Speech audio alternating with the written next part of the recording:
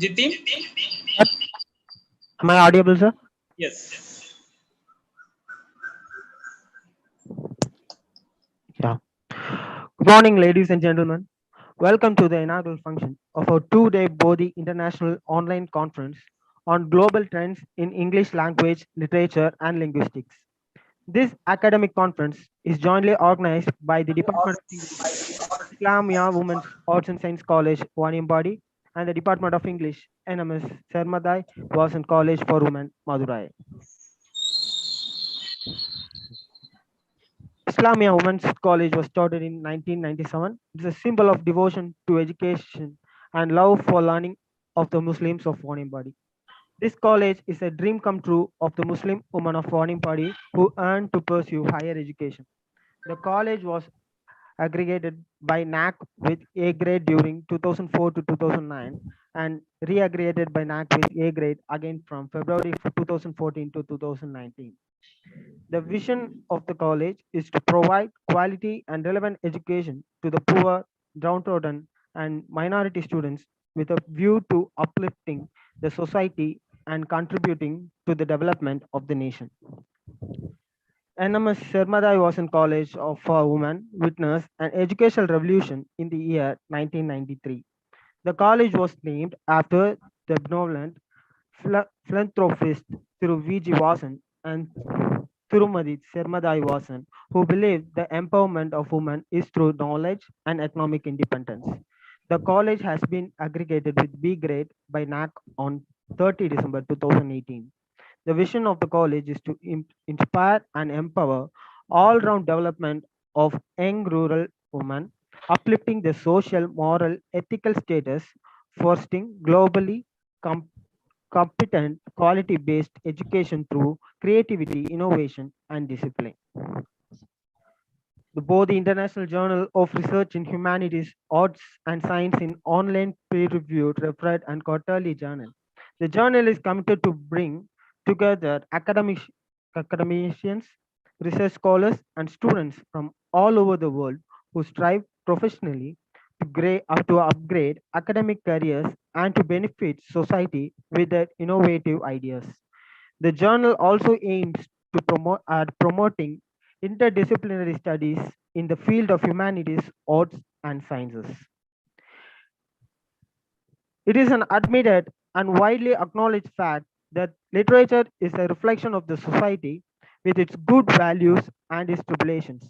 This international conference provides an interdisciplinary forum for the presentation of innovative views and research oriented results. This conference is an academic venue for scholars and research students from relevant disciplines to enhance their research about the global trends in English language, literature, and linguistics. To begin the inauguration, I invite Ms. A. Inas Banu, Head of the Department of English, Islamia Women's Arts and Science College, to deliver the welcome address. Thank you, Jatin. Am I audible, sir? Yes, ma'am, you are audible. Yes, thank you, sir. Hello, everyone. A pleasant, cheerful morning to one and all. Well, I am Minas Banu, Head Department of English, Islamia Women's Arts and Science College, Vaniyambadi. Take an immense pleasure to address this intellectual audience. On behalf of Bodhi International Journal, Madurai, Islamia Women's Arts and Science College, Vaniyambadi, and N.M.S. Sermathai Vasan College for Women, Madurai, I extend a very warm welcome to all of you for this two-day international conference on global trends in English language, literature, and linguistics. I extend a red carpet welcome to our chief guest, Dr. S. Paul Mary Deborah, Controller of Examination, Mother Teresa Women's University, Kodaikanal, for being the part of this conference. I sincerely welcome Janab C. Khaisar Ahmad, Secretary and Correspondent of Islamia Women's Arts and Science College, Vaniyambadi. I extend a very warm welcome to Mrs. D. Kartigarani, Principal in Charge, N.M.S. Sermathai Vasan College for Women, Madurai. My hearty welcome to Dr. M. Renu, Principal, Islamiah Women's Arts and Science College, Vaniyambadi. Also, I extend a gracious welcome to Dr. G. Maris Kumar, President, N.M.S. Sermathai Vasan College for Women, Madurai. A warm welcome to Mrs. K.P. Bakhyasima, Head Department of English, N.M.S. College. Above all, I'm glad to welcome to Dr. Balakrishnan, Editor-in-Chief for the International Journal, the soul of this conference. Sir, I extend a very sincere thanks for organizing such a great venture in collaboration with different institutions. Friends, let me tell you, the main motive of this conference is to enlighten the young generation on emerging innovative trends in the field of language, literature, and linguistics. Also to provide a platform to young researchers to exchange ideas, express their views, and suggest creative measures to tackle the challenges involved. So once again, I extend a very warm welcome to all and hope that this conference will definitely expand the horizon of knowledge to each and every participant. So I request everybody to make best use of this great opportunity and enhance their knowledge. Wishing you all the best, and to everybody, thank you one and all. Thank you. Thank you, ma'am. Okay, ma'am. Okay, sir. Thank you. Now I request Dr. M. Renu, Principal, Islamia Women's Arts and Science College, Vaniyambadi, to give the presidential address.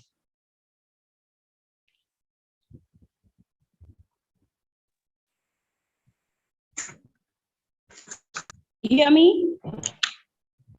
Yes. Good evening, everyone. With great honor and pleasure, I welcome you all to this auspicious international online conference.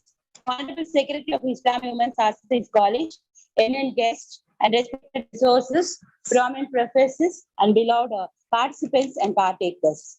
It is a great pleasure indeed for me to welcome you to the International Online Conference on Global Trends in English Language, Literature, and Linguistics, organized by the Department of English, Islamiah Women's Arts and Science College, Vaniyambadi, and N.M.S. Sermathai Vasan College for Women, Madurai, and Bodhi International Journal of Research in Humanities, Arts and Science.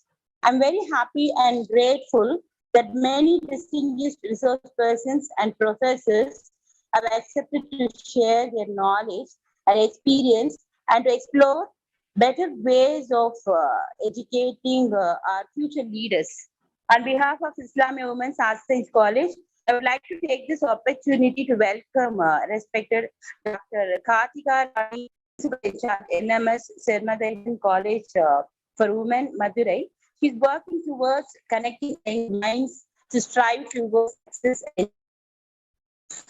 I also wish to give a special welcome and thanks to all the resource persons today and tomorrow. They're all known renders selfless services to the students, and I must also mention thanks to Mrs. Meenas Banu, Head and Coordinator, Department of English, and faculty members of Islamic Women's Arts Science College for their invaluable effort and teamwork. So honored to have as the reputable resource persons for this conference. The theme of this conference is many research activities now taking on a global dimension. It is imperative to discuss positive approaches towards inculcating best research integrity practices, including examining the role of academics, publications in setting the standards for integrity. Studying English language and literature will enable you to discover the changing shape of English over time and space and the science behind language acquisition, processing, and communication. As linguistics, we seek to understand the properties shared by all natural human languages, how languages are structured and why they vary and change, how language is acquired, and how it is by individuals and groups to communicate. So we have with us today and tomorrow eminent personalities from research, funding organization, colleges, other research agencies, I hope that this 2 days online conference, a platform for thought leaders, academicians, and researchers to share their ideas and views on common research integrity issues. I hope you all will have two most productive days of and stimulating discussion. I sincerely wish that this conference will be a great success, not only as a chance to share knowledge and experience in higher education, but also as the beginning of long and fruitful cooperation and beneficial for your future venture. Thank you. Thank you very much. Thank you, ma'am. Now it's time to welcome our chief guest, Dr. S. Paul Mary Deborah, Controller of Examination, Mother Teresa Women's University, Kodaikanal. She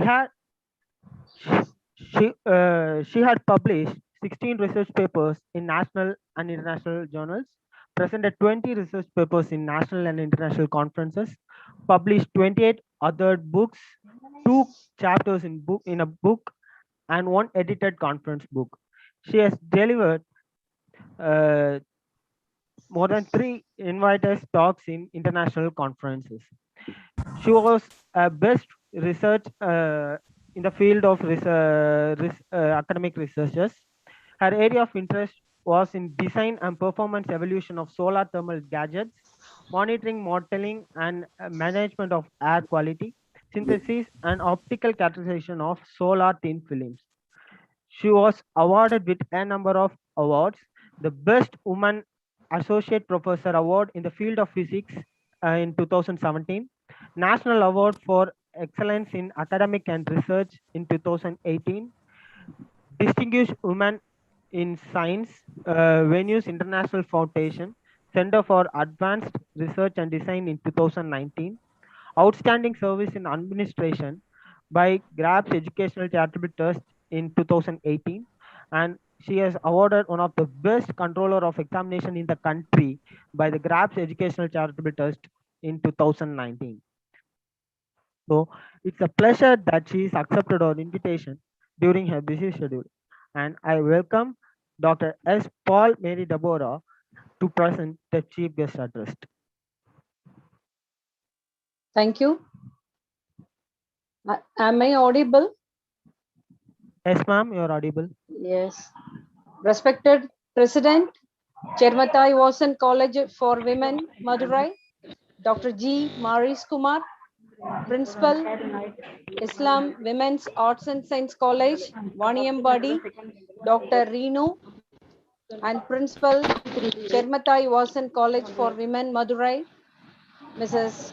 Kartika Rani, resource persons from various countries, dignitaries, delegates, officers of the colleges, faculty, scholars, and student friends. Good morning to all. It is my pleasure to be a guest of honor for the 2-day Bodhi International Online Conference on Global English Language, Literature, and Linguistics today. I don't know if a person with physics background to deliver the inaugural address on English literatures. I am reminded of Gandhi's description of 7 social sins. One of them is science without humanity. So I think my presence strengthens the link between humanities and sciences. As all are aware of the outstanding services and performance on empowerment and enrichment of women by Sermathai Vasan College for Women, Madurai, and Islam Women's Arts and Science College, Vaniyambadi, the leading pioneers in academic avenues, hold the dutiful responsibility as organizing conveners, which would positively yield a remarkable impact on the conceptual thematic title of this conference. Their persistent efforts to probe up education and social awareness are genuinely meritorious and admirable at large, and literature, on the other hand, is a profuse reflection of life.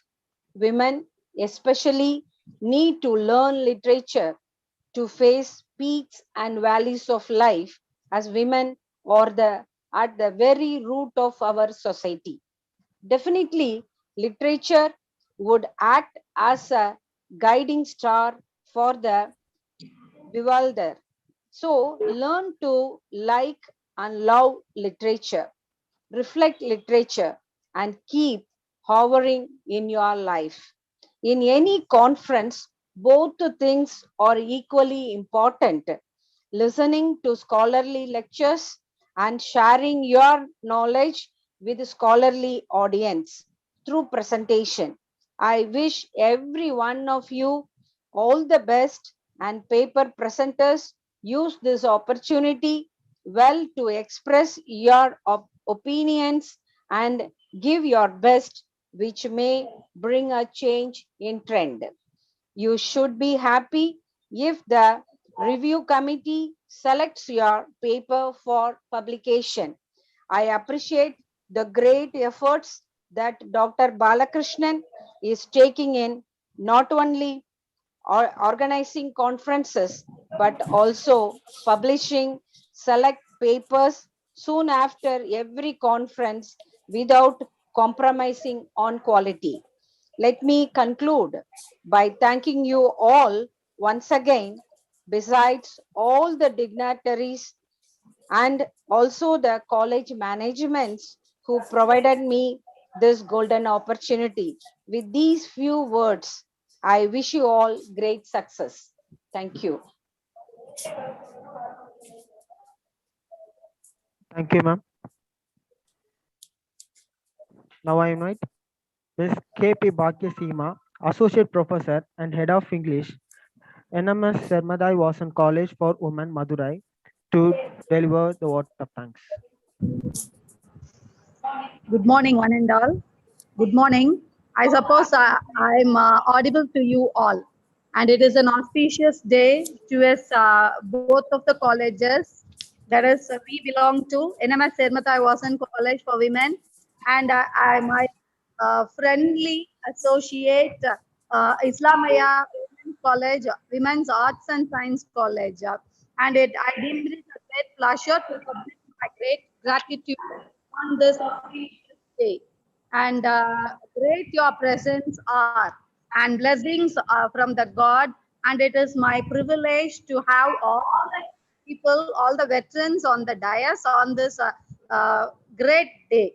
First of all, I submit my gratitude to Miss A. Meenas Banu, the head of the Department of English, for her ready acceptance and to conduct this 2-day seminar, conference on global trends in English language, literature, and linguistics. My sincere thanks and heartfelt congratulations to you, ma'am. And I also extend my gratitude to Dr. M. Renu, Principal, Islamaya Women's Arts and Science College, Vaniyambadi. Ma'am, your presence is our blessing. Thank you, ma'am, for your great and auspicious presence. And great veterans like you on this day is a remarkable one to us all. Thank you very much, ma'am. I also thank my principal, Dr. Mrs. D. Kartika Rani, who is not with us, but her blessings are always with us. And so I thank her also for this ready help to conduct this online conference. I extend my heartfelt gratitude to my president, Dr. G. Maris Kumar sir, who is also not with us on this occasion, but he is a man who always extends his support and blessings to us on every walk of life. I thank you very much, sir. And my special and very many thanks to this empowered woman of the day, Dr. S. Paul Mary Deborah. Even though the net is not proper, I could hear some of the greatest achievements of you, ma'am. Dr. S. Paul Mary Deborah, ma'am. Your presence and your speech on this particular occasion extended a great confidence, and you, the epitome of empowered woman, as far as I have understood from your speech. I extend my thank you. I extend my gratitude, a warm felt gratitude to you, ma'am. Once again, I thank you for your presence, ma'am. Thank you very much. And last but not the least, God has given me a greatest friend and supporter, Dr. Balakrishnan sir, who is the Herculean behind the scenes. Why you are keeping behind the scenes always, I don't know, sir. But my sincere, lovable, warm, and words cannot express my gratitude to you, sir. I welcome and also I extend my gratitude to you, sir. Thank you very much for all the chairpersons and for Kaviyarasu, sir. A special thanks to Mr. Kaviyarasu, the man of the day. And so all the chairpersons, all the paper presenters, thank you very much once again for making me to stand as one among you and to present my gratitude to one and all here. Thank you very much, sir, once again.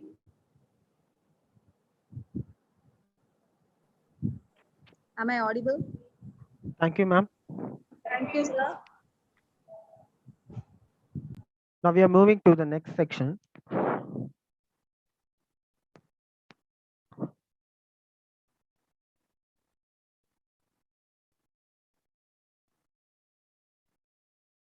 The keynote address.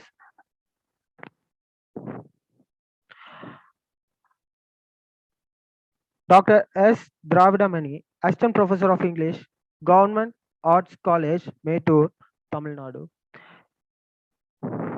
He is a member in ISCS, the Commonwealth Review, New Delhi, member in World Association of Online Education, member in ELTIF, Kerala. He is also a member in Board of Studies of Bodhi University and the member of question paper setting panel in Bardiyar University, Pumbugar Arts and Science College, Pumbugar, and in Nehru Memorial College, Trichy. He has a number of publications, presentation, and he had attended various workshops in various international and national conferences.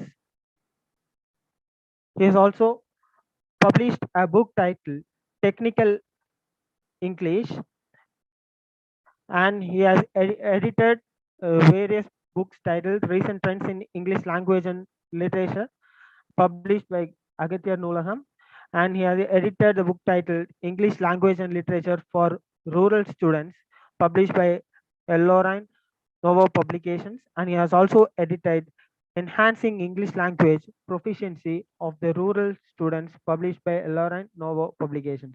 He is also a member of editorial board panel member in Literary Innovation International Journal and also in Roots International Journal. I welcome Dr. S. Dravidamani to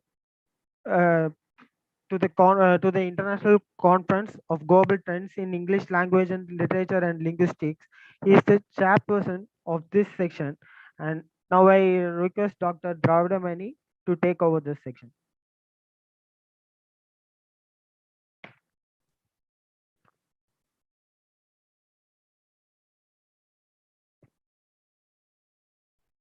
Hello, sir. Hello, good morning. Is this audible? Yes, sir. You are audible, sir. Okay. First of all, I thank to Dr. Balakrishnan sir to give the opportunity to share this section. Especially, I plan to introduce the Manimam to join within few minutes. Before that, I share some of my viewpoints regarding the ELT. I think today we have a lot of chances in English language teaching, especially my area also for the ELT only in PhD. I am mainly focusing for the rural students, especially the students, nearly 70% of students who are studying in higher education that belongs to the rural students only. So I focusing the students who are from the rural areas.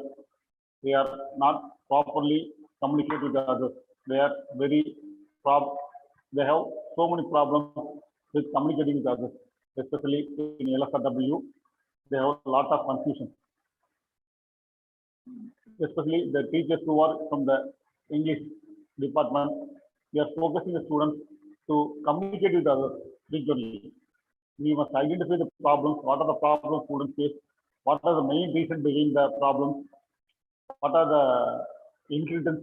So many things we analyze. After that, we must decide some coursework or some methods to improve the students' communication skills, how to communicate with others, what are the problems they have, how the problem must be reduced, how they gain the confidence level, how reduce the initiative competence, so many things. So, especially the students from the rural area, they have so many problems, especially the family background, the mother tongue infusion, the initiative competence, all these things. Because the education comparing with the other students, they were very poor. Because the rural areas, most of the students came for higher education from the government schools only. In that places, they were not very familiar to communicate with others. They have the problem himself or herself. They have how to communicate with others. The inferiority complex only a main problem to communicate with others. So many things they face. Apart from this, we must give training means they will come because especially the government, the central government will give a lot of fund for the students, just for the remedial courses to enhance the, especially for the mathematics and English students, to enhance the communication skill. The remedial courses will conducted in every college, especially for the slow learners. Most of the slow learners from the rural areas only. We identify the slow learners with most of the slow learners from the rural areas because the parents are not educated. Maybe they are sorry, farm laborers or laborers, daily wages. So many family backgrounds also dominated the rural students. So we give the confidence levels to the rural students to gain knowledge how to overcome all these barriers. How will you how the students will gain confidence to communicate with others. We must focusing in that area means they definitely be wonderful. They will have a wonderful future. They will have a good chance to communicate with others. I think in recent times, most of the students are familiar. Recently, the students entering in colleges, they have so many things. They have the confidence level. We must motivate means within 1 month or 2 months, they will get the confidence level. Then they will achieve the future. Because in most of the engineering colleges, the students who have above 90% or above 80%, they are not good in communication skills. Like the rural students also not in good communication skills. They will train means they will definitely achieve all these things, chances to communicate with others. So we will focusing the rural students, especially the colleges in higher education level. The 70% of students already mentioned were the rural students only. So we focusing that student means the development of the student community also helpful to our country, not only in our country, they will develop all other sources also. So we must focus in the rural students. How will you get confidence level? How will you overcome the barriers? Especially they have so many barriers in communication. We have a number of barriers. We must we must overcome these barriers means they definitely have a good chance. How will you interact with others? How will you communicate with others? How will you get chances? So many things. Nowadays, we have so many, especially the students who are completed the UG level, they get chance for your placement offers. So many global companies. They will get the chance. They first of all check about the communication level only. After that only, they give the free training. So the students who are more for the UG level, they must have the infinity competence to communicate with others very clearly. That's very much important. When they communicate with others in their confidence environment, definitely he or she must get the placement order, then they will get the job. That must be helpful to the family under the rural students area also. Any one student from each village will get the job, that will help for others also. So we must develop the habit of helping others also through the communication skills. For example, in one place, the one person must gain knowledge, means he or she must help to the other person also. These kind of rural student activities, especially they will communicate in English into the classroom, means it will helpful to them to gain the knowledge, to overcome the barriers. What are the barriers they face in LSW, especially to communication skills? So the students must have the main idea. They have the confidence level. They never have the insecurity complex. They will overcome the barriers. They will don't worry about the mother tongue institution. They don't worry about their family background. They don't think about their uh, students comparing with the students who are from the city level. They will they will they will have their idea, confidence. I will face all these barriers. I have the confidence level to overcome these barriers. I will give a wonderful talk, or I will communicate with others very easily. Like that, they will have the idea, means definitely they will get the chance. They will overcome these barriers, a number of barriers in communication.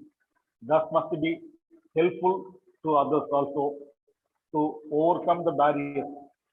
In remedial classes also, especially to overcome these kind of things, now the MHRD will allot so many amounts for these kind of the rural students. It must be helpful for remedial course classes. A number of courses must be allotted by the central government to conduct the remedial classes in each government colleges and aided colleges also. It must be helpful to the, especially the slow learners only. They identify the slow learners, what are the problems they face, all these things we will identify. Then we will give the regular training, they invite the special lectures, all these things. After that, they will conduct the classes also. The remedial class is apart from the regular classes. It is not in the regular classes, it is apart from the regular classes, especially concentrate for the slow learners. The slow learners, basically, most of the students from the rural areas. So the government will give the importance to development of the rural students. So the students must have the confidence level to overcome the barrier. That's very much important in communication skills. When you move for in literature, we have two main areas. One is literature, another one is language. I think we must very familiar about literature also. Literature means we must focusing on novels, dramas, poetry, fiction, and other things. We analyze in that area only. When you move for language, the language must focusing only the communication skills. What are the problems the students will face? What are the problems behind the problems begin? What are the reasons behind the problems? All these things we analyze. The students will definitely realize how will overcome these kind of problems. All these things will be taught by ourselves only. The teachers must be train the students to overcome these kind of things. Means they will definitely get some good idea or some confidence level to overcome step by step. What are the barriers they have? Step by step, they will overcome the barriers. At last, they will gain the knowledge. They will have the confidence level to overcome these kind of barriers. These kind of barriers must be overcome. Definitely, he or she become a good speaker or good writer or good communicator. He or she must be get a good placement order in any one reputed companies or any other places. So the barriers, the rural student must have the overcome the barriers and to get the job opportunity. It must be helpful to their family members, not only to the family members themselves also. So the rural student must have the confidence to overcome the barriers. That must helpful to others also. Especially the language teachers must focusing on the LSRW, mainly focusing on LSRW. So the school teachers and the college teachers most probably focusing the rural students. What are the problems they face? What are the reasons behind the problems? All these things we analyze this, the students will get the reputed chances in the society. I think these are some of my viewpoints regarding my area, the ELT. What are the problems faced with rural students? I think thanks to the organizer to give me the chance to convey some of my views regarding the ELT. Thanks to the organizing team members, especially I thank to the Balakrishnan sir and Dr. KK sir to give the chance to me to convey my viewpoints and thoughts to the learners, to the participants and others. Thank you. Thank you to give me that opportunity. Thank you, sir.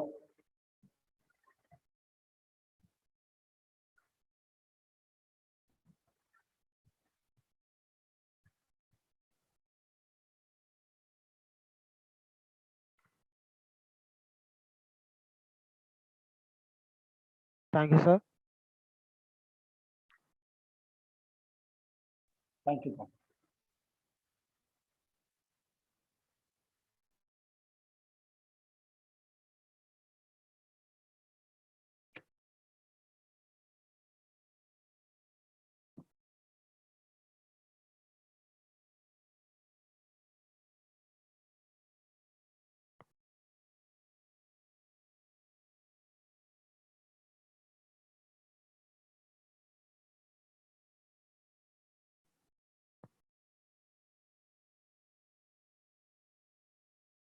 Thank you, sir. Thank you for your warm keynote about the Thank you, rural sir. education.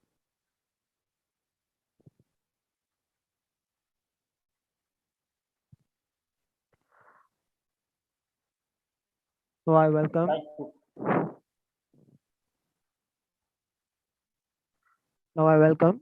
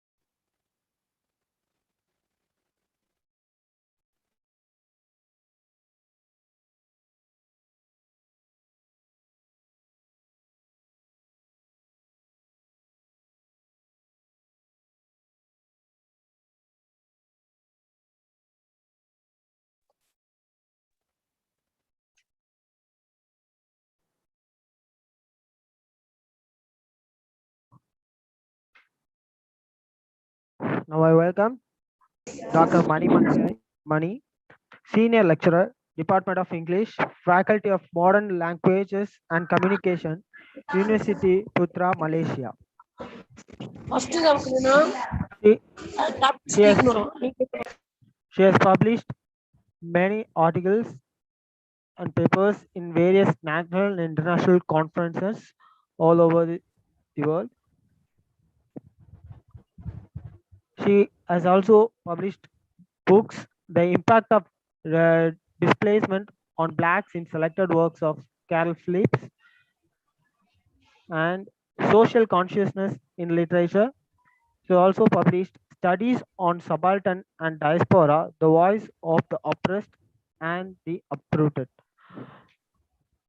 Her book chapters are also published in various journals and books. She she has the list of journal publication for on various disciplines. Now, it's an immense pleasure that she accepted the invitation, and she's amidst us to deliver the resource person address. So I request Dr. Manimankai Mani to give her speech. Hello. Hi. Good morning. Please, can you enable the screen sharing? Yes, ma'am. Please, ma'am. Hi, hi, Dr. Bala. Vanakkam.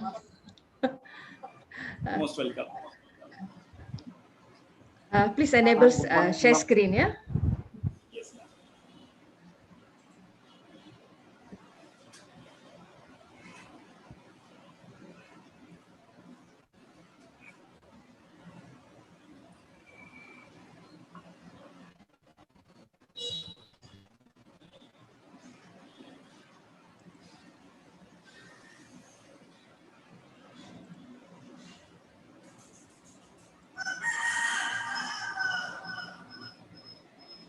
Okay, before I begin, I would like to thank the departments of English from Islamiah Women's Arts and Science College and N.M.S. Sermathai Vasan College for Women, and also, of course, Bodhi International Journal of Research in Humanities, Arts and Science for inviting me to be part of this Bodhi Congress.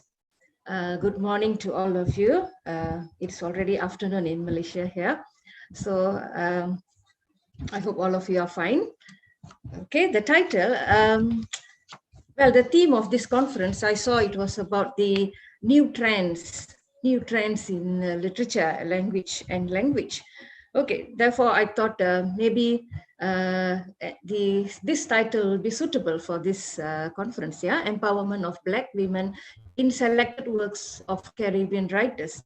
This is a new trend of writing that's going on there. Okay, let me begin with the quotes of Carol Phillips. Yeah, he says, "It is dangerous to forget history." Yeah, and one shouldn't feel ashamed of one's history, and one should just take responsibility for it. Yeah, many a times we find people always forget their history. People feel ashamed of their history most of the times. You know, they don't like to reveal who they are, what they have done, who their ancestors were. Yeah, this is very common. Especially, I see this in the immigrant people. Yeah, so people tend to forget history. But what Carol Phillips says here is it is very dangerous to forget history. You must never feel ashamed of your history, but take responsibility for your history. Okay, now let's move on to my topic. Now, ladies and gentlemen, what is power? Yeah, what is power? Before we go into empowerment, let's see what is power. Power, let's define power. Okay, in simple terms, having the ability to execute a task. Okay, that is power. And it can be the physical or the mental ability as well. When it comes to physical power, women are often deemed to be weaker than men. Yeah. However, one cannot totally claim that women have no power at all. For example, in Ramayana, Kaikeyi held on to the boon given to her and demanded that Rama be sent to the forest for 14 years and her son Bharadan to be installed as the king. Then she had the power to decide on the ruler. So I believe the ancient in ancient Indian literature and epics, Indians have given enough power to women. Now, what is power structure? Yeah, power structure is an overall system of influence relationships between any individual and every other individual within any selected group of people. So different types of power structures. Yeah? There are, you can see power structures in a family, power structure in an organization, power structure in a society, power structure in a government, and so on. So in a novel, yeah, the power structure is decided by the writer. So the writer uses various methods to reveal the power structure that exists or existed in the society where the novel is set. In Caribbean novels, the themes are normally based on slavery and the tortures endured by the blacks. Alienation, it involves also identity crisis, displacement, and etc. Novels that depict these themes usually will portray the blacks as powerless. Excuse me.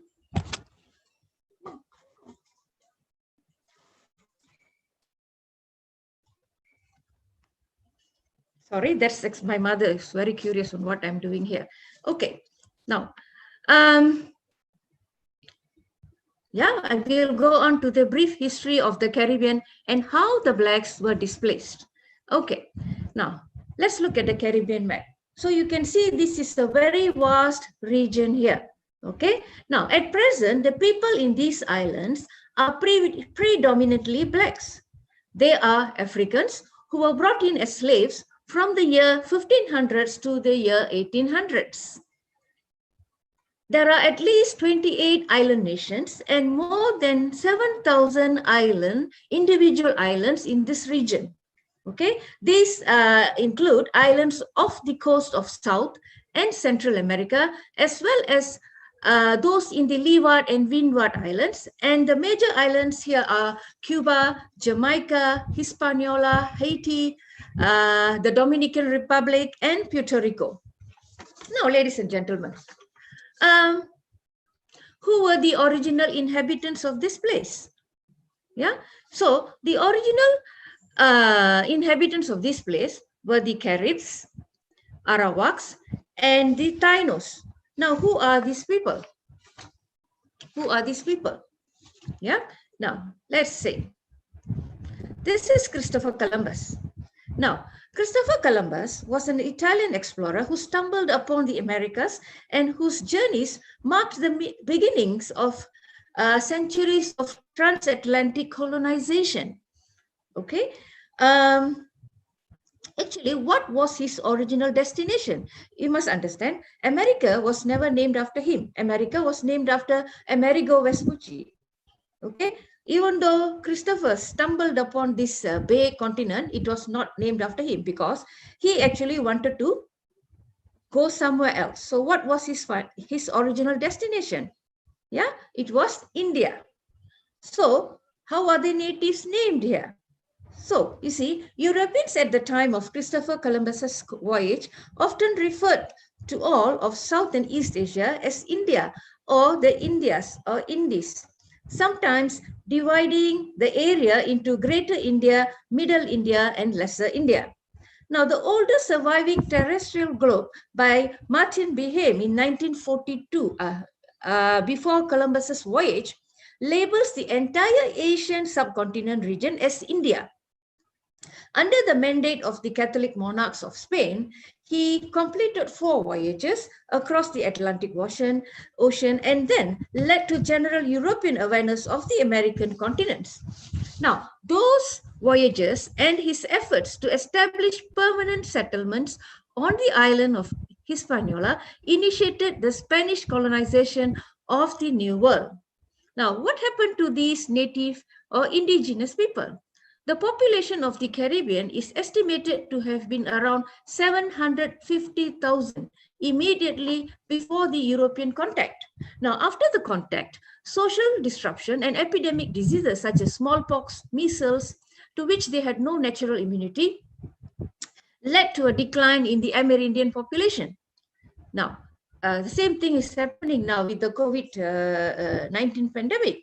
We don't have immunity towards that disease, right? And what more indigenous people? Yeah. Now, since the indigenous people were unable to work on plantations in the New World, the colonizers needed cheap labor. So they sought after the Africans. Yeah. Now, so what did these people plant here? Yeah, they started cultivating sugarcane. Now, according to Dunn, he says, the story of sugar was not all sweetness. Sugar and slavery developed hand in hand in the English islands. Okay, now let's look at the next comment by John Pinney, a Bristol merchant. He says here, Negroes are the sinews of a plantation, and it is impossible for a man to make sugar without the assistance of the Negroes, as to make bricks without straw. Now, these are the slaves in the in a Jamaican sugar plantation. Now let's look at the arrival of the blacks. Okay, now the Portuguese were the earliest participants in this age of discovery, I'd say, starting in about year 1420. Small Portuguese ships known as the caravels zipped along the African coast, carrying spices, gold, slaves, and other goods from Asia and Africa to Europe. So from 1500 to 1800, the population rose as slaves arrived from West Africa, such as the Congo, Igbo, Akan, Fon, and Yoruba, as well as military prisoners and captured slaves from Ireland who were deported during the Cromwellian reign in England. They brought with them millions of slaves imported from Africa to support the tropical plantation system that spread through the Caribbean islands. And this trade is known as the Atlantic slave trade. Okay, this is the slave voyage, yeah. Okay, in 1650, an African slave costed £7, and by 1690, a slave would cost 17 to 22 pounds, and a century later, a slave costed 40 to 50 pounds. Yeah, the Europeans simply argued that this so-called uncivilized Africans were hardly human. So this sort of thinking allowed the inhumanity of slavery to be dismissed. Now, the Caribbean islands were colonized by various European superpowers. These islands became the hotspot for cultivation. They needed workers to cultivate the lands without any cost. Therefore, Africa seemed the best and the obvious place to go for labor for these sugar plantations. This is a rough figure showing the number of slaves imported during that period. So, according to Walvin, about 8.5 million blacks were transported as slaves to Brazil and the Caribbean islands, and only 10% of them were taken to United States. Okay. Now, let me briefly tell you about the two selected writers from this region. Okay, these are the Caribbean women today. Now, this is Marlon James. I am sure many of you have heard of him, and some of you may be doing his books in your literature classes. Now, he was born in Kingston, Jamaica. Both his parents were police, and he is a graduate. He is a 1991 graduate of the University of the West Indies, where he read language and literature. He is said to have left Jamaica to escape the homophobic violence and economic conditions, which he felt that would mean career stagnation.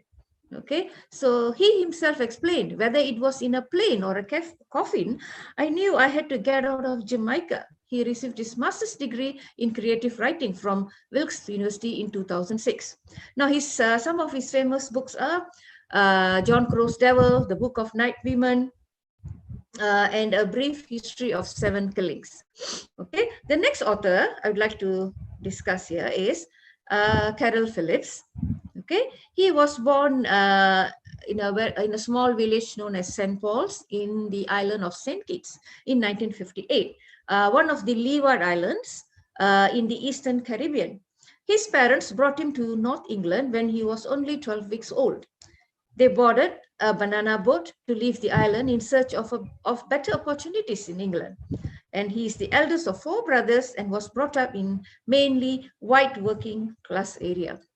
Okay, so his father was a laborer for the railways while his mother worked as a clerk. Okay, just a little bit about him. Some of his works, yeah, there are many novels written by him. Some of his works that you can look at like Higher Ground, The Final Passage, Cambridge, Crossing the River, The Nature of Blood, A Distant Shore, In the Falling Snow, Dancing in the Dark, The Lost Child. Okay. Now,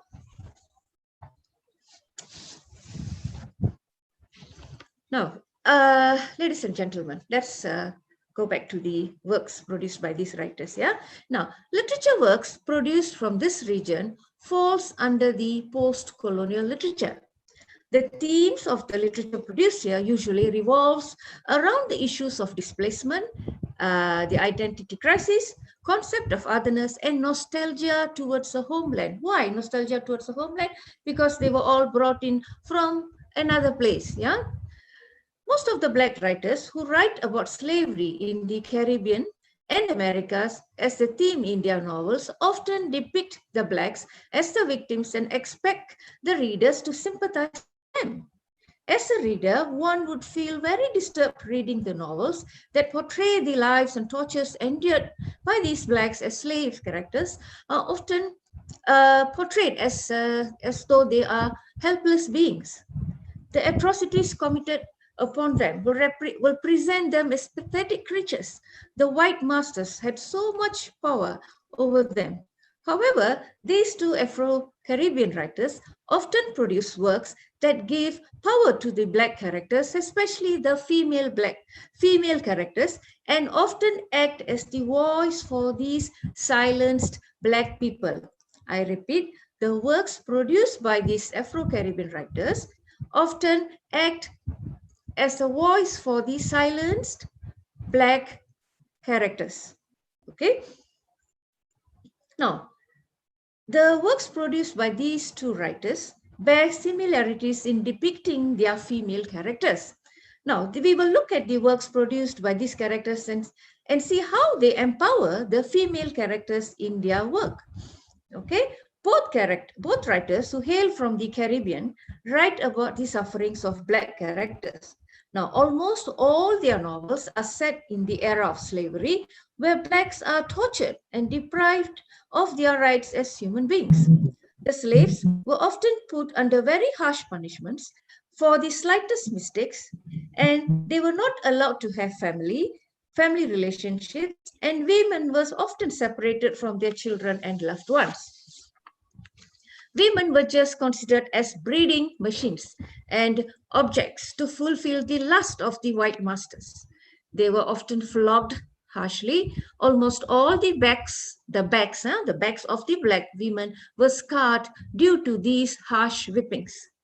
Now, when one reads the novel set in this period of slavery, on the surface level, it will look as though the writers are just putting forward the plights of these Black women slaves.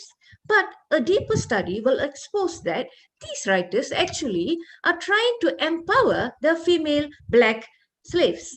How do they do it? Yeah, let's look at the different ways they empower these Black women. Okay, now, these writers use different ways to reform the power structure in the slave society through the voice of their Black female characters.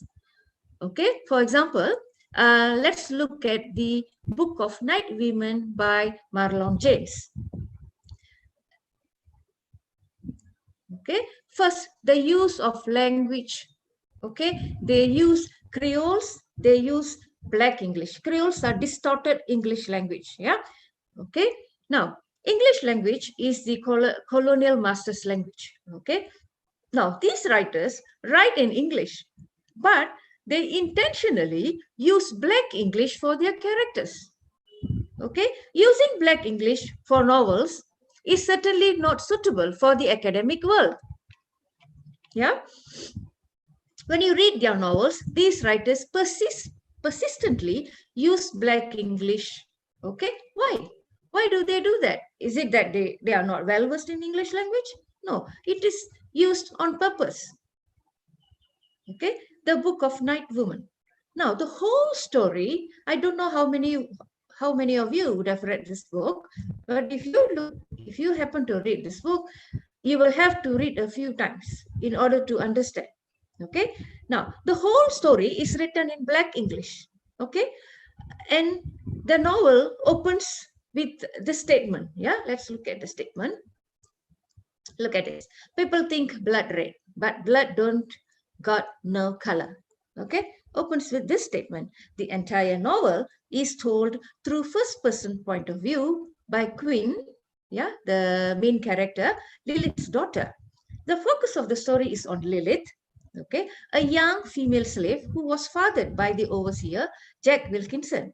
She is a mulatto and has a pair of green eyes. Now, there are other black women who were fathered by the same man, who also inherited his green eyes. It is set on Montpelier Estate in Jamaica around 1675. The other female characters are given Greek names like Homer, Gorgon, Iphigenia, Hippolyta, Callista, and Pallas. Now, the language used here has no tenses and is filled with jargons used only by blacks. Okay, for example, here you have words like uppity. Uppity means self-important. Yeah, the words used by the blacks in the 1880s. Yeah, before 1880s. You have picnics. Yeah, the little black children are known as picnics. You have cursings.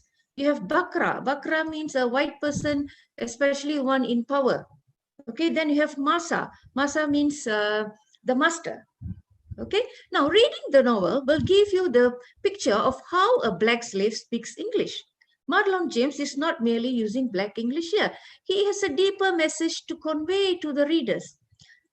This is his way of empowering the black women who were oppressed for generations by the colonizers. He finally gave voice to these women for the world to hear their sorrows and pleas. Now, in another novel by Marlon James, A Brief History of Seven Killings. Yeah, this novel won the Man Booker Prize. Yeah. Now, this novel is about the attempted assassination of Bob Marley. Okay, so he will be talking about the conspiracy. So he claims it's a conspiracy and so on. Now, this novel is also filled with black English. Okay, look at this. He says here, beg you de bono, dirty girl, move your bamboo cloth from here. So, you know, see, big man is here. So, can you see, it is very difficult to make out what he is actually, what the character is actually trying to say. But not only that, it has become the voice of the oppressed women at that time during the era of slavery. So this is their way. This is the new trend of writing where you become the voice, the contemporary writers become the voice for this oppressed group of people from the Caribbean islands. Yeah. Let's look at the other writer, Cambridge. Yeah, in Cambridge. Okay, Phillips in this novel, on the other hand, allows his female black characters to speak the Creole English. The sentence structures here are very imperfect and they have limited vocabulary. For example, you see this line, yeah? See, what for me want free? Me have good masa. And when me sick, masa doctor come and physic me. Me no want to leave masa. So can you see the language? I don't think that Phillips used the black language to make the story interesting. Yeah, it is to make the readers understand what the blacks had experienced as slaves. Yeah. So, however, by making the readers to read and make an effort to understand what these black women mean indirectly, writers like James and Phillips are empowering them and giving them the power and the voice that their ancestors had lost during the era of slavery. So, let's see, in another novel, Higher Ground, also by Phillips, you can see these lines. I can dunk, punt and bunt, sing, shimmy and slide. I can also kill, you dig. You see? Black English here. Okay. Now, according to Fanon, yeah, a man who has a language consequently possesses the world expressed and implied by that language. Okay, so as said by Fanon, these writers empower these black women by allowing them to speak using creolized English and black English as a voice. Now, this is a quote excerpt from Phillips here. He says here, I think a writer really has a responsibility to at least acknowledge that he's produced by a very specific social circumstances. Okay, we weren't any of us, male, female, black, white, whatever, immaculate conceptions dropped out of nowhere without history. One shouldn't feel a guilt for one's history, and one shouldn't feel ashamed of one's history, and one should just take responsibility for it. Yeah, as I quoted earlier. Okay, and I believe they both have shouldered the responsibility by exposing the brutalities of slavery and how a language can be used to empower the colonized people. Now, let's move on to the second point, how they empower these black characters, black female characters. Now, empowerment through the use of obeya. Okay, first point, a weapon to instill fear. I hope you all know what is obeya now. Okay, now, the blacks who also practice black magic other than African ancestral beliefs as a subtle form of resistance. James highlights how these practices are used to frighten people, and by practicing them, the blacks are able to retain their culture, though distorted, without conforming to the master's culture. Both the blacks and whites fear when the word obeya is mentioned. Okay, now Lawrence Levin, in his book titled Black Culture and Black Consciousness, okay, states the following about the practices of the black slaves. He says, there were things white folks did not know, and because of this, their power, great as it was limited. There were things they did not know, forces they could not control, areas in which slaves could act with more knowledge and authority than their masters, ways in which the powers of their white could be muted, if not thwarted entirely. Okay, this is what he quotes. Now, this is what Dr. Martin Luther King says. When you're humiliated day in and day out by nagging signs, reading white and colored, when your first name becomes nigger, your middle name becomes boy, however old you are, and your last name becomes John, there comes a time when the cup of endurance runs over and men are no longer willing to be plunged into the abyss of despair. This is what Martin Luther King says. Now, in the book of Night Woman, yeah, obeya in the form of Sasa Bonsam. Now, Sasa Bonsam is one kind of obeya, kind of black magic, is sent by Circe to Lilith. Here, James reveals the following to the readers. Now, see, Sasa Bonsam comes straight from the Africa, not in the chains, but by free will, and make him home wherever there be most misery. Sasa Bonsam live in the cotton tree and give any man him time if have a guinea. And so it goes on. And you can see Sasa Bonsam be the wickedest obeya, worse than poison. Only one thing can fight it, and nothing that white man can brew. Okay, so they said this black magic can fight the white man. Now, the blacks in the Caribbean, especially Jamaica, were able to retain their culture by instilling a subtle fear among the white people, though they were enslaved. The condition of the blacks in the Caribbean islands, okay, is different compared to the condition of the blacks in the United States and other countries, yeah. Whereas these people, they feel they are more powerful. Okay, obeya is believed to be deadly, where Homer, the cook in the household, relates to Lilith how a black woman bled to death. Okay, she says here, she bled. All the holes in the body bled, and she bled to death. Okay, now Homer, the black house slave, was sought after not only by the blacks for remedy, but even the whites. Homer, in this novel, possesses all this knowledge in obeya, managed to retain the African culture and at the same time resist the master's culture by instilling subtle fear in the master's society, in the white society as well as the blacks. And this is how Marlon James restructured the power of the black women. Yeah. Now, on the other hand, Phillips also highlights the use of obeya in his novels. For example, in his novel Cambridge, Christina, one of the black character, is portrayed as an obeya woman. In this novel, Phillips states that one skilled in obeya is able to both deliver persons to and retrieve them from the clutches of their enemies. So he points out how this woman, Christina, is feared by everyone. Okay, and she even can share the dining table with the master. And the master dare not turn her away from the dining table because he believes she possesses some Obeah power. And subtly, Phillips has empowered this black woman. Although they were slaves, okay, they were able to be in control due to their knowledge in Obeah, and they are feared by both blacks and whites. Okay, now let's see the next point. Obeah as medicine.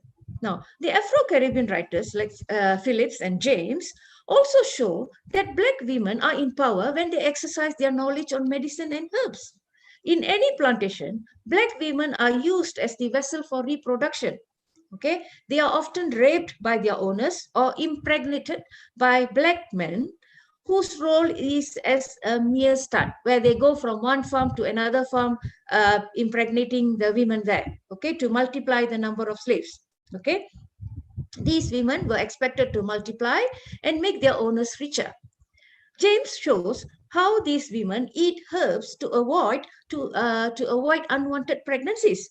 And for example, this character Lilith in the book of Night Women, who was raped by many men as a punishment for spilling some soup. Yeah, Homer, the cook, asks her to eat some herbs to avoid being pregnant. So you can see this excerpt. She will say here, Lilith, eat one slice and go to spit. She put back the rest. Listen to me. Plenty men rape you tonight. One of them seed must get in you. So you go and eat the green pawpaw until up in that womb clean out. You hear me? Don't have no dirty stinking white picnic. Lilith, eat the rest. Okay? So they can abort the child. Yeah? Now, this is to avoid giving birth to mulatto children. This act, on the other hand, works as an agenda to resist the colonizers' dream of multiplying the slaves at no cost. Many black women resisted this attempt of their masters by committing infanticide too. Okay, this action of resistance is also highlighted in James in this novel. You can see here, he says, they can imitate us, but above that, they are still beasts that even kill their own. I had a kitchen slave who killed her own twins several months ago. Okay, now, and another critic has said, yeah, Barbara Bush, yeah, in her article titled Hard Labor, Women, Childbirth and Resistance in British Caribbean Slave Societies. She says, resistance to slavery was a significant part in the lives of female slaves. Okay, and it took many forms, ranging from outright revolt to more subtle and less aggressive behavior. She further reiterates in her book, okay, Slave Women in Caribbean Society, that in many Caribbean plantations, many Europeans declared women slaves to be more troublesome than men, and they often proved difficult and awkward to manage for the colonialists. Okay, let's go to the conclusion. Now, resistance and the formation of new identity. Okay, in the beginning, these enslaved people had no choice but to adapt the colonizers' language and the way of life. Now, these writers expose how the master's language is distorted into Creoles and Black English in order to empower these women.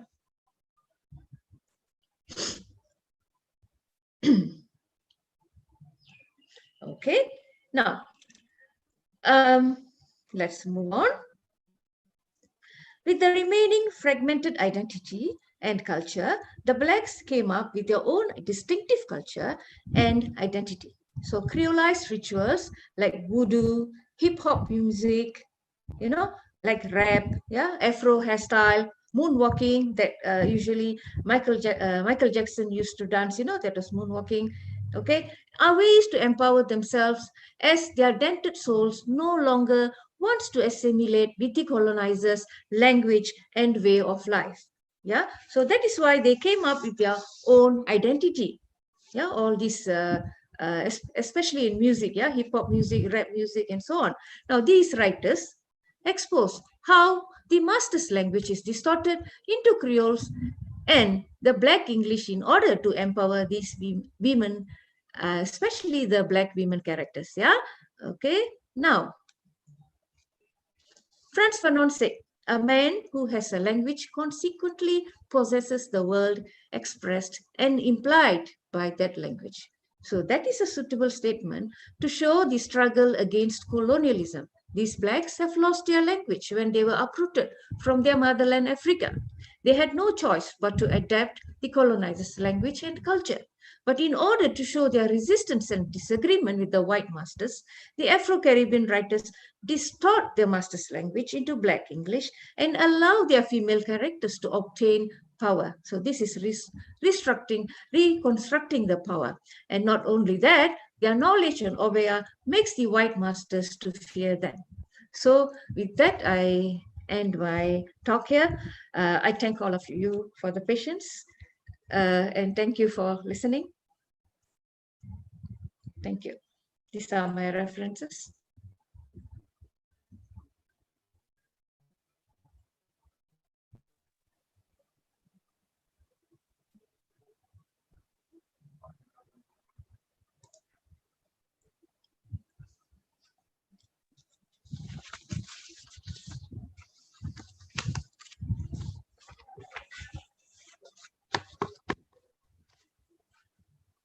Ma'am, thank you, ma'am, to present Okay. a wonderful talk in the post-colonial literature and the arrival of the black and different ways of empowering black women and so many things, ma'am. Regarding the black people, you must correctly find out what are the works, especially writers are Moral James and Carly Bliss and great writers in the black people.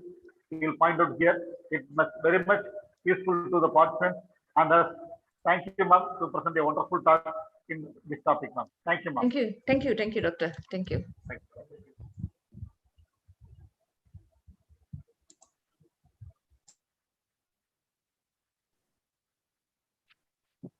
Any questions from the participant side? If you have any questions regarding the address, you can ask to ma'am. Anyone?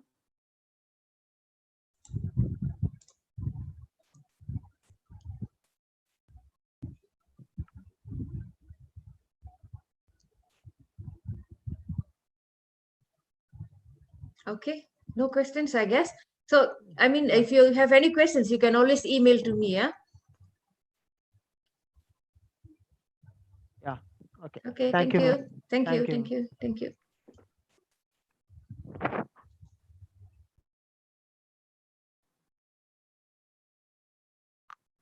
Okay, let's move on to the next section.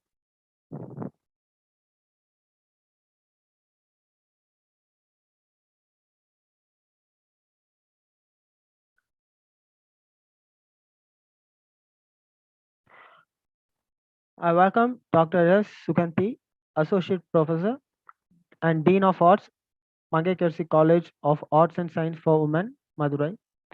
She is a trainer for Cambridge English exams and speaking examiner for BEC preliminary. She has published papers in various national and international conferences. She has also participated in various workshops and training programs. She acted as a jury member for Youth Talk 2019 in regional prelims. She was the center exams manager for Cambridge Assessment English, Cambridge University, London.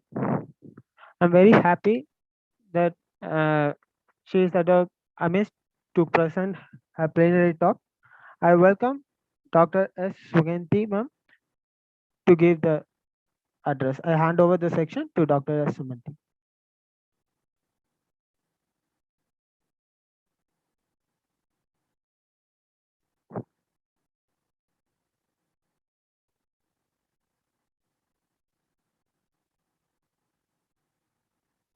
Ma'am.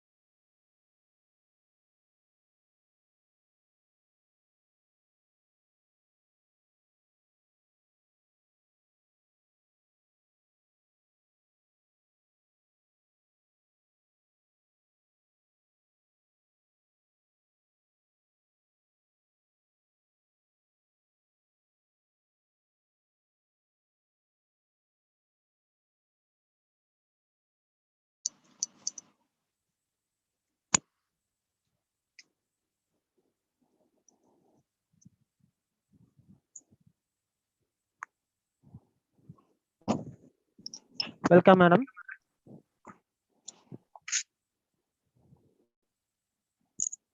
Once again, please. Yeah.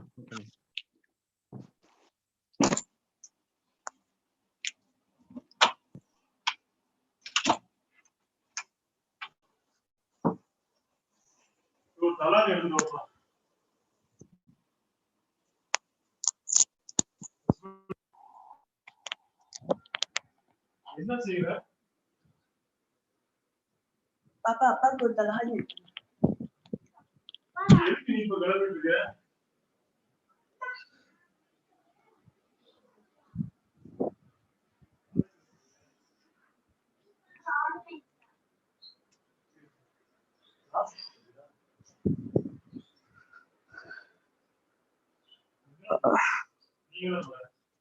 Good morning to one and all.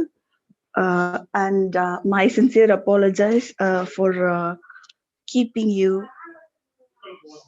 waiting.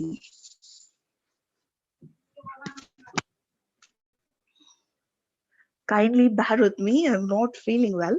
So I congratulate the team, Bodhi, and all the participant colleges for their strenuous efforts.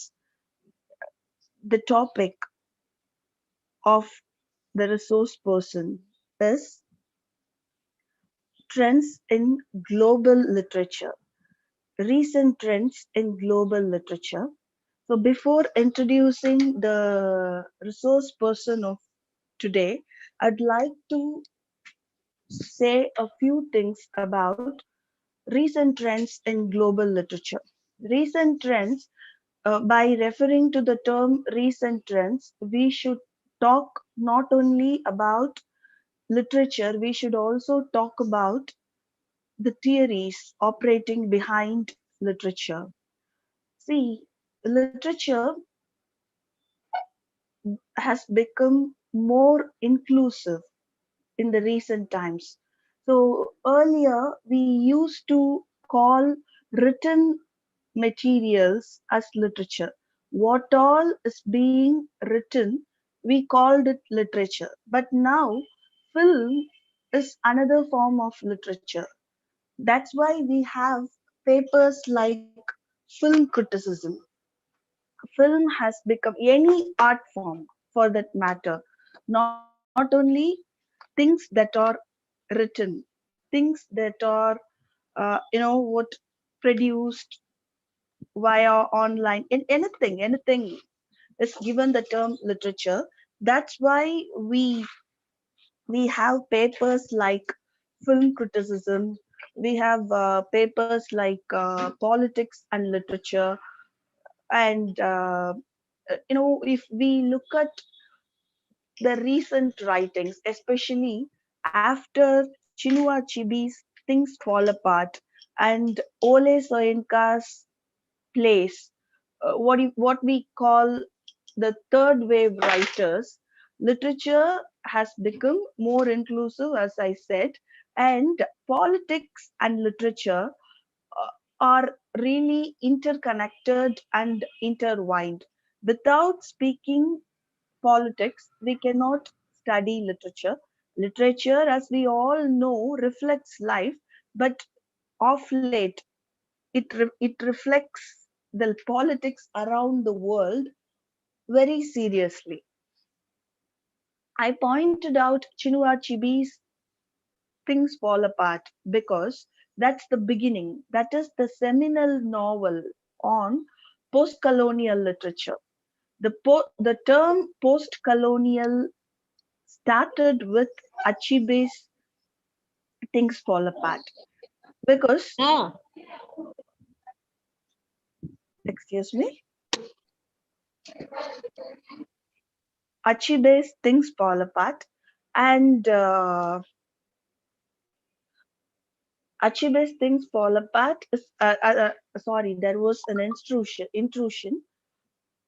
So Achebe's Things Fall Apart was the seminal novel, and the term post-colonialism started with his novel. Post-colonialism and neo-colonialism, all these words, they talk about a kind of oppression or suppression. What do you mean by oppression or suppression?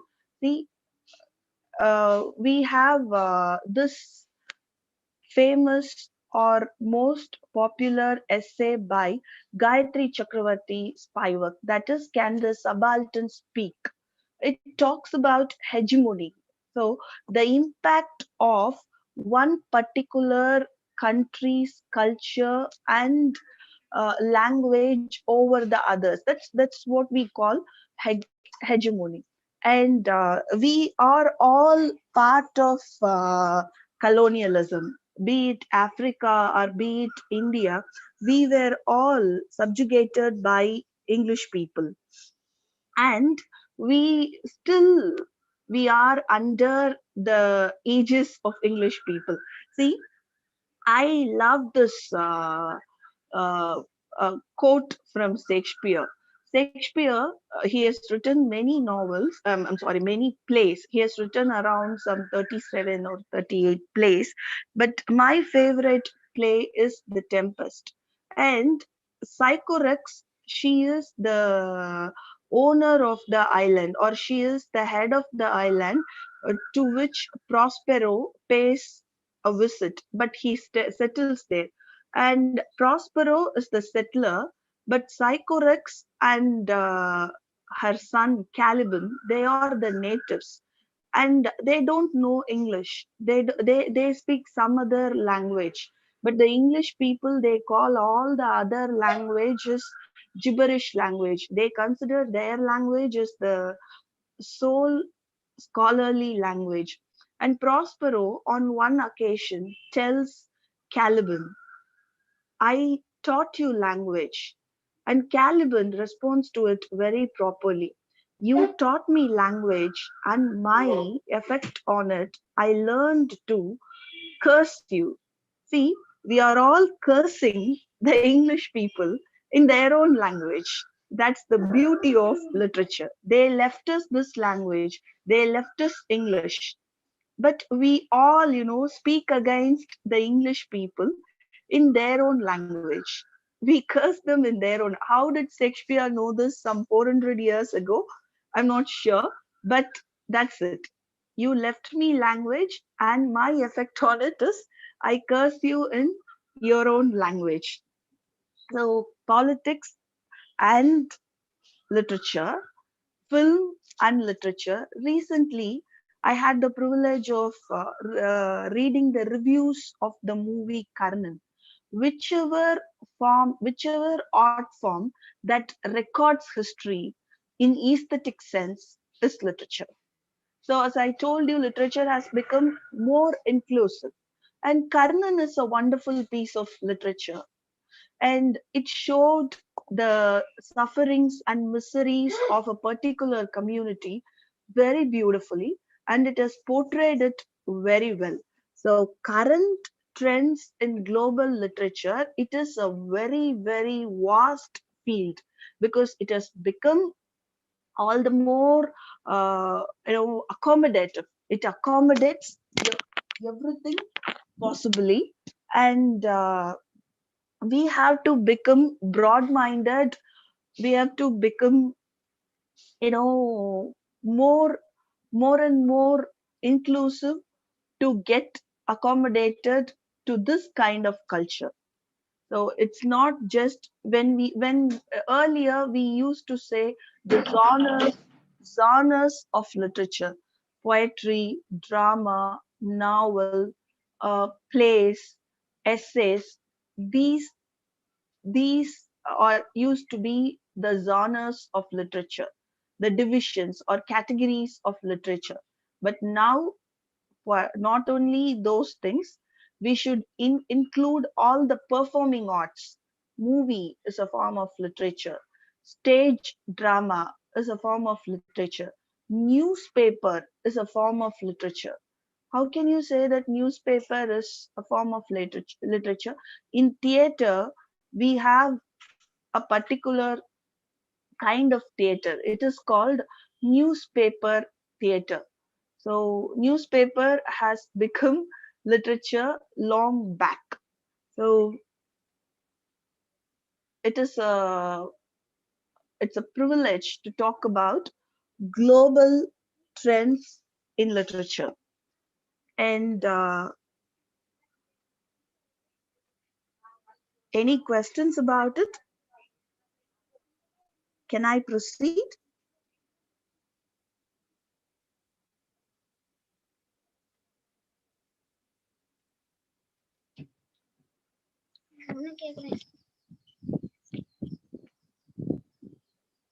Shall I proceed? Just for a moment, give me some time because I have to fix my earphone with it. Okay. Shall I introduce you, sir? Shall I introduce you? Yes. Yes, Thank please. Go ahead. Yes. So it's a great privilege to introduce Dr. Rakesh Kumar, Assistant Professor, Department of English, Bandarwa Campus, University of Jammu. And Sir has been teaching in the institution since 2005, and he has a very rich academic profile.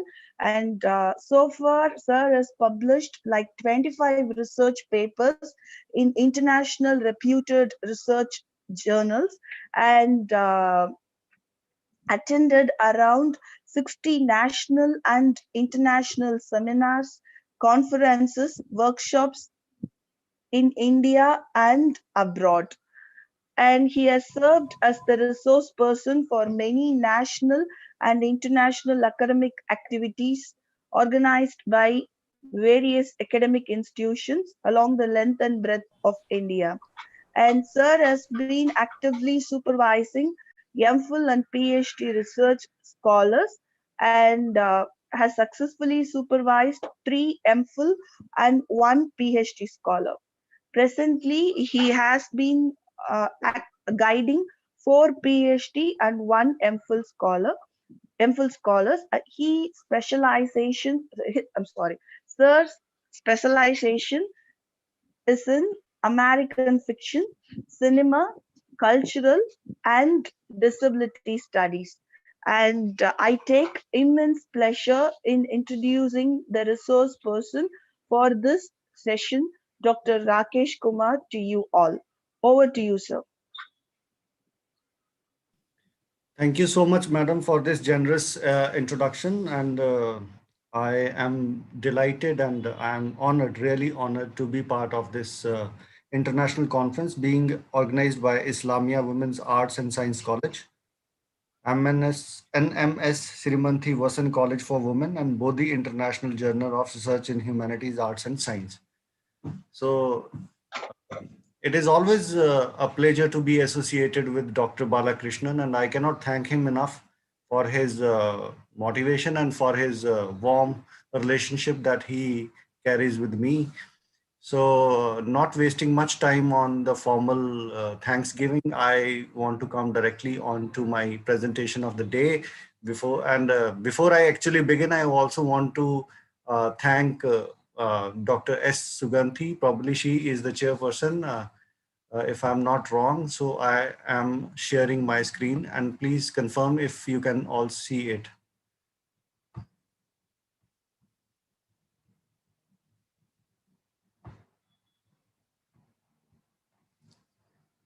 Uh, is it visible?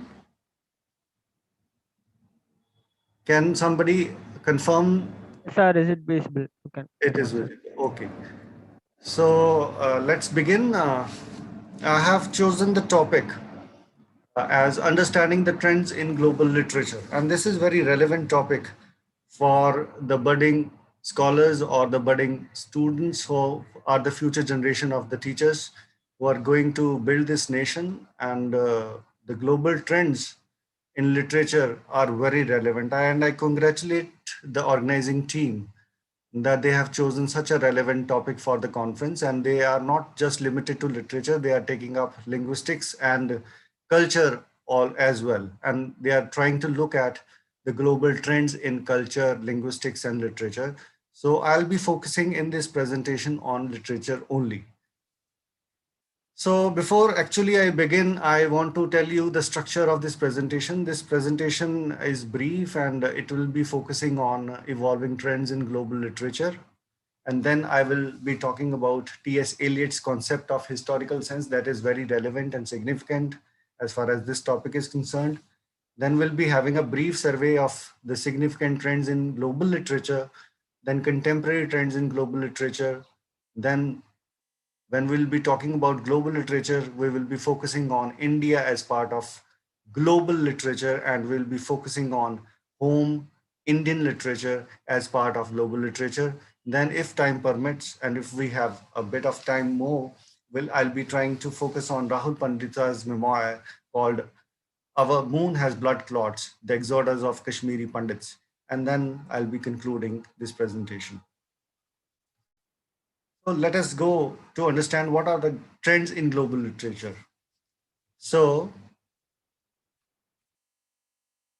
the past turns into present and present turns into future without sharp breaks. That is very important.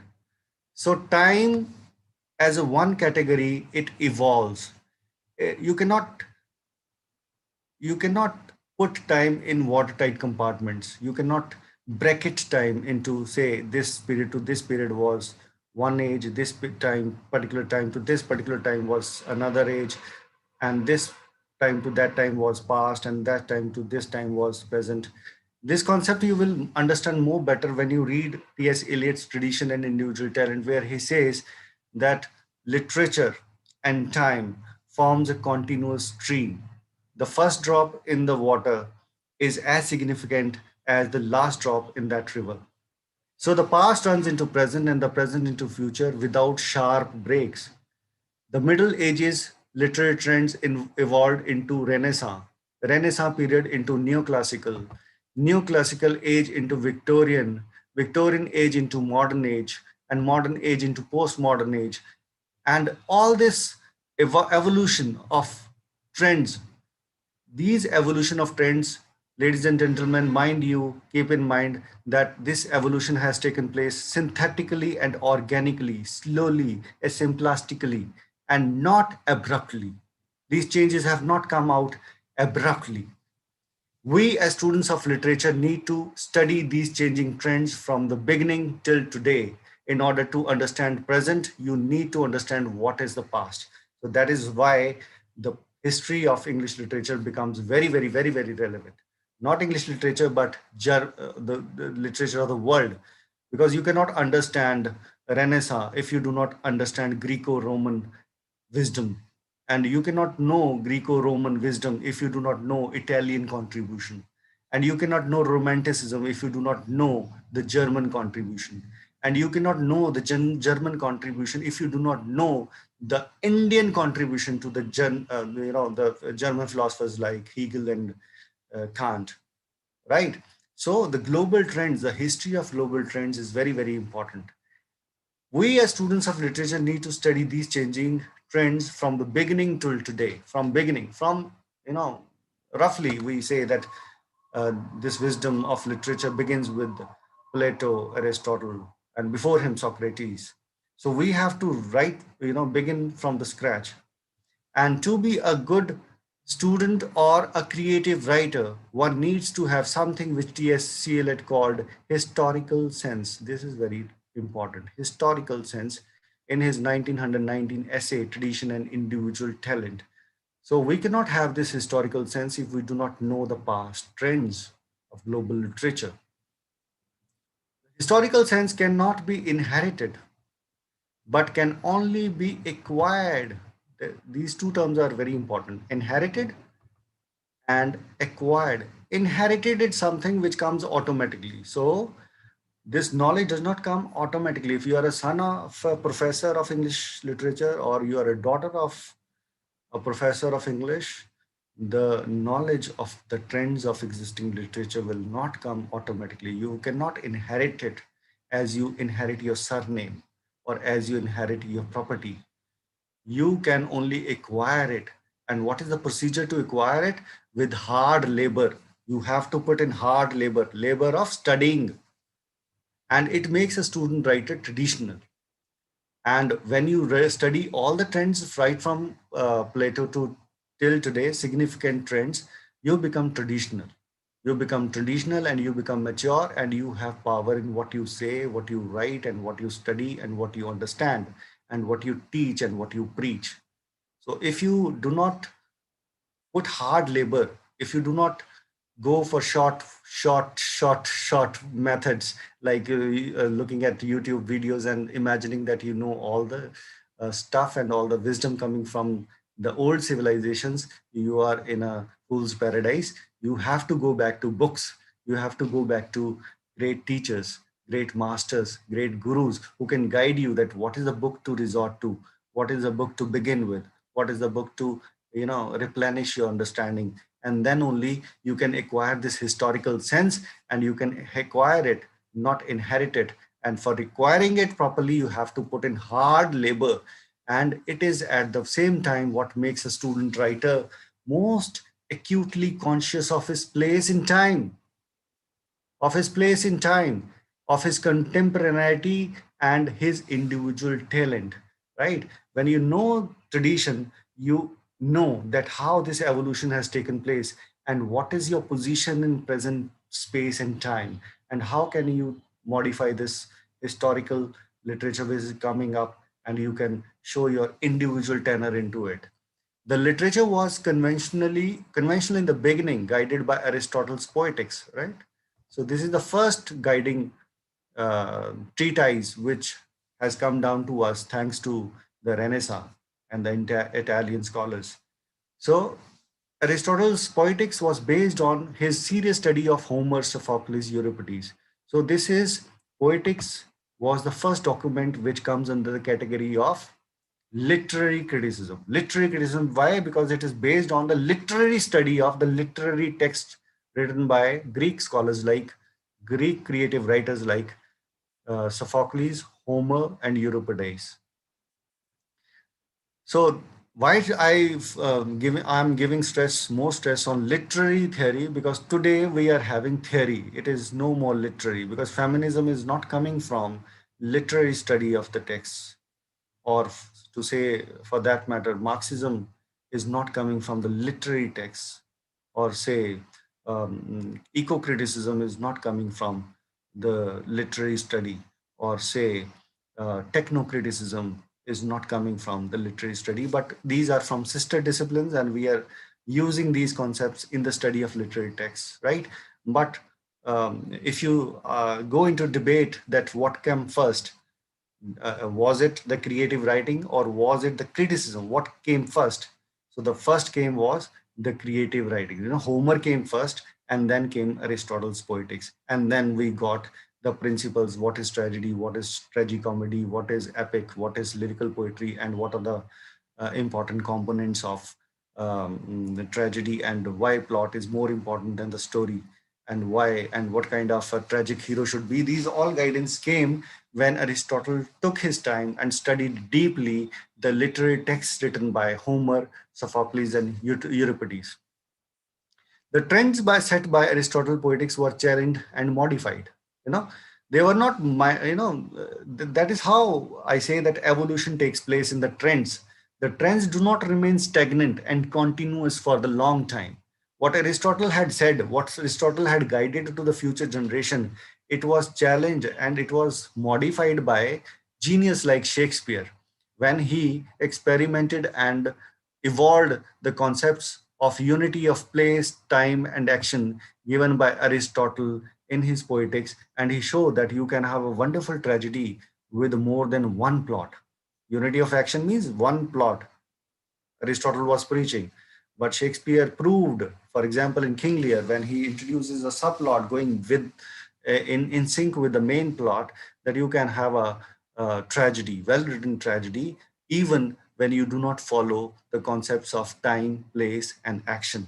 So it does not mean that Aristotle was completely rejected in the following periods. No, Aristotle was experimented, and the concepts given by Aristotle were modified and evolved into contemporary requirements.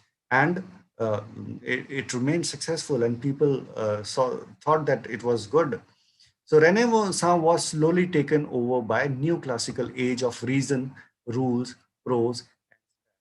Before going to Renaissance period, you know that we were in the world was in the global literature was in the Middle Ages, and Middle Ages were guided by morality and miracle plays, superstitions, witchcraft, these things. But Renaissance took over, and it became the literature of the people, literature of society. And when Renaissance was taken over by neoclassical age, the new trends of reason, rules, and prose and satire, they came prominent. They said, no, literature should be following the guidelines given by the Greek masters, the guideline given by the literary masters. So you have to follow the rules of a genre, and you have to write reason, and your preaching, your literature should be adding to the wisdom of society. It should be preaching literature. It should be guiding literature. So then neoclassical age flowed sophistically into romantic age. And what were the trends in romantic age? The trends were individualism. Individual was important. Individualism, emotions, not thoughts. Here in neoclassical age, thoughts were important, but in romantic age, emotions got priority. Emotions got more value than thoughts. The heart got more value than the mind. Exploration, imagination, nature, and supernaturalism. So these are the new trends which are coming in literature of romantic age. And this is because of the people like Wordsworth, Coleridge, Keats, Shelley, Byron. So it does not mean that Wordsworth was revolting against all the previous established trends. This romantic age was not something new. It was revival of romantic age. And if you study these poets, Wordsworth, Coleridge, Keats, Shelley, you will find that Spencer is echoing in them. You will find that Sidney is echoing in them. You will find that Shakespeare as a poet is echoing in them. And they are all talking about general human emotions of love, jealousy, and individual expectations. These emotions are taken in. Then romantic age's trends were succeeded by Victorian's age temper of realism. So now the emotionalism of romantic age evolves into the next stage in Victorian age, slowly, asymplastically, synthetically, into the trends of realism, industrialization, and compromise with the writers like Thomas Carlyle, John Ruskin, Matthew Arnold, Tennyson, Robert Browning, etc., etc. So why I say compromise? Because Victorian age was having two extreme world, the world of religion and the world of science, the world of industrialization and the world of proletariat. And romantic poets like Matthew Arnold, they tried to, and others also, Carlyle also, and John Ruskin also, Tennyson, Browning, all, they tried to set a compromise. They did not take extreme position. They tried to have a compromise on these extreme worlds of science and religion, and try to guide people for the next for going ahead. Then Victorian age, if you will look at global literature, then we find that people like Charles Darwin in England, Friedrich Nietzsche in German, and Sigmund Freud coming from German, and Karl Marx, they have have contributed significantly in changing the mindset of the people, and they have given a new kinds of trends which are totally different from all the previous trends existing before them. And these are new trends, but it does not mean that abruptly it is changing. It is critically reading the existing trends and finding the shortcomings, and then offering new options which could be used in the future generations, right? For example, Charles Darwin for the first time challenged the scriptural philosophy, the biblical philosophy, the philosophy coming from the religion, that God created this world, God created Adam and Eve, man and woman. Charles Darwin says, no, human beings are not created by God. Human beings have come down. Human beings have evolved from the species into the modified species. It is modification, it is evolution of species. So this was the shock, and people could not, counter him, because he was saying these things on the basis of his research and scientific proofs. And for Friedrich Nietzsche, he gave the a concept like death of God. Sigmund Freud, for the first time, talked about consciousness, dreams, right? And Karl Marx, for the first time, talked about the clash in the classes, the capital class and the working class. So these all philosophies were criticism of the existing trends, and they were trying to give new perspective or the new way of life to the future generations. And then the important events happened, like World War One and World War Two. Why do we call it World War? Battles have always been a part of civilizations till today, but we call it World War because all the continents got involved, and millions of people were killed, and double were rendered disabled. And this forced people to uh, see and think that, does God really exist? If God really exists, that how he can allow such a large scale massacre to happen? Is God on sabbatical leave or on a holiday? So this was the things which were going on in the minds of people, philosophers who, you know, questioned all the existing trends and modified those trends into something new, something totally into different extremes. So individual moments like surrealism, imagism, vorticism, these combined into modernism. So modernism comes up, and modernism is totally different from the existing world, right? So Villak Arthur is a scholar who says that it is a new world.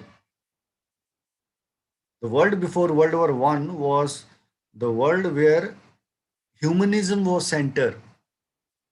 Everything related to human being as society, humanity as society was considered important. But after World War One, man became the center. That man is the ruler of his life. Man is the ruler of creator or destroyer of his life. Man is responsible for destruction or the welfare, whatever way he chooses to go. So modernism, takes humanism to individualism. So individual movements like surrealism, imagism, vorticism, etc., combined into the modernism. After World War II, literary theory evolved into theory with capital T.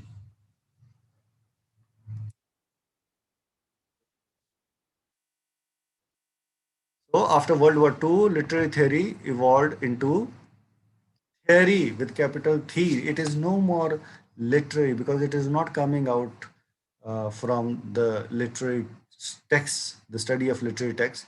It is coming from various other disciplines. So literary theory evolved into theory of feminism, post-colonialism, eco-criticism, psychoanalysis, techno-criticism, post-humanism, etc., etc. So now we have various theories which are guiding us to understand literature, right? And literature has become a low pressure area. Theories from various disciplines are coming into the field of literature, and we are studying literature from their angle, from their glasses. So thinkers like Roland Barthes, French critic, Michael Foucault, Baudrillard, Ferdinand Saussure, Jacques Derrida, etc., steer the contemporary literary studies. So we cannot understand the present trends if we do not understand them. And we cannot understand them, these modern contemporary critics, French critics, most of them, we cannot understand their philosophy if we do not understand the world, the significance or the outcome of world wars, World War II and World War One. And we cannot understand the new world if we do not understand the old world with its global trends, right? We have to begin from Greco-Roman literature to Middle Ages to Renaissance, then to Neoclassical age to then romantic, and then neoclassical, and then Victorian to modern to postmodern. So you have to begin from one first step in order to understand literature as a whole, as organic entity, as a continuous stream, as T.S. Eliot would say. Now, sister disciplines like social sciences, law, philosophy, psychology, politics, sociology, environmental sciences, technology, etc., influence the contemporary trends in global literature. So, it is no more only a ivory tower of literary field only. It has, uh, what is literature? It's all definition that literature is mirror of society, and it is a tool and weapon to society. Right? So similarly, it becomes more contextual, more relevant in the present times, that in this consumerist society, these sister disciplines like social sciences, law, philosophy, psychology, politics, sociology, environmental sciences, technology, they all influence in a big way contemporary trends in global literature. T.S. Eliot, in his essay Tradition and Individual Talent, highlights the reciprocal relationship between past and present. That the relationship between past and present is reciprocal. Past guides and steers the present. Past always guides, directs us, gives us advices, shows us the way forward. Past always guides and steers the present, and present modifies and alters the future. Alters and modifies the past. And for example, Aristotle showed the way to Shakespeare that how good tragedies could be written. And Shakespeare followed Aristotle's guidance for writing good tragedies. But he also modified Aristotle's concepts of time, place, and action by experimenting and showing that past can be modified. So the relationship between Shakespeare and Aristotle is reciprocal. You know, Aristotle made Shakespeare and Shakespeare made Aristotle, modified. Aristotle advised Shakespeare, steered Shakespeare, in T.S. Eliot's word, you know, Aristotle guided Shakespeare and steered Shakespeare, and Shakespeare, in response, modified and altered Aristotle. So that is very important.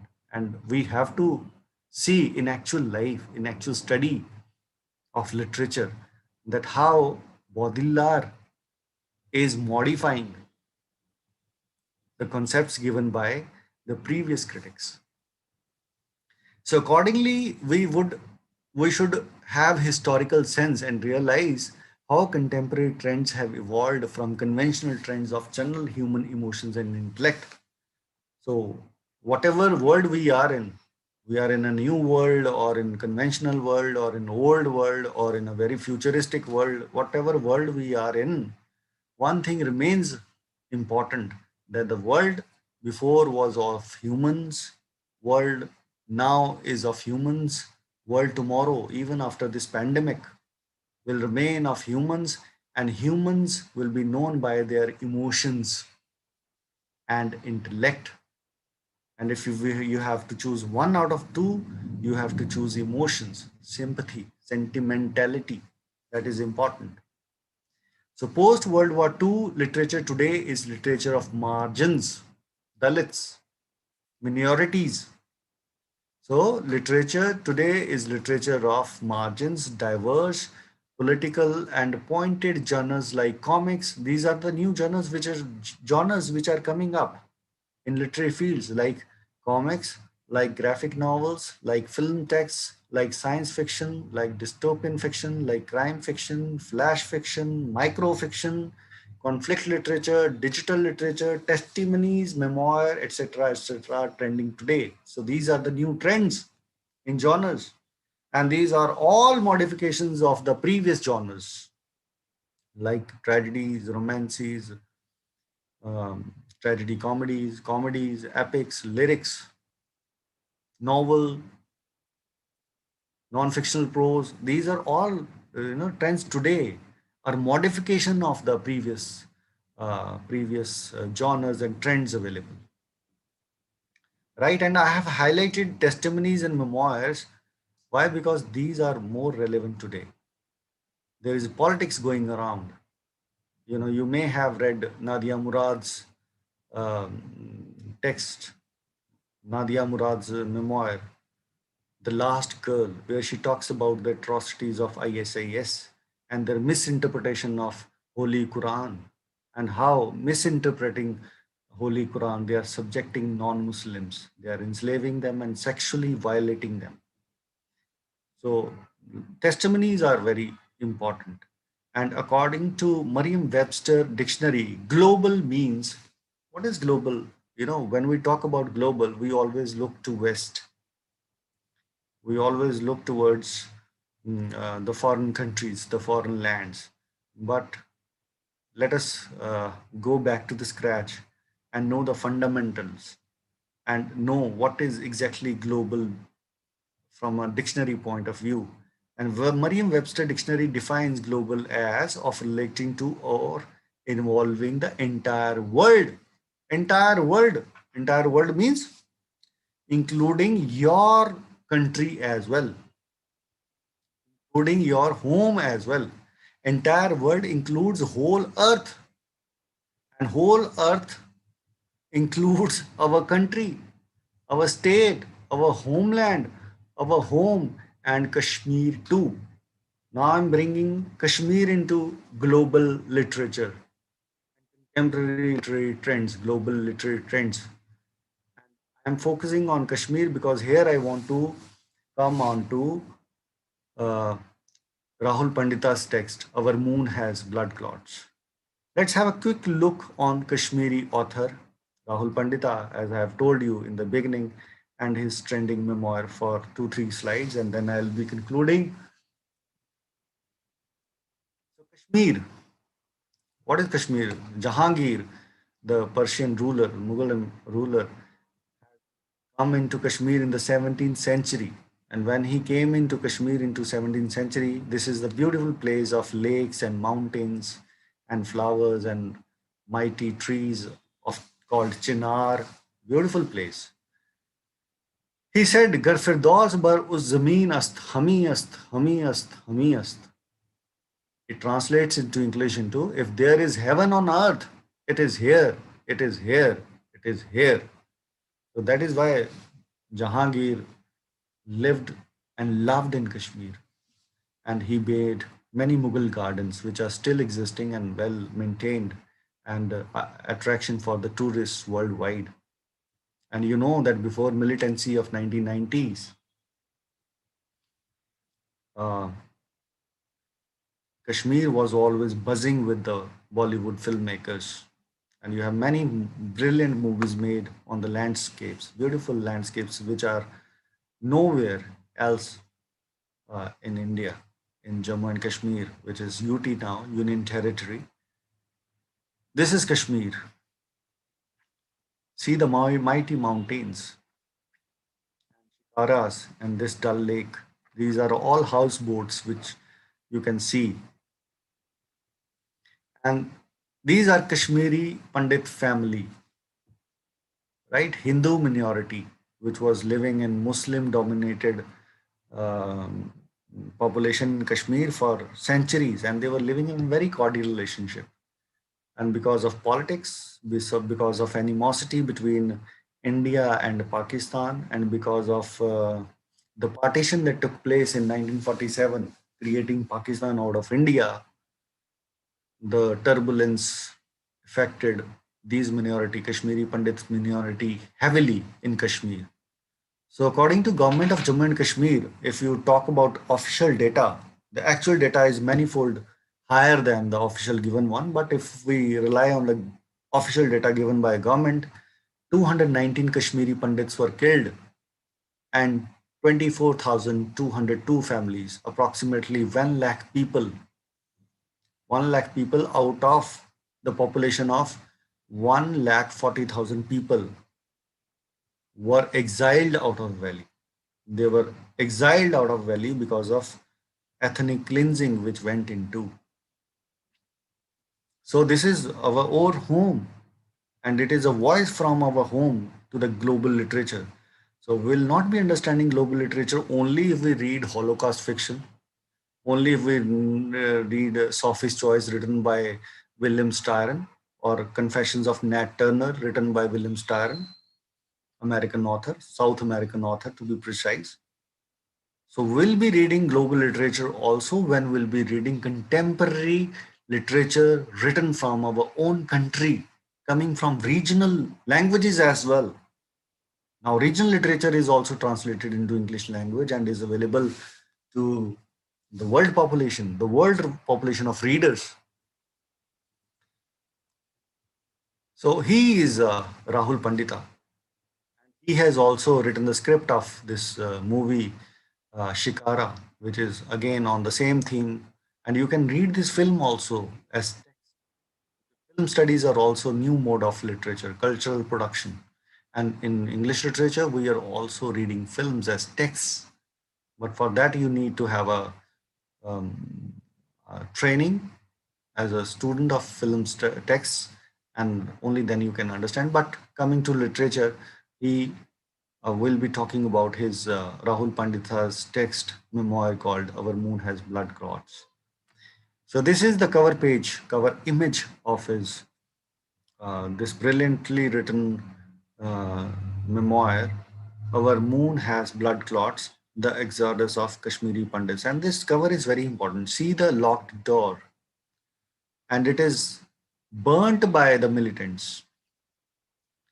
Even after facing the burning or the house being gutted into fire, the door still stands.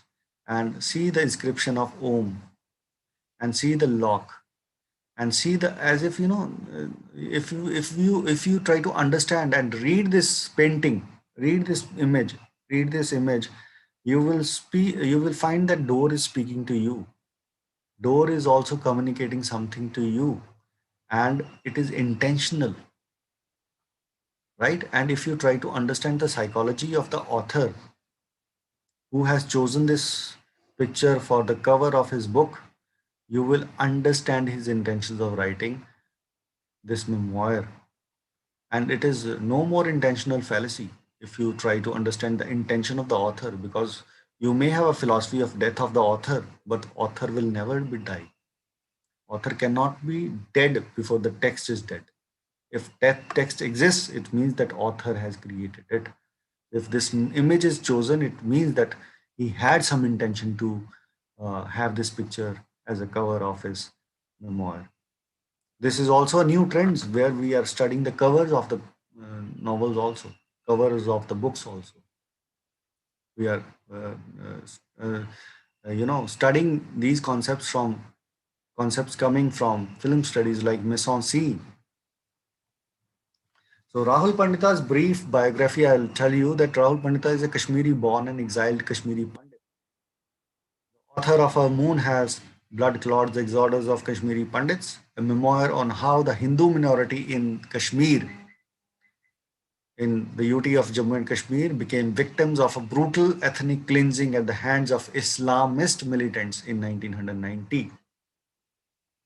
Right? So they were also misguided in the name of religion, and they were misguided that you will be a truly religious person only if you massacre the non-Muslims. So you can read this memoir in comparison to Nadia Murad's The Last Girl. Rahul has also authored Hello Bastar, The Untold Story of Indian Maoist Movement, and co-authored The Absent State. He has extensively reported from the war zones. He is a reporter. Professionally, he is a reporter, correspondent, and writing for the Hindu and various other organizations, including he has been in Iraq and Sri Lanka, though his most recent focus has been on India's Maoist rebellion in Central and East India. In 2009, Rahul was given a rare access by the Maoists to interview the Supreme Commander Ganapati. So he's a conflict correspondent. he specializes in bringing out news from the conflict, geopolitical conflict, or political or religious conflicts.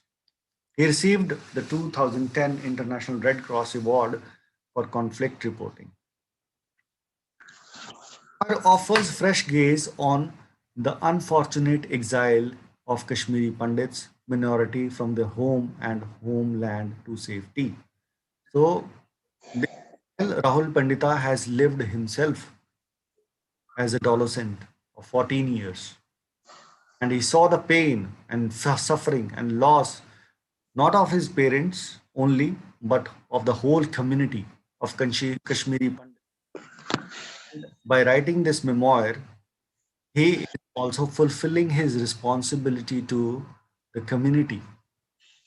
Memoirs of lost home, homeland, culture, environment, and identity, which he has taken up in this particular book. The history of Kashmir, Kashmiri Pandits, their scholarship, their Pakistan sponsored politico ethnic killings, their pain of exile, and despite of the fact that they are no one's people, they are deemed to return home. So these are all themes which he has taken up brilliantly, and he has given first-hand information as the subject and as the protagonist in the memoir, right? And he calls his community no man's people, no one's people. Why does he call it? Because um, they have been used as vote banks by the power centers or the politicians, but nobody is really serious in their exile, in their loss. Rahul Pandita documents how, as a 14 years old boy, he had to leave his home, homeland, and culture forever. Even today, he is exiled because of the terrorists killing Kashmiri Pandits for ethnic cleansing, early 1990s. And today also, every government, whosoever contests elections, they have a manifesto. And in manifesto, they have a declaration that they plan to rehabilitate Kashmiri Pandits. But no one is serious. Promises in India, particularly political promises in India, are no more than lollipops. And they are even today ignored. So, Rahul Pandita's memoir offers us something which talks about our own a Holocaust and Exodus. We do not need to only rely on Nazi atrocities and survivors, or we have to biographies written by Nazi concentration. We can have the resort to our own literature, our own authors, our own voices. So Holocaust and Exodus have been significant trends in 20th and 21st century literature. In India, conflict literature, testimonies, memoirs like this, Our Moon Has Blood Clots, and partition literature offer us a significant readings on these themes from home, from India. So as a, as a student of global literature, we should not ignore India, and we should always remember that global means entire world, and entire world includes our own. So we should not be subjected to this colonial hangover even today and suffering by inferiority complex.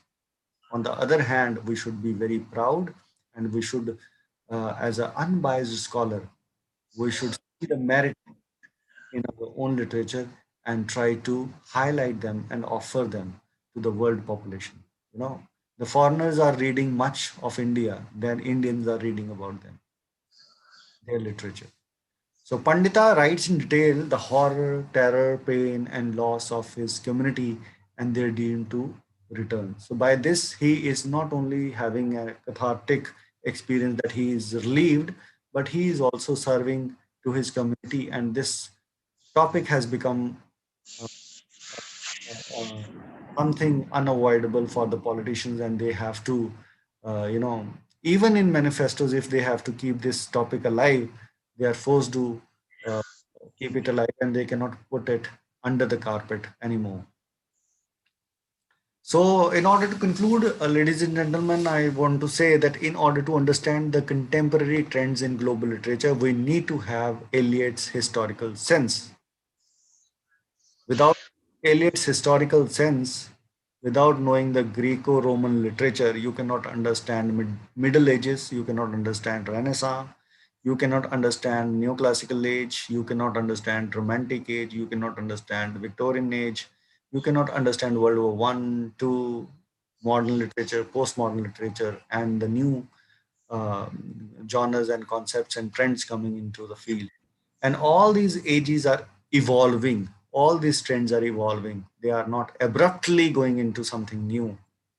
So historical sense can be acquired by hard work and not inherited. So there is no shortcut. There are no crash course. There are no coaching centers. There are no online coaching centers. And offer you video lectures and you can just have the historical sense. It you have to acquire it, and you have to acquire it by studying the original texts, by going back to books.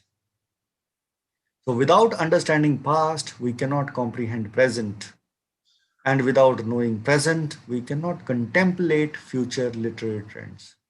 We will be out of, we do not know time as one stream. Time is one stream.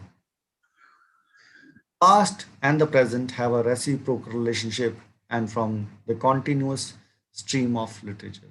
Past and present, they form a continuous one stream of literature.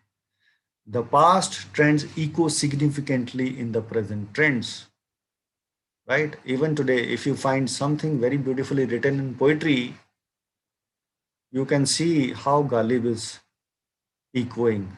You can see how Shakespeare is echoing in. Matthew Arnold specified the role of a critic. Matthew Arnold is also an important critic. He said that the role of critic is to learn the best that is known and thought in the world and make these ideas current in the society to be used by the creative writers. So if you do not have good literature being written, so Matthew Arnold would have said that critics have to be blamed, because it is the duty of a critic to make best ideas available in society. And you cannot have good literature written if you do not have best ideas available to creative writers, right? So how can critic do justice to his duty? Only when he is a good teacher of English literature. And how can a critic be a good teacher of English literature? Only when he has historical sense. And how can a teacher have historical sense? He can have it only when he puts in hard labor to acquire it, right? So we should try to know the trends of world global literature, and it is possible only through acquired historical sense or touchstone method, as Matthew Arnold would say, and coming home. Coming home, by saying coming home, I mean that we need to go back to our roots. We have to listen to our own authors. We have to listen to our own regional and folk literatures.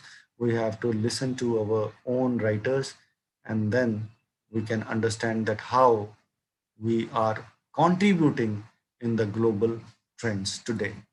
Thank you so much, ladies and gentlemen. I hope that I did not take much of your time and I could do justice to the topic, which is a very relevant topic today. With this, I again thank you and thank the chair, and over to this session is over to the chair. Thank you so much, madam.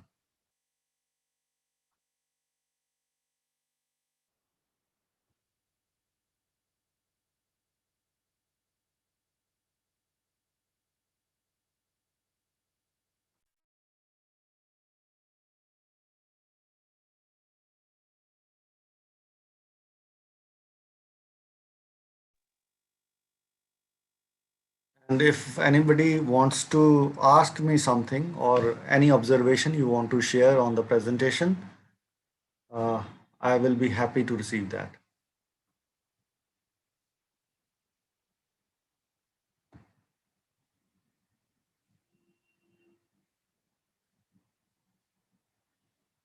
Am I audible?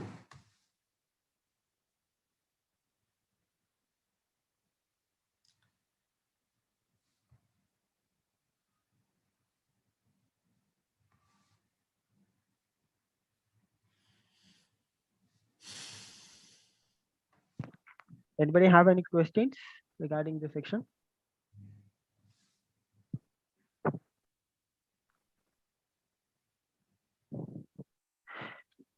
One. Thank you, sir. Thank you for the detailed description of the trends in global literature. Thank Pleasure. you.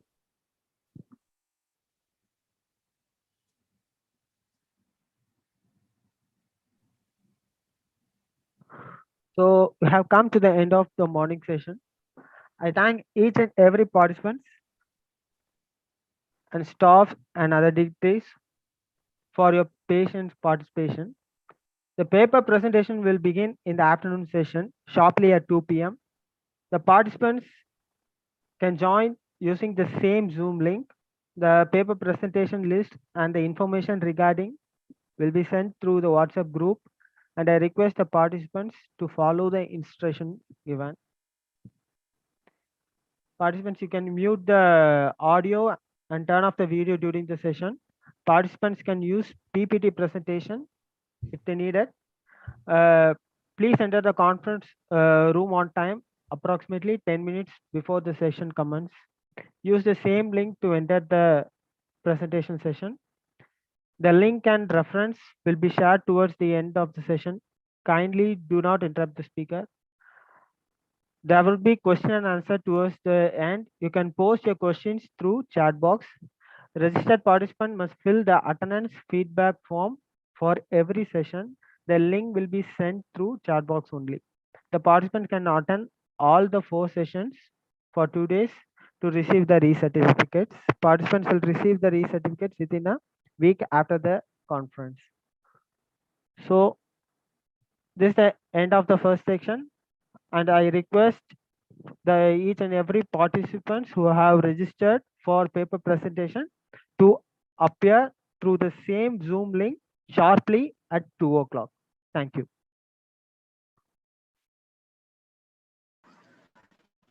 Thank you, Dean. Thank you so much.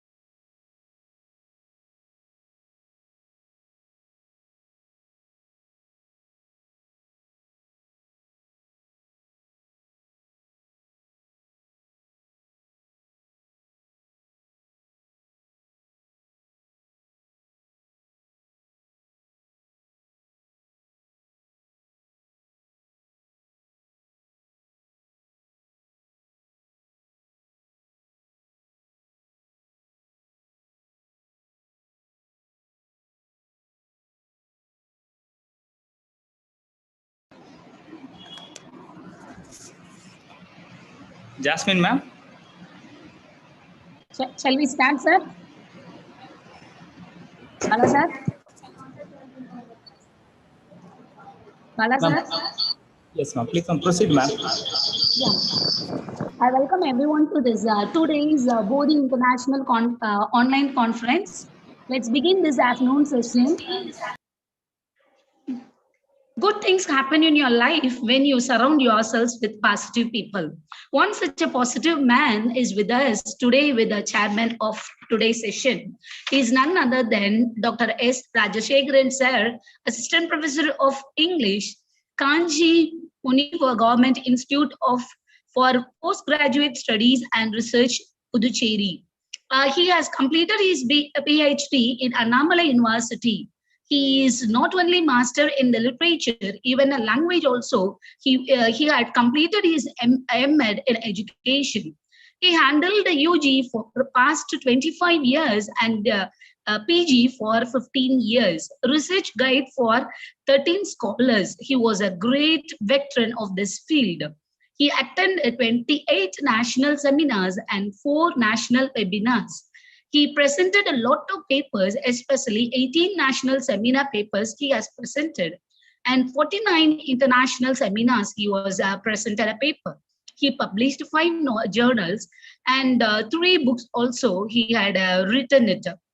He was a resource person for 29 national conferences and 5 international conferences. So I am so happy to welcome Dr. S. Rajashekharan sir, Assistant Professor of English, to take over the session as a chairperson.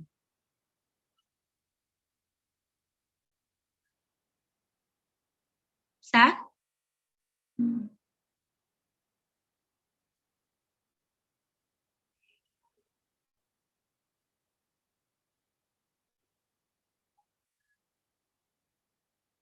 Rajashekharan sir?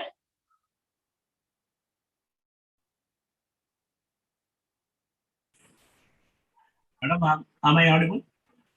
Yes, sir. Yes, sir. Oh, okay. Thank you, madam. Thank you.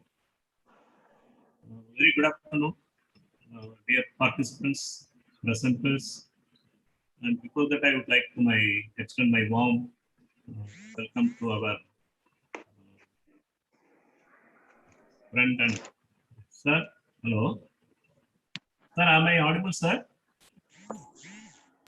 Yes, sir. Yes, sir. Okay. Thank you. So I would like to extend my gratitude, warm welcome to Dr. S. Balakrishnan, who has provided this opportunity. And also, I would like to thank the patrons, principals, head of the English departments, faculty members of the 2 different colleges. I think one is Islamiah and another one is N.M.S.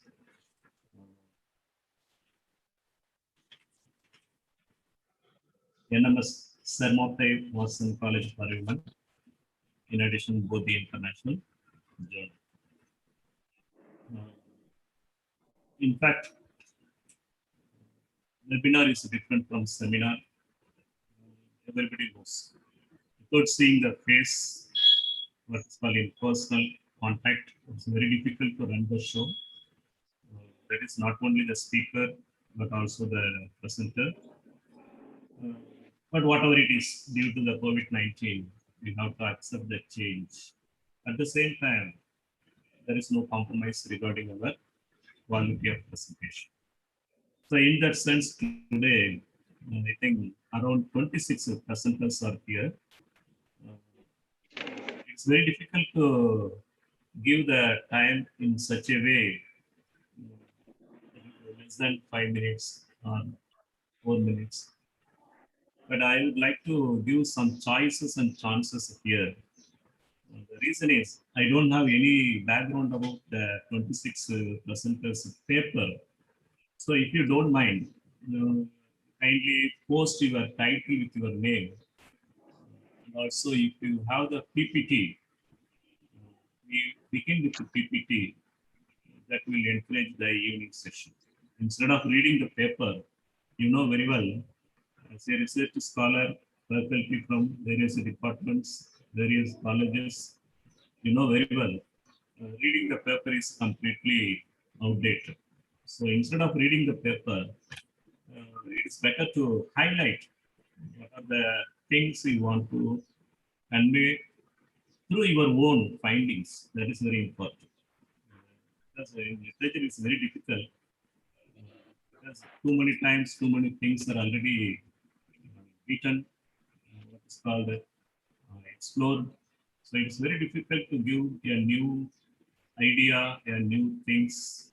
But still the research act is going on. So as a research scholar come faculty, you know very well how to present the paper. So instead of just reading the paper, you try to jot down the valuable points to the audience that will impress them. PowerPoint also plays a very powerful role. If you have the facility, you better go for it. Suppose if you don't have the facilities, at least try to present the paper not in a lecturing or what is called reading mode. I would like to say a few words about the topic. Global trends in English language, literature, and linguistics. In fact, the area is too broad. It may include various avenues, various fields in the name of what is called English. So language, literature, and linguistics. So all the three things are always interwoven. We know thoroughly well. But most of the time we have the doubt which one comes first, whether in the literature or the language or the linguistics. So it cannot be easily defined in such a that is 5 to 10 minutes before going to start the session. The reason is almost all the three things are equally plays a very powerful role in our day-to-day life, not only literature students, day-to-day life. So in that sense, whatever the things occur in our mind, the term, what is called the literature, when it is conveyed in a proper way, with the help of linguistic background, it may be what is called in a communicative manner, you can highlight the language. So I don't know whether the scholars are having this type of the area, or most of the, I think most of the scholars hailing from engineering and technology areas. So in that sense, language may be played a very powerful role. If it is an arts and science college, I think it may be in the field of what is called the literature. So whatever it is, we are going to listen and we are going to get some good idea about these presenters. One more thing I would like to add here. By means of listening or by means of attending the seminar, you should not think about only getting the what is called the grade or credit or what is called certificates. It's not so. By means of attending various seminar or webinar, presently a webinar, most of the students, our scholars are also have this kind of the disease by means of attending too many webinars at a stretch in order to gain what is called a certificate. It's not so. It can improve your what is called the taste in this field. That is, you can get more idea about the other writers through these scholars. No doubt, each and every paper should have some kind of message. So, there is no meaning to limit, this is not good, this is not bad, this one is bad. It's not so. Each and every presenter must have some painful work before going to present the paper in front of the audience. Is we have the chance to get some idea about the particular writer and the particular author within 5 minutes is very difficult, because reading such a great authors, you spend too many days, and we are giving the juice here only, that means in matter of 5 minutes, that will definitely inspire the audience or the scholars, or what is called even the faculty members, to have some good idea about the particular writer, and particular, not only the writer, literature, whether it is Canadian, Harlem,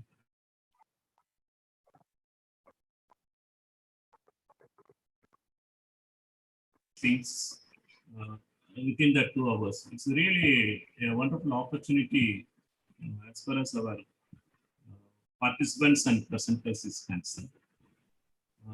Really, we would like to thank the Bodhi group, those who are always rendering this service.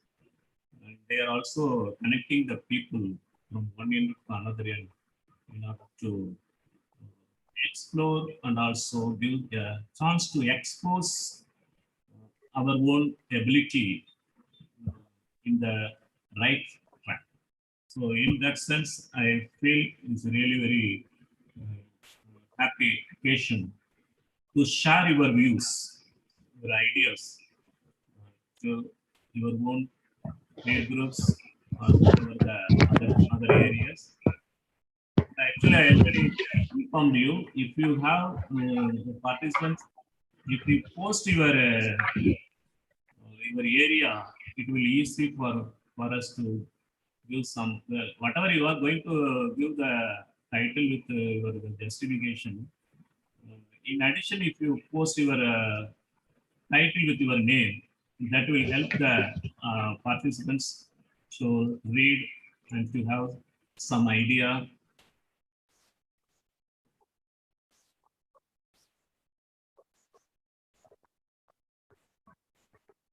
Hello. Hello. Sorry, sir. Yes, is it audible, madam? Yes, sir.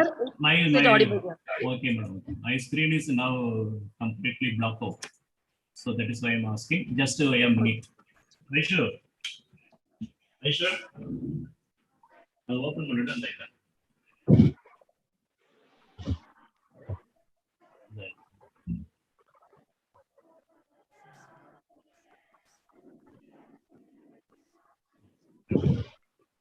Sorry for the interruption due to technical error. My screen has been completely blocked out. Okay. So kindly post your title with your name, so that will be easy for me to catch some idea before going to present your paper. In addition, the audience, that is called the other presenters, also have some chance to see your title. As per the instruction already given by our coordinators, question session will be lessened due to the shortage of time. So that I feel you can put your question in the chat box. So that will help the presenter to have some good answer. The briefing time will help them to give your questions will be also rightly answered. Shall we start the session right now? Yes, sir. If your action inspires others to dream more, learn more, do more, and become more, you are a leader. One such a man is our chairperson. He has explained the rule in a good manner. As usual, already we have informed the paper presenters. Kindly read your instructions again. Your allotted time is 5 minutes. So you can present your papers. Within 5 minutes, you have to present your papers. If the participants, you have any doubt, you can put it, your doubts or your questions in the chat box. The paper presenters will be explained the questions in the chat box itself, because due to the insufficient time, we are going move with it. So let's begin this paper presentations with the first paper presenters is Dr. Rubina, Assistant Professor of Maulana Azad National Urdu University, Hyderabad.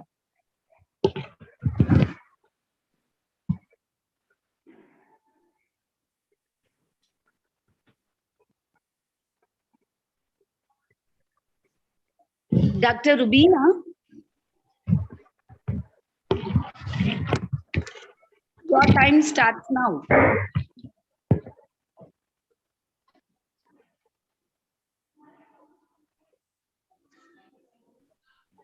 Rubina,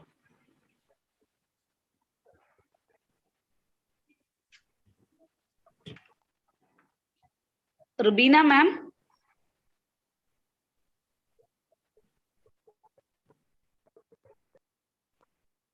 shall we go for the next?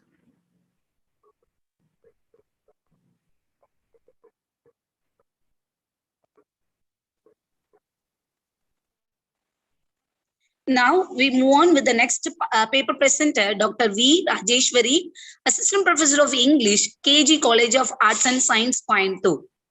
Dr. V. Rajeshwari. Very good afternoon, ma'am. Yes.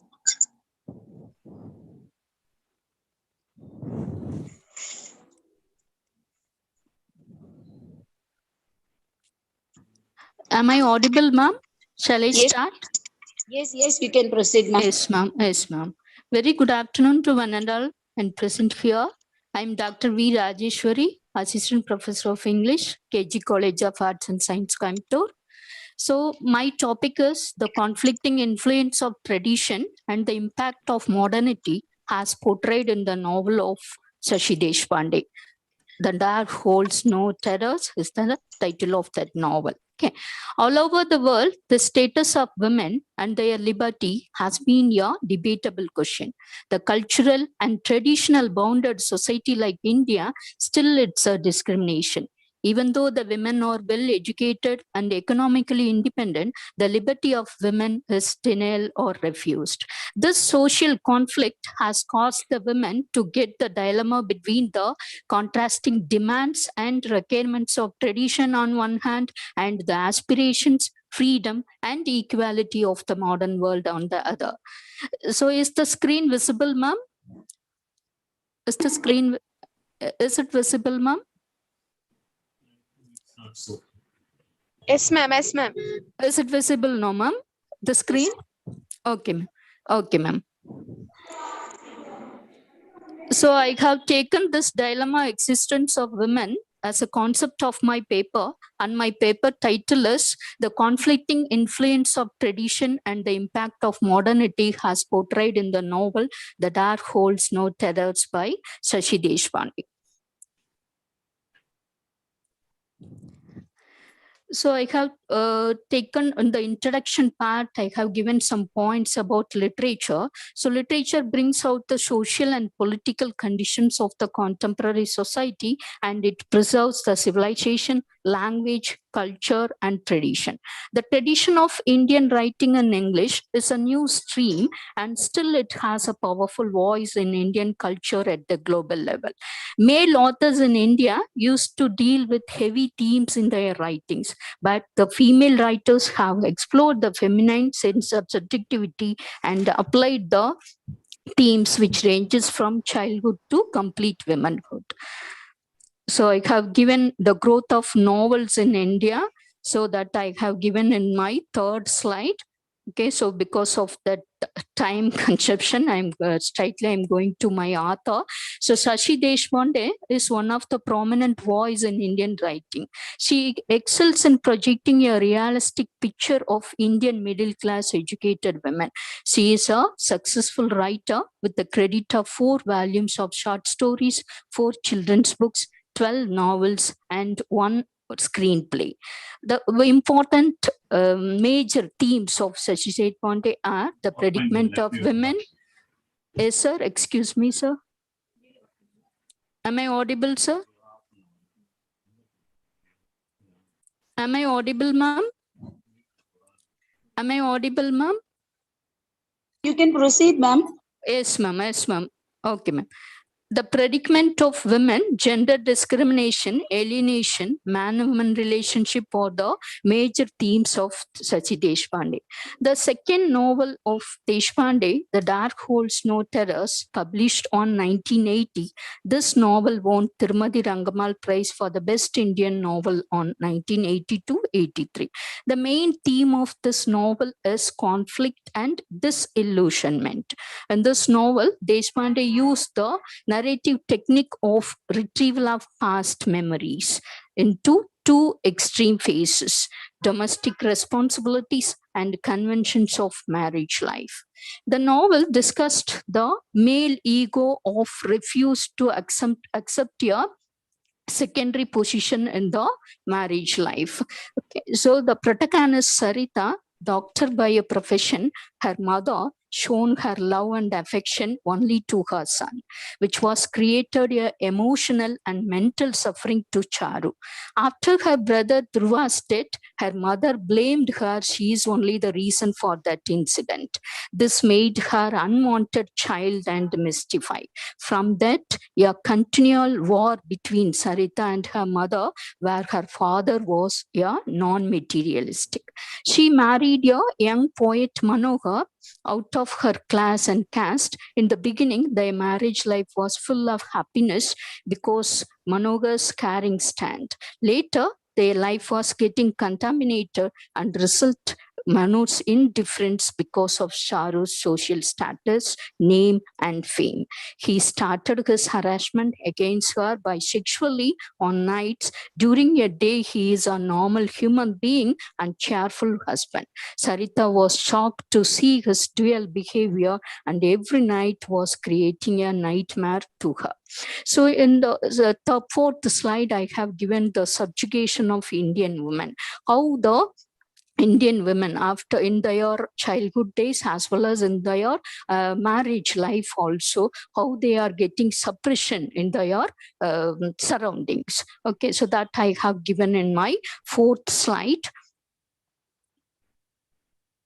So in this novel, after her marriage, after her 15 years of her marriage life, she visited her native place and visited her own house. Okay, after she heard the death news of her mother, and she entered her house with the vow it's never to return back to his own house.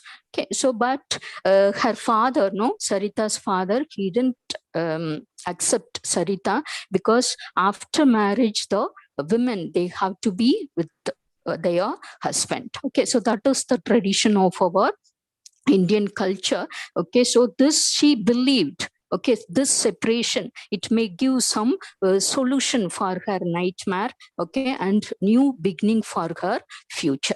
But the environs, okay, so after their separation, the environs, it was not support to her.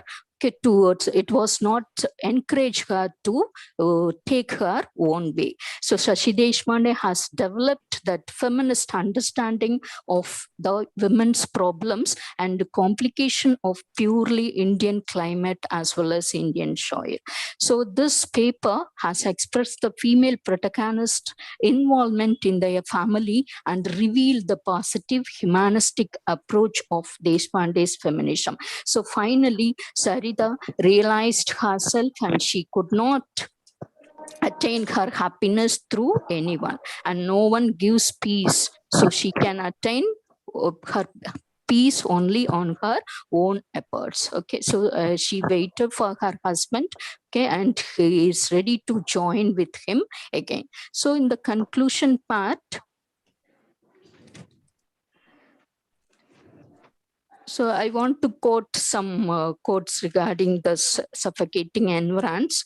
Okay, so one, she's a doctor by a profession. So once she has given an interview, so the interviewer, they asked about their family life. So protagonist Sarita, she replied, "Your wife must always be a few feet behind her husband. If he is a MA, you should be BA. If he is 5.4 inch tall, you should not more than 5.3 inch tall.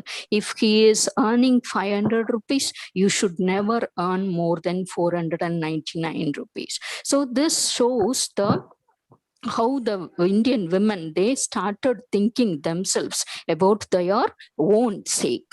Okay, so Deshpande successfully portrayed this concept in this novel, The Dark Holds No Terrors. So the present paper, it's concluded with a brief account of Shashi Deshpande's attitude of her views in a technical attitude language pertaining in her novels. So she is not interested to give temporary solution for women's predicament, but she insisted genuinely the positive attitude to face the life with hope. Okay, so thank you, ma'am. Thank you for this opportunity. So I'm not taking for more than 5 minutes, as said, sir. Okay, Yes, so yes. thank you, ma'am. Thank you, sir. Dr. V. Shall we move Rajeshwari. on to the next one, sir? Wait, madam. Dr. V. Yeah, yeah. Rajeshwari. Yes, sir. Yes, sir. Very nicely presented. Okay, sir. I crisped my points, sir. Okay. Very nicely presented. Okay, sir. And also very nicely concluded. It is very, very important. Most of the people fail to understand. Okay, sir. What is Shashi Deshpande's view? It is very, very important. Yes, sir. Most of the people felt that it is coming under a feminism. Yes, yes, sir. Yes, sir. Actually, it is not so. She wants to display the reality of our Indian culture. Yes, sir. Yes, sir. That is her specialty, sir. Yes, Yes, sir. finally, Shah's decision is one of the reasons. Yes, most of the Indian women are actually having this kind of the what is mentality. called, Yes, yes, sir. mentality. We have. Yes, sir. One more So thing. was, Yes, sir. one more thing to the scholar. Whenever you concentrate on the issues, you should also know about the culture. Then only you feel what is the present situation, whether it is possible in Indian tradition or in American culture or in Canadian culture. So it's a very nice novel. Actually, the title itself is a very powerful. Dark Holds No Terror. Yes, sir. Actually, the writer plays a very powerful role to bring the Indian sentiments, Indian women, Indian emancipation, everything through the character Saru. So I don't want to ask any question right now. Okay, sir. If the audience are very particular, they can ask the question through their chat box. Yes, sure, sure. I'll answer to. Because the time is too short. That is why. Yes, sir. Yes, I understood, sir. If they are very particular to ask any question, please put your question through the chat box. Jasmine? Yes, sir. Yes, madam. You please proceed. Yes, sir. Okay, sir. The next paper presenter is Professor Rumia Royal Korea, Assistant Professor in St. Joseph College of Arts and Commerce, Bureau, Mumbai. A very good afternoon. Am I audible? Yes, yes, ma'am. Okay. A very good afternoon to one and all. I'm Professor Rumia Korea from Mumbai. The topic of my presentation is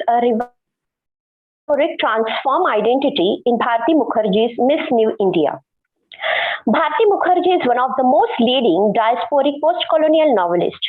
She has written some short stories and 8 novels, of which one is Miss New India, which is written in 2011. This feminist writer raises her voice against injustice and violence done to women in male-dominated patriarchal society through her female characters. She also tries to show the darker side of immigration. The story of the novel Miss New India is a journey theme with main theme of transformation of identity. This is a psychological transformation from traditional Miss Anjali to Miss New India, a modern Angie. This novel is a story of an energetic and ambitious middle-class talented girl, Anjali Bose, who is fluent at English speaking skill and who hails from a small town, Gauripur in Bihar. Her American teacher, Peter Champion, motivates her to migrate to Bangalore, the Silicon Valley of India, and put her talents to better use. Breaking the shackles of traditional taboos of her hometown, Anjali migrates to Bangalore to make her career in this new world. She is transform identity. Transformation from Anjali Bose to Miss New India. Anjali comes from a male-dominated patriarchal society which gives more importance to family customs and traditions and rituals. Bharti Mukherjee presents Old India as well as New India in Miss New India. Old India is full of responsibilities and restrictions. Anjali's sister Sonali represents Old India. Sonali is married to a drunken man who was chosen by her father to her. He abandons Sonali with her daughter to take care of. She works hard for the survival of her daughter. Anjali Bose represents New India. Anjali's father chose Subodh Mitra, a sexual predator, as a suitor for Anjali. At this time, Anjali refuses her arranged marriage. But irony of fate is that she was sexually abused by him before marriage. Her sexual assault transformed her identity completely, splitting her personality. Shock Anjali makes her mind to leave for Bangalore to do better career under the guidance of Peter Champion, her American teacher, who sees potentiality in ambitious Anjali. He advises her to move to populated area and find a place for herself beyond the conservative society of small town of backwater Gauripur. He tells her, Bangalore is a place for young women like you. Anjali sets out for Bangalore for Gauripur. She thinks that a job can bring her happiness, respect and power. After arriving at Bangalore, Anjali seems to be an immigrant who feels alienated in the host land as well as she feels sense of unbelongingness in the homeland. She could not understand the local language of Bangalore. For her, the language sounded so alien. Page number 82. Bangalore is the offshoot of America. That is why Anjali is embraced and thinks that she has landed on it. Anjali experiences a vast difference between the lifestyle of Gauripur from that of Bangalore. At Bangalore, she comes to know how the Indian workers at call center acquire fake names and identities. They try to imitate American accents by learning American slang and accent from comedy shows in order to secure jobs in call centers and make money. They frequently keep on changing their American names and identities for better future in the big city. Soon Anjali learns various tricks and trade in the company of her friends in Bangalore to get job. She feels a job is the key to happiness. A job brings respect and power. Money brings transformation. Stagnation creates doubt and tyranny. Page number 118. Bharti Mukherjee focuses on the notion of fluid and changing identity in relation to call centers. Anjali often keeps on changing her identity in Bangalore while experimenting new things. This transformed girl, Angie, is willing to assimilate. Yes? You have one more minute, ma'am. Kindly conclude it, ma'am. Okay. This transformed Angie is willing to assimilate into the city of Bangalore, throwing off her conservative ways. Simple, submissive Anjali transforms herself into smart, confident, modern, and sexy Angie who lives a life of dual personality. Actually, there are many things, but I just want to conclude here. Bharti Mukherjee's novel Miss New India explored the trend of internal migration. Anjali Bose, the protagonist of the novel, throws off the conservative ways of her society in Gauripur and migrates to glowing city of Bangalore to make a career in Bangalore, the high-tech city. Anjali undergoes many bitter and better experiences and eventually she transforms herself into Angie, a modern girl who has been a role model to many Indian girls who are eager to make great achievement in life. Yes, ma'am. Yes, Anjali represents of immigrants who are uprooted and yes, it's over. Yeah, my time is over. Yes, ma'am. Yes, ma'am. Okay. Sir. Thank you. Okay, thank you, Romeo. The presentation is too fast because of the time. In fact, the novel is the choice is very good.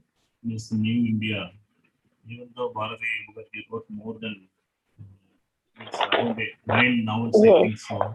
Yes, sir. This novel conveys a very powerful message for the recent trends, particularly the call center, IT field, how the people's mind working. Bharati Mukherjee's immigration, that is actually it is not coming under what is called the diasporic. So you nicely choose the word internal migration. Thank you. Yes, it's internal migration, internal diaspora. Yes, sir. Thank you, sir. As far as the character Anjali is concerned, she is one of the role model for this new younger generation. I think the title of the novel is also connection. Thank you. Again, the shortage of time permits only Yes. some time. I Yes, would like yes. to outline. That is why I want to please the audience not to raise any question because the time is too short. But Okay. at the same Thanks. time, I encourage the audience. You are actually always welcome to put your question through the chat box. Jasmine, am I Thank you, right? sir. All right. Thank you, sir. Yes. Thank you so much. Yes. Yeah, thank Yes. you, ma'am. Next paper presentator is Charmi, PhD research scholar in English, Nesamani Memorial Christian College, Kanyakumari. Good afternoon to all. Am I audible, ma'am?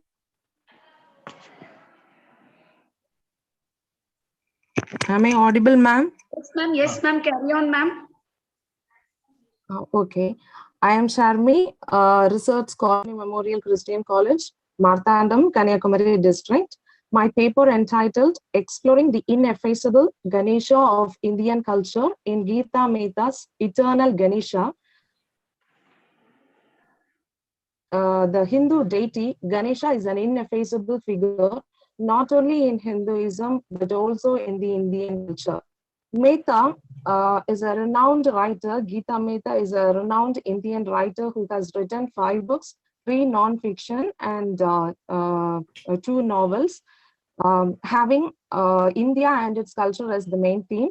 Mehta tries to explain to the Western world about the Indian culture and its fundamental interpretations of the Hindu deity Ganesha.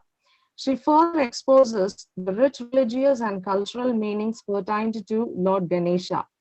As we know, exclusively diverse country in terms of religion. According to the Hindus, Ganesha is a deity who can bring fortunes and remove evils from one's life. He is worshipped as the Lord of prosperity, Lord of farming, Lord of learning, Lord of water, and the guarantor of success. He transcends religion and is hailed as India's icon of protection. He transcends not only religious divisions, but also class and caste divisions. He is also called the god of equality, as anyone rich or poor, illiterate or scholar can invoke him. Having secured a place in people's heart, he is the guardian of Indian homes, ensuring the entry of only good fortunes at their homes. Besides, Ganesha permeates the entire spectrum of Indian heritage. He has been a deity of community helpers. Since 3000 BC, the tradition of offering Ganesha grains of rice has been followed as a ritual by Indian housewives. There are historical evidences which show that the ancient farmers worshipped Ganesha as the lord of farming, with his trunk as the symbol of uh, plow and his belly as granary. In the monsoon season, the majority of Indians who are dependent on agriculture for survival celebrate Ganesha as the lord of water, with the hope of uh, bestowing a bountiful harvest. Then in the business community, from small entrepreneurs to tycoons, all are dependent on Ganesha for venturing into new projects or venturing into new investments, so as to receive his blessings and protection. To learners, he is the Lord of learning and knowledge, who encompasses 2 aspects of wisdom, such as judgment and discrimination. The devotees surrender themselves and seek guidance from the deity in taking proper decisions. Ganesha is also considered to be the most accessible of all the lords, as he may be invoked by anyone without a priest or other intermediaries. According to Geeta Mehta, divinity is to be found in the self. Since Ganesha epitomizes hope, optimism, goodwill and tolerance, he is the most democratic of Indian deities transcending cultural barriers, not only in India, but also outside in India, in Hong Kong, Manchester, and the United Kingdom. Ganesha is worshipped. Yeah, pardon, ma'am? You have only 1 minute, ma'am. Kindly conclude it, ma'am. Yeah, okay, ma'am. Not only in India, but also outside India, he is worshipped as the Lord of Connections and the God of cause and effect, for he is the guarantor of future. Then he is also believed to cleanse evils from the world of evil when he reappears. To conclude, Gita Mehta's Eternal Ganesha is a powerful book on the glorification of Ganesha, exposing his mighty power in various forms. He is not only God to Hindus, but to all who are touched by his benign spirit, benign and generous spirit. Thank you. Jasmine, just a minute. Yes. Thank you, Sharmeen, for your topic. You have enormous courage to take this topic at this stage. Actually, not only Gita, but also our Grish Karnad gives the foundation about the Lord Ganesha. Yes, sir. Because of Hinduism, because of one community, we don't want to expose too much things. But one thing, the figure or the feature of Ganesha conveys what is called incomplete. Each and every human being here that is in this world has some sort of incomplete. That incomplete may be what is called overcome whenever you have the chance to seize the belly, or what is called the trunk, or other things. Now, particularly if you read Havadana, you feel it. Okay, whatever it is. At this stage, I don't want to discuss too much things about the Ganesha right now. Whatever it is, I appreciate your effort by means of introducing the author and also the introducing the book in such a very nice manner. Okay, Jasmine. Yes. The next paper presenter is Lindsay Lynette, Research Scholar, Department of English, Laila College, Chennai. A very good afternoon to one all present here. I'm Lindsay Lynette from Loyola College, and I'm here to present my paper titled Inclusivity and Equity in Online Teaching Learning Platforms, Addressing the Needs of ESL Learners with Physical Challenges in Learning Disabilities. So I'm going to keep it very brief, and I'm just going to give the crux of my presentation to save up the time. So the 21st century is undoubtedly witnessing a lot of advancement in technology in almost all spheres of our lives, and education is no exception. And English language teaching area or field is also undoubtedly facing a paradigm shift when it comes to this situation. And at this juncture, it is of this rapid flux that is happening around us. It is the responsibility of every ELT researcher and expert to arrive at strategies that are going to be inclusive and accommodative to not just the majority of the student population. By majority, I mean the regular learners within quotes. Okay, the so-called regular learners, but also learners with physical challenges and learning disabilities, because in most cases they're left without being recognized at situations of crisis like this. Okay, so with this even more challenging situation like the COVID lockdown situation, where the teaching and learning paradigm have been completely or forcefully shifted to online for both teachers and learners, it's extremely challenging to bring about working solution for these learners. And hence this paper attempts to create awareness on the need for inclusive teaching and learning strategies, especially to teach English, learners, dyslexic learners or learners with learning disabilities and physical challenges, who learn English as a second language.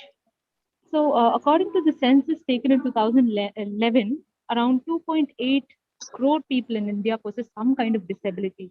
And according to Sarkar's data, which was taken in 2020, 45% of the disabled population do not know to read and write. They are illiterates. And among that, only 62.9, among the overall population, only 62.9% have attended regular schools, and they've not completed it also. There's no record on them completing it. Now, this being the situation at this time of, COVID lockdown and all of this, where everything has been changed, the traditional, way of teaching and learning has been completely shattered and moved to online situation, it's highly important that we as researchers, create awareness on such, existence of such needs, language learning needs. So first and foremost, problems faced by these learners with learning disabilities and physical challenges must be understood in order to devise, an inclusive strategy or inclusive teaching and learning platforms. And especially when it comes to ESL learners, learners who learn English as a second language, it is highly essential because English being an orthographically deep language, which means, they have a lot of irregular characteristics, which is difficult even for a normal ESL learner. I'm putting normal within quotes, I'm not tagging them just for the sake of presentation. I'm using these terms. It's very difficult for them to get it. And considering learners with learning difficulties and physical challenges in such situation is very essential to make note of all these changes and analyze their needs, and then arrive at strategies and all of that. So first and foremost, we have to understand the situation that these learners with difficulties will be in. First of all, they'll be affected physically, emotionally, cognitively, and financially, and because of this, they'll be lacking motivation, concentration, and other, and there'll be a drop in their learning performance. So one must be aware in the change of their learning environment. For example, these learners, gratefully, they have a lot of, facilities in their colleges or schools where there's something called the enabling centers or enabling units in all these colleges, where they provide all these assistive or aiding technology for these learners to learn better or cope with, their peers. But then now the situation has completely changed, where they take education from their houses.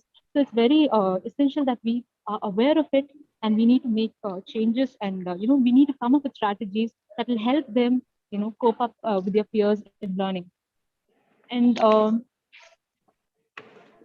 okay, I'll just list few problems, identified with analysis taken in Loyola College with learners with physical challenges and learning disabilities. So there are few things that they highlighted. The first thing is, interrupted and poor connectivity at their places, because most of them are, they stay here, they stay in hostels and study, but when they go back to their places, which are mostly from rural areas, it's kind of difficult for them to connect and do. And for a regular learner, it's easy to gain access and all of it to take help, but learners with physical disabilities and learning disabilities, it's kind of difficult for them to move around and gain access and take help. So that has to be, identified. And unequal access to technological tools. Yes, ma'am, I'm winding it up, ma'am. Yeah. Yes, ma'am. Yeah. Technological tools and hardware and software, all of that, and inadequate skills to use e-learning mode, because without any orientation, most of the colleges and schools have jumped into this e-learning situation. That has to be considered. And the financial situation, due to the lockdown situation, again, the families suffer with a lot of with regards to financial area. So it has to be rectified, and the college or any other institution must be aware of the situation and help them. And lack of motivation, they should be motivated to do something about it. And I have few pointers for every educational institutions to have in mind in order to overcome this situation. First and foremost, they need to have, they need to identify these learners with disabilities, and secondly, they have to organize an orientation program for these learners and their parents or whoever is their help. And third, they have to create a help desk for these people to stay in touch with the college. Excuse me, ma'am. Yes, Your time's up, ma'am. yes, yes, ma'am. I think I'll be there. Sir? Yeah. Okay. Thank you, Lindsay, for your super fast presentation with a lot of statistical data. In fact, it's very difficult, even though the topic is very nice at this juncture, COVID-19. Country like India, I find very difficult to stick on online platform. The reason is, in Finland or New Zealand or somewhere, Wi-Fi connectivity is available almost everywhere. Whereas India, even we academicians, we allied people, we couldn't catch what Lindsay is saying because of the transmission problem. See, Lindsay gave a lot of information, but we find it very difficult to decode because of the translation problem. So this is the reason. But whatever the thing, your effort is very good. It will be nicely taken into account. Thank you, Lindsay. Thank you so much, sir. Thank you, ma'am. Next participant is Ms. Nisha MB, Research Scholar, Nurul Islam Center for Higher Education, Kumarakovil. Good afternoon, one and all. Ma'am, am I audible? Yes, ma'am. Okay. Good afternoon, one and all. I'm Nisha. I'm working at National Institute of Speech and Hearing, Trivandrum, and I pursue my part-time PhD at Nurul Islam Center for Higher Education, Kumarakovil.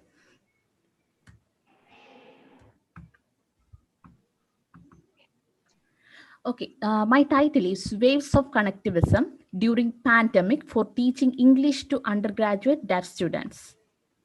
As you know, the outbreak of COVID-19 and the sudden lockdown have created formidable challenges all around the world. It switched the comprehensive schooling system to digital platform. The teachers and students have explored the possibilities of teaching and learning through e-platforms, where the 20th century learning theory, connectivism, captures the attention. The spotlight of my paper is definitely connectivism. So let's see what is connectivism is. Connectivism is a 20th century learning theory which deals with how the e-learning platforms have created new opportunities for people to teach, learn, and share information all over the world.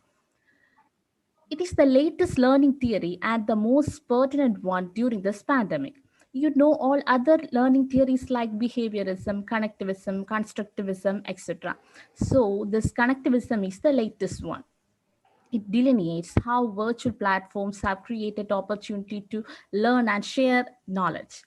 It was coined by Zeymans and Stephen Dance in 2005.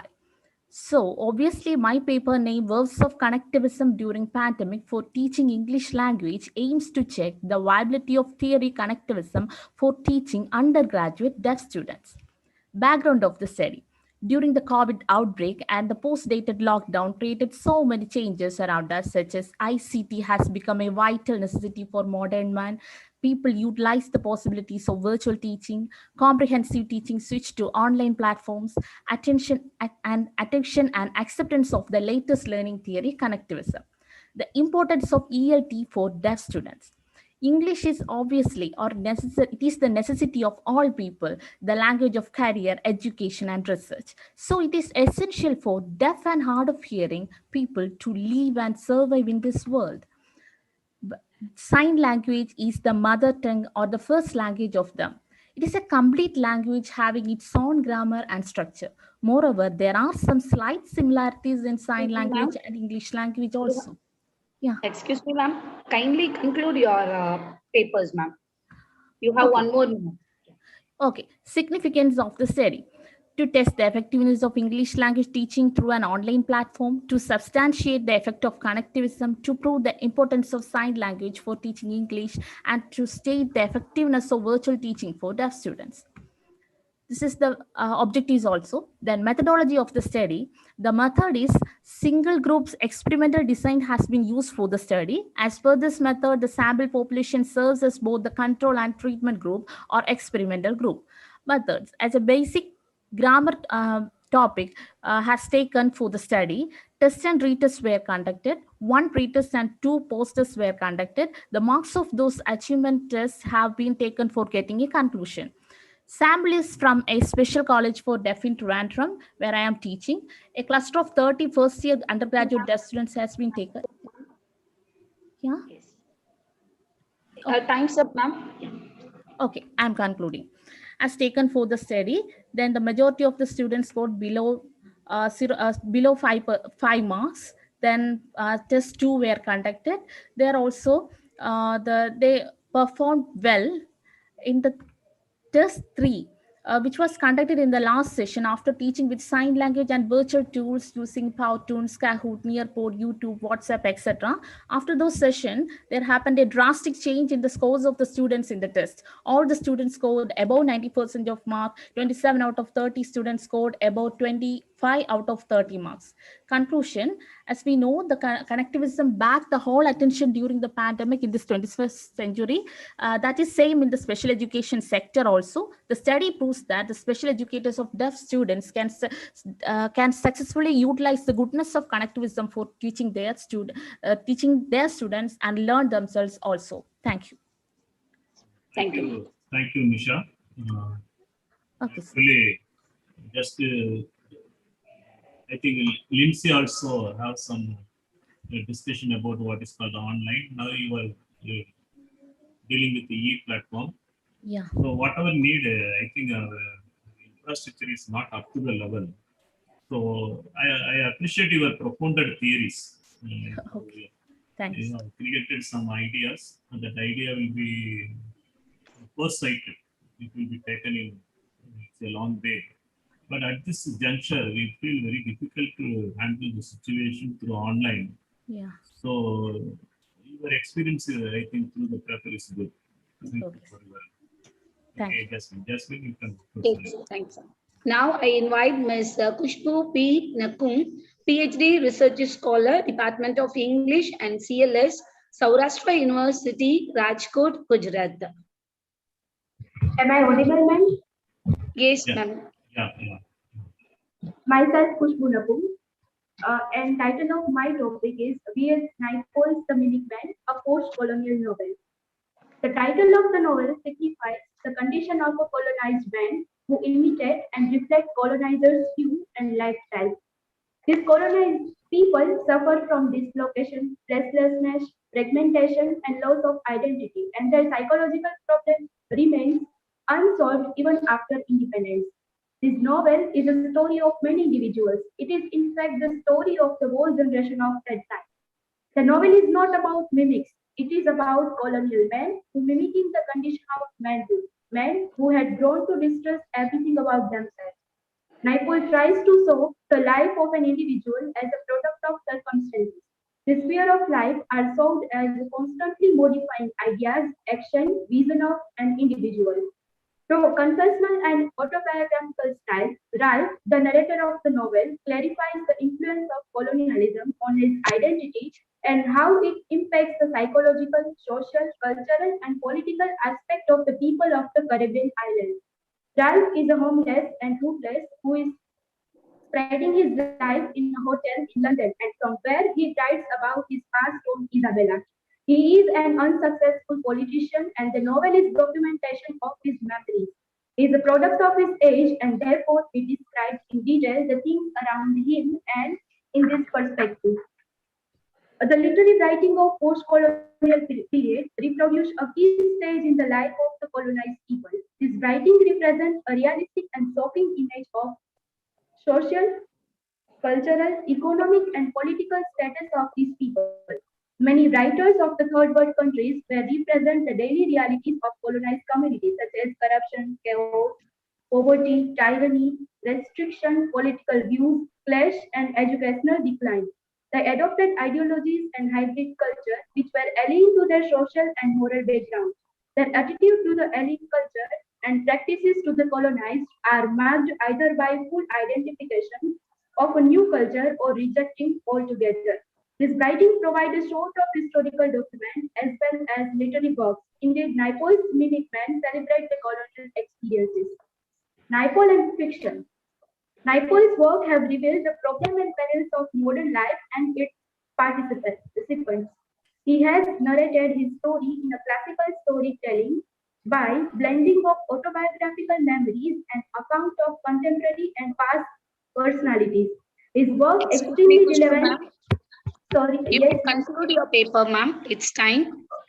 Okay, fine. Naipaul records the event with a specific purpose and seeks the present of the vision his life. He allows the characters to speak themselves and has incorporated his knowledge of history, psychology, geography to construct his vision and his writing. Towards conclusion, I would like to say that Naipaul has succeeded in providing the authenticity to his narrative by employing an autobiographer as the narrator who communicates like a modern autobiographer. His fleshlessness in this world as a universal phenomena He succeeded in making the Mimic Man a great fictional work of art. Thank you. Thank you, ma'am. Thank you. I named, I think, Kushbu Nakum. Yes, sir. The influence of post-colonial is nicely right. I couldn't get the data because of the transmission problem. But the identity, psychological, and social issues are very nicely discussed. Okay, thank you. Shall we move on to the next one, sir? Yeah. Yes, yes, yes. Now I invite Dr. N. Prathipa, Professor, Kamraj College for Engineering and Technology, Madurai. Yes, ma'am. Am I audible, ma'am? Yes, ma'am. Carry on. Yes, okay. Good afternoon, everyone. The title of my paper is Tips and Tricks to Teach Academic Listening to Indian ESL Learners. Out of the 4 skills, namely listening, speaking, reading, and writing for learning a language, listening and reading come under the receptive skills category, whereas speaking and writing come under the productive skills category. It has been universally acknowledged that reading plays an indispensable role in the acquisition of academic language proficiency in that particular subject. In a scenario where students are more inclined to e-devices such as laptops, tablets, and iPads via online classes, listening has emerged as a front bencher, delegating all the other skills by playing an essential role in language learning these days. Academic language proficiency is the narrow stream of linguistic competence that comes under the umbrella term communication skills and the ways of honing of the academic listening skills with the ultimate objective of the expansion of academic language proficiency in the Indian context during this era of online classes is dealt with this in this paper. And renewed interest in academic listening. Being the lingua franca, library language, and computer language, English has emerged as the most important language in the world today. In recent years, listening, the most difficult skill of yesteryears, has suddenly occupied center stage, driving reading to the backseat. And this phenomenon has occurred due to the skyrocketing of online educational applications like Byju's, Neo Stencil, Unacademy, Online Theory, and Stepathon, etc. in the Indian contextualization. The steep increase in the paid users of the above platforms is a solid proof for the paradigmatic shift in the educational mode taking place in the Indian educational sector. In such a scenario, the Indian student is in a drastic need to hone his academic listening skills, and oral comprehensible input must be given to the students as part of the language teaching program. This is one of the main reasons for the renewed interest in the arena of academic listening. And there is a saying in English that no one is as deaf as the person who will not listen. So in the second language context, listening without proper comprehension is mere noise. Listening is often perceived by language learners as the most difficult language skill to learn, and consequently can become a source of anxiety for L2 learners. When a student educated in vernacular medium enters the portals of the college, the paradigmatic shift of language instruction from regional language to English is a great barrier to his academic language proficiency. In that case, if he hones his skill of academic listening in the target language, he can really enhance his academic language proficiency. And here I would like to give you some tips which can be used to hone the academic listening. Yeah. Yes, we can make use of top-down strategies and bottom-up strategies, like listening for the main idea, predicting, drawing inference, summarizing, and concentrating on specific details while listening, recognizing word order patterns. These can be the strategies which can be used by the language teachers to help the students to improve their academic listening. And if we motivate the students to learn in this manner, then definitely listening comprehension will become an important language skill that can be developed by the students in this era of online classes. And language learners, they will be able to understand the target language just like a native speaker. They will be able to access the rich variety of oral and visual L2 texts which are available via network-based multimedia such as online audio, video, YouTube, podcast, and blogs. So it depends upon the teacher to Thanks up, ma'am. Yes, thank you, ma'am. Thank you for the opportunity given, ma'am. Thank you, Madam Pratibha. Yes, sir. I think your experience is richly discussed in this paper. Yes, sir. Teaching literature is easy, but teaching language is very difficult. So, I feel that your experience in engineering college. Really, sir, we do experience. Yes. That is clearly said. And you know the real difficulty. teaching literature is almost like a storytelling. There is teaching language is not so. It is skill based. So first of all, inside the classroom, we feel very difficult. Now, Really, motivation yes, is really difficult, sir. now we are in online. It's very, very That difficult. is really very difficult. Very difficult to infuse the mind that boy or girl. Thank you for the Yes, I know. regard you have So, on us, sir. Really, yes, sir. yes. Thank Anyhow, you so much. it's a really nice paper. Thank you, madam. Okay, sir. Thank you, sir. Thank you, ma'am. Thank you, sir. Yeah, now I invite A. Preeti Annette, teacher, Cluny Matriculation Higher Secondary School, Salem.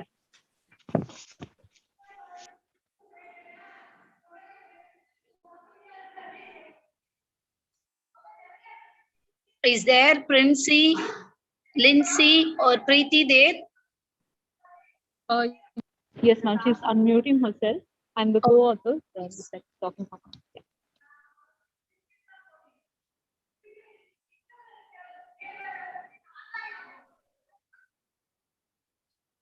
Come on, ma'am, it's time. Ma'am, just give us a minute. Ma'am, probably you just move to the next person. I think she's having some technical difficulty because the area has some connectivity issues. Sorry, thank you.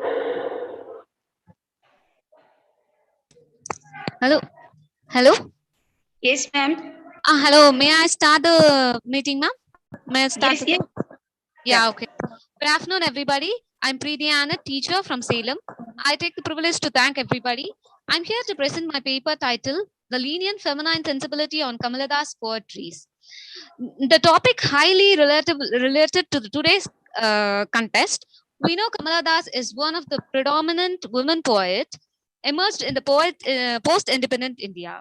Her poems portray the raw feelings and emotions of women, which is relevant even today. She is one of the representative of Indian feminism.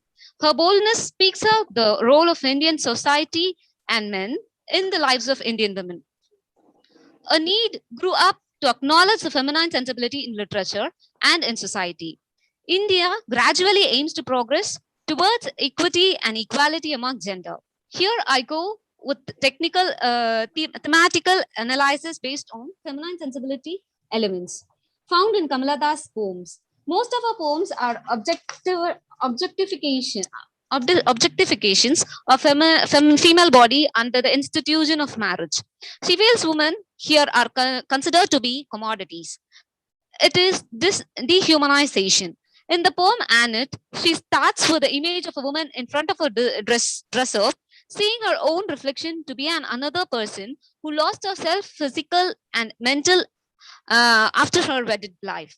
Next comes tragedy of women in search of respect, love, equity, and equality in male-centered society. The poem Sunshine Cat is portrayed to dramatic journey of women in physical, emotionally by man in society. In the poem Love, she uses fragmented human body parts such as mouth, skin, limbs to showcase the hard situation of women.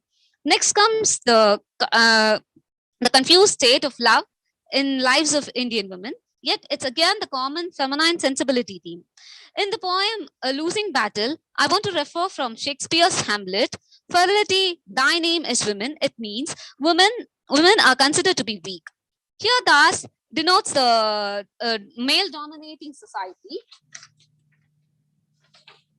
The poem, The Testing of the Siren, is after acquiring an intimacy and liberty through love, but ends up losing, which finally gives loneliness to physical and emotional to women in unhappy married life. The poem Summer in Calcutta reveals unpairing feelings of anger, frustration, anxiety, and disappointment. Her poems such as Wild Bougainvillea, The Moggats talk about death, decay, and hopelessness too.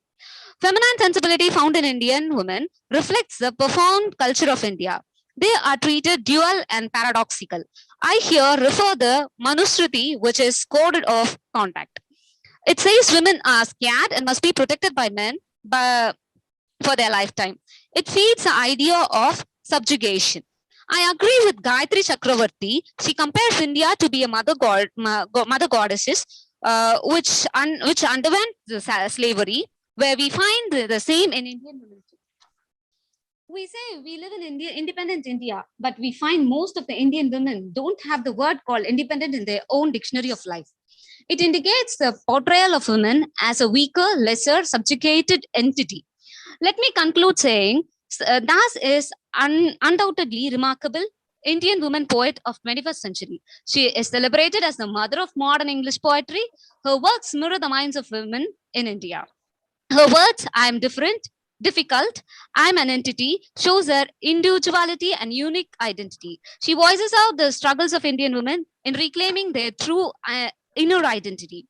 Her poems vivid talk about feminine sensibility. Therefore, she stands as a symbol of freedom and liberty, which inspire the modern Indian women to talk on their rights of rights and enjoy true liberty by striving by gender equity and equality. Thank you, sir. Thank you, ma'am.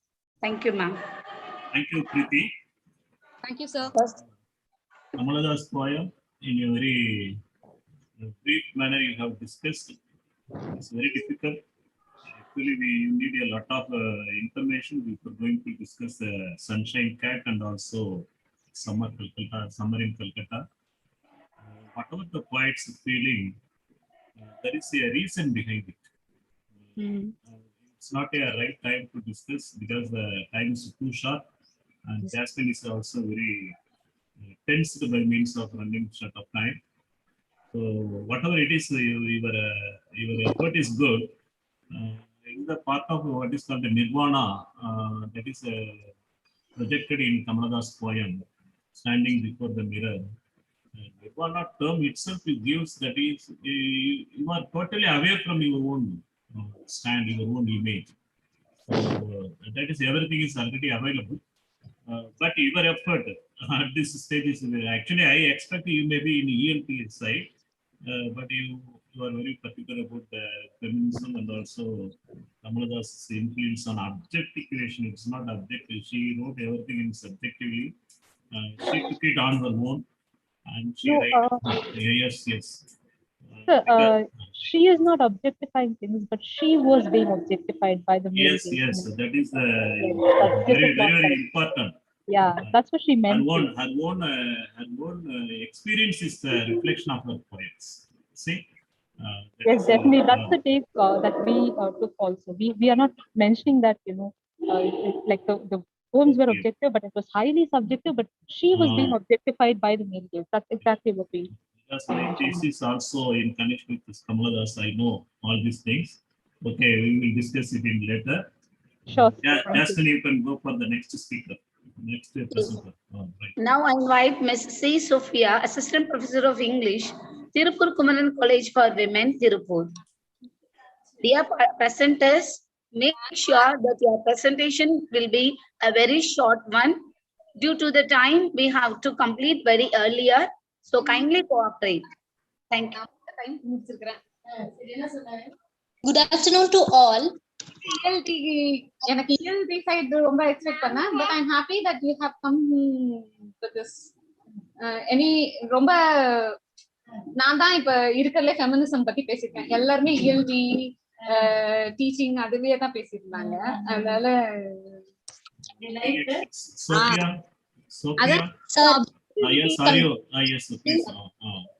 அவங்க poems வந்து ஆப்ஜெக்டிவ்னு சொல்லப்படுது. அதுல லின்சி வந்து no so please we will discuss later. Sophia, please you present your paper.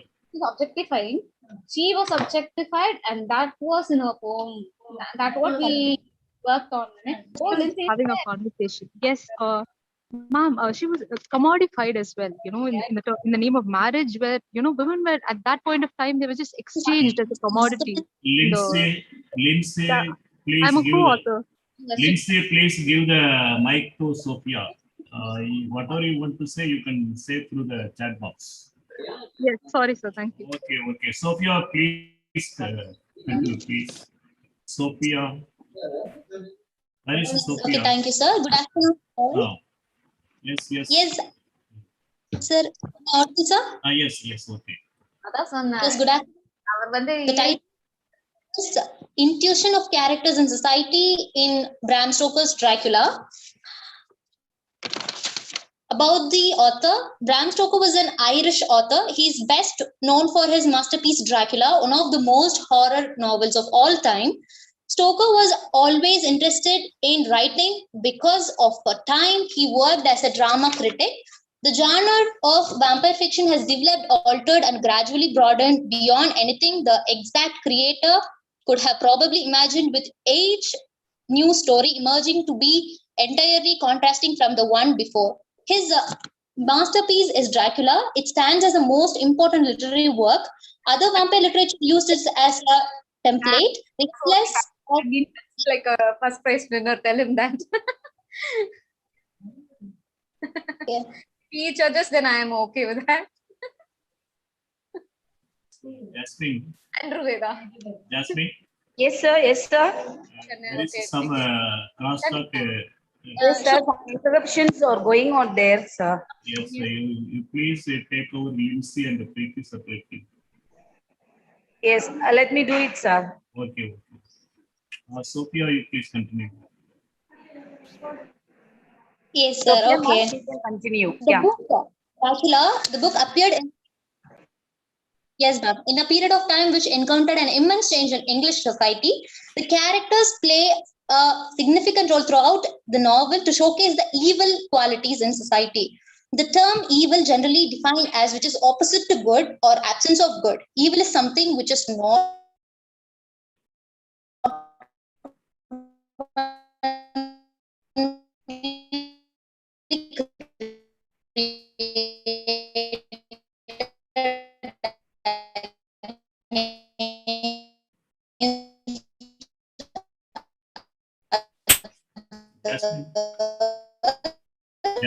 Jasmine.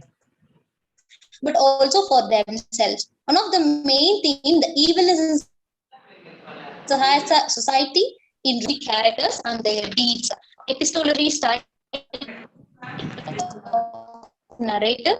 The title, the original title of the novel is The Dead.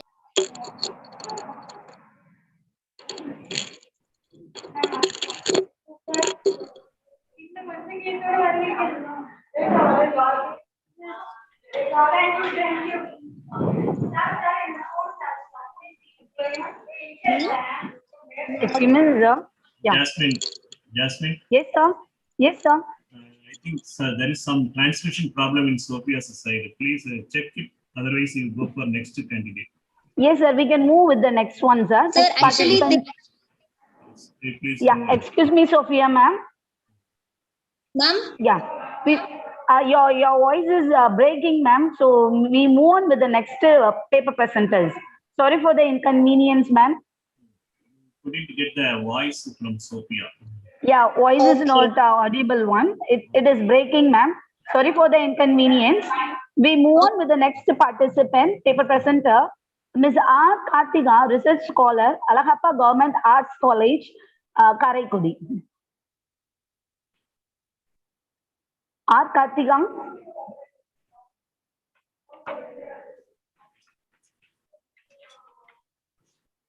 Okay, we move on with the next one. Next paper presenter is V. Ashwini, MPhil English Literature, Sri Sarada College for Women, Tirunelveli.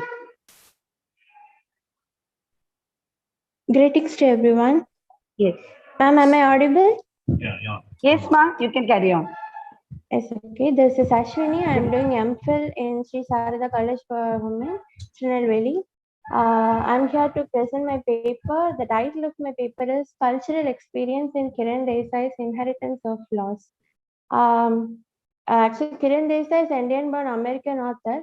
So in this novel, The Inheritance of Loss, she reflects her own experience and about migration and the alienation from her mother country. She gives her own dual Indian American experience through the characters of her novel. This paper also deals with the exploration of every individual who encountered the complicated meeting of Eastern and Western culture. In this novel, she introduces a character, Jemu Bai, and she clearly explained the character as he was treated like a stranger who do not fit into their own world and community. And also his character reflects the lives of every migrants who were protesting for their lives, or we can also say that the problems that they could cope up with. So everywhere the character Jemubai finds disgust and hatred by most of the people, he grows weird to himself. As a result, he forgets how to laugh like others because of this racial issues. Not only Jemubai, there is another character in this novel, Biju, uh, who goes to America to earn his livelihood, also finds the same disgusting attitude and ill treatment from America. Actually, Biju works in several restaurants. In every restaurant, Biju works put on views about racial differences. However, a person who comes from East or another colonized country can lock only the lowest position.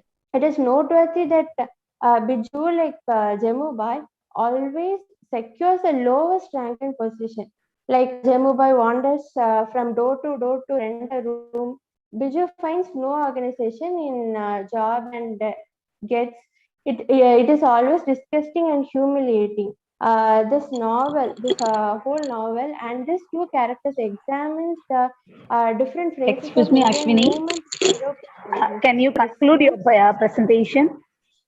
Yes, sure, ma'am. Yes, yes.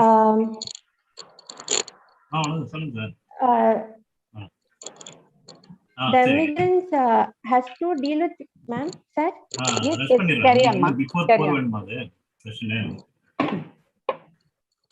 Carry on, ma. Okay, Ashwini. these characters are felt and amongst and commonly struggling to live on the modern world, unsure of whether they will ever see the benefits and the earning of globalization.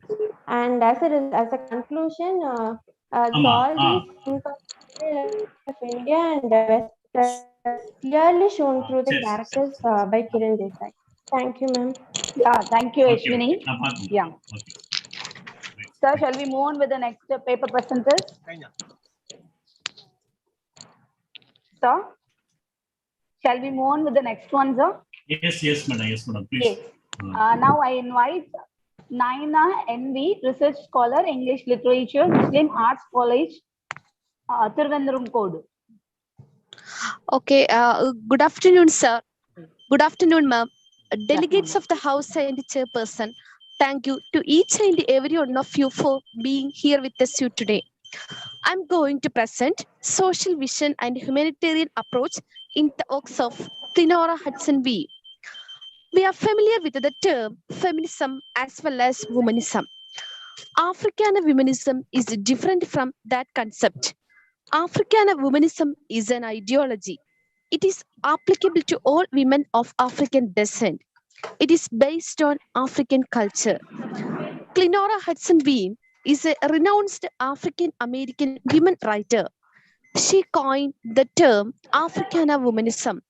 The 18 principles of Africana womanism are self-naming, self-definition, flexible role player, genuine in sisterhood, strength, male compatible, respect, recognition, wholeness, authenticity, spirituality, respect, appreciation for elders, adaptable, ambitious, mothering, nurture. African cosmology naming no more. This is a key step which many women of African descent have failed to address. African women are able to address gender issues without partaking in feminist activity. Black men and women have ultimate responsibility of securing family. Women cannot share their biological role as child bearer, and men are still considered the protector. African women that cannot be broken genuine sisterhood. They are joined emotionally, understanding each other, shared experience. African womanists come from long tradition of psychological Excuse me, as well Naina, as ma'am. okay, ma'am. Can you conclude it, ma'am? Okay, There okay, are ma'am. paper Okay, ma'am. presenters there. Okay, sure, ma'am. African women do not see the man man as her primary enemy. Some of the traditional values forefront the role of African mother as leader in struggle to regain reconstruction and create cultural integrity. Needless to say, Africana womenism as a vehicle of social vision and humanitarian approach. Ma'am, It's okay. ma'am, thank you, Thank you, ma'am. ma'am. Thank you. Okay. Our next participant is, paper presenter is R. Kartiga, research scholar, Alagappa Government Arts College, Karaikudi. R. Kartiga. I go for a next. Okay, sir. Next, Silamu Nitya, PhD, research scholar, research center in English, Alagappa Government Arts College, Karaikudi. Next, Saru. Yes. Ms. P. Sarojini, PhD, research scholar. Yes, ma'am. Yes. Present your paper now. Shall I start, ma'am? Yes, ma'am. Good evening to one and all present here. Today I'm going to deal with the topic Emancipation of Women in Isabel Allen's The House of the Spirits. Isabel Allen, a Latin American writer, is reputed as a substantial pillar of literary achievements. She was born in Lima, Peru on August 2, 1942. Isabel Allen's debut novel, The House of the Spirits, began to gain progress and strength towards the women's movement, both historically and fictionally. Through women characters like Nivea, Clara, Blanca, and Alba, Allen vividly sketches the development of women's struggle for freedom. These women characters epitomize at various stages of Chilean political and social history. Pressures hidden in her novel are inseparable and essential. In spite of political conflict between the military and the liberals, there is also another battle in the novel. The battle is between the dominance of men and women. The female characters are made to overcome the suppression of patriarchy.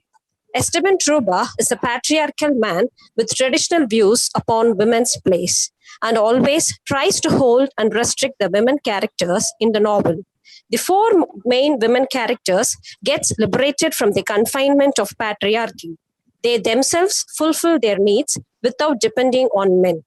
Esteban's inclination to possess women and keep them within his own private control is clearly evident at the opening of the novel itself. He always holds back them as property to maintain their loyalty. Possessiveness between husband and wife is quite common, but there is a limit for everything. In Esteban's case, he has crossed the limit and he is overwhelmed with male domination than possessiveness. In contrary, Clara is not much arrogant like that of Esteban in her attitude. Rather, she tackles a problem in a very different way. Silence is the most powerful scream. As per the above saying, the weapon used by Clara to overcome her problem is nothing but only her silence. Clara's silence is untangled as a smart supremacy over the world. Therefore, through the women characters in the novel, Isabel Allen has defeated the male domination and made the women to attain emancipation at the end of the novel. Thank you for everybody. And also I thank the faculties for giving me this opportunity. Thank you, ma'am. Thank you, sir. Thank you. Thank you, Sarojini. Thank you. Next paper presenter is P.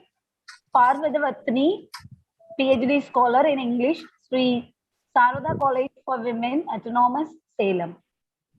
Good afternoon, one and all of you. Shall I start, ma'am? Yes, please. Yeah.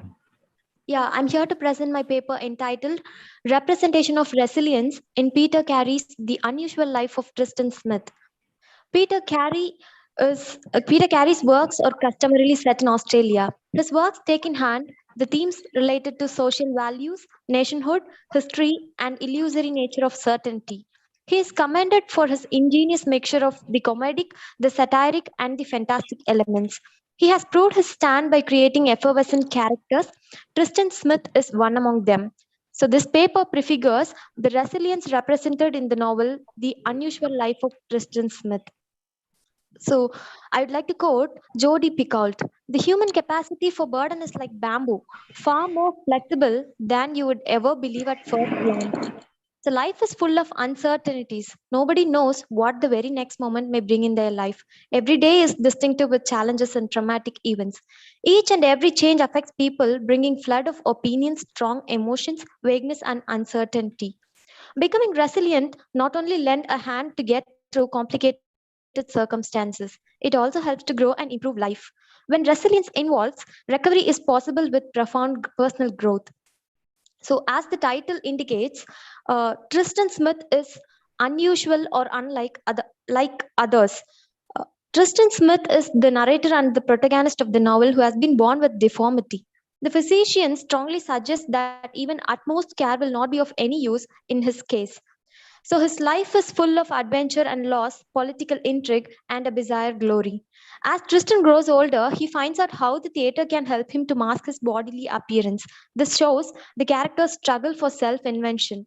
In spite of his malformations, his effort and credence on self has made him a successful figure in the theater. The first part of the novel is full of affliction, the major misfortune being the protagonist's physical deformity. But while the novel progressed, the adverse phase in Tristan's life has become ineffective because of his optimistic approach towards it. To, uh, to support my argument, I'd like to quote Eric Grittins here. No one escapes pain, fear, and suffering. Yet from pain can come wisdom, from fear can come courage, and from suffering can come strength if we have the virtue of resilience. Thank you. Thank you, Parvadavartini. Thank you, Parvadavartini. Thank you for your presentation. Yes, sir. So, well presented. Thank you, sir. Shall we move to the next one, sir? Deborah. Sir, shall we move on to the next one? Yes, you go for next. Yes, sir. Rama Lakshmi. Ms. M. Deborah, research scholar, Department of English. Deborah, are you there in the line? Yeah. Yes, ma'am, I'm here. Yeah. Sorry for the inconvenience. Thank you, ma'am. You can explain the outline alone. No need to present your full paper. Just give Okay, the ma'am. just alone. Yes, Okay, ma'am. thank you. Even I have prepared my presentation as a gist in the PPT, ma'am. I'll share my screen. Yes. Is it visible, sir? Yeah, please. Yes, sir. Thank you, sir. I have chosen the topic e-learning and flipped classroom as offered by the Bodhi. Bodhi list. Here we are already familiar with e-learning, but here I will introduce the flipped classroom. This is now the hot talk, the engrossing momentum in the present era. We are familiar with e-learning. We are even working on this. We have to know that it is different from the traditional learning. In the traditional learning, am I audible, sir? Yes, please Yes, proceed. this is different from traditional learning. In the traditional learning, we know that a teacher has to teach and the student have to take notes, and the student have to take the notes to their home and they have to learn in their home. But now through this e-learning, they can download the materials from the classroom, and they can create G-form, and they can fill up the G-forms, and they can utilize it even where they are. As this, we know that knowledge is at the finger of the tip, and it is a efficacious learning. That means it's not time consuming. And as usual, we also know that it is a part of communicative language teaching. We can use the materials, technologies inside the classroom. And this is the pictorial representation. The traditional classrooms, we have to listen to the lecture and we have to go to the home to work on those. But in the flipped classroom, the lecture itself is through the online, and when they come to the class, they have to work it as a practical activity. And this is the flipped classroom. We are sure with the word flip. The flip means we have to flip the page. That's here I'll show another picture. This is one of the instructional strategy for learning, and here I have referred for reading work at home. The teacher has to give the students material. They have to read it at home. They have to get the prior knowledge of the syllabus and the content, and when they come to class, they have to work on problem solving activities and the practical activities at the classroom. As I have mentioned, the 4 R's, they are review, relearn, revise, and yes, They can, with the videos and audios, they can work at any time, even when the students are in travel, such as that flipped classroom will be useful for the students. And the 4 pillars of the flipped classroom as by Bower Ramani is that F for flexible environment, and L for Excuse learning, me, and I Deborah. for English. Yeah. Yes, ma'am. I'll finish, ma'am. This is the representation of the flipped classroom at the home. Excuse me, Deborah. Yes, ma'am. I'll finish, ma'am. That's it, ma'am. Yes. Yeah. This is the end of the picture. Teacher, technology is nothing without a teacher and a plan. As referred by Gordon Lewis, a teacher has to be all these points as I have mentioned in the PPT. That's all for the presentation. Thank you so much. Thank you so much, sir. Thank you if I have consumed a lot of time. Okay.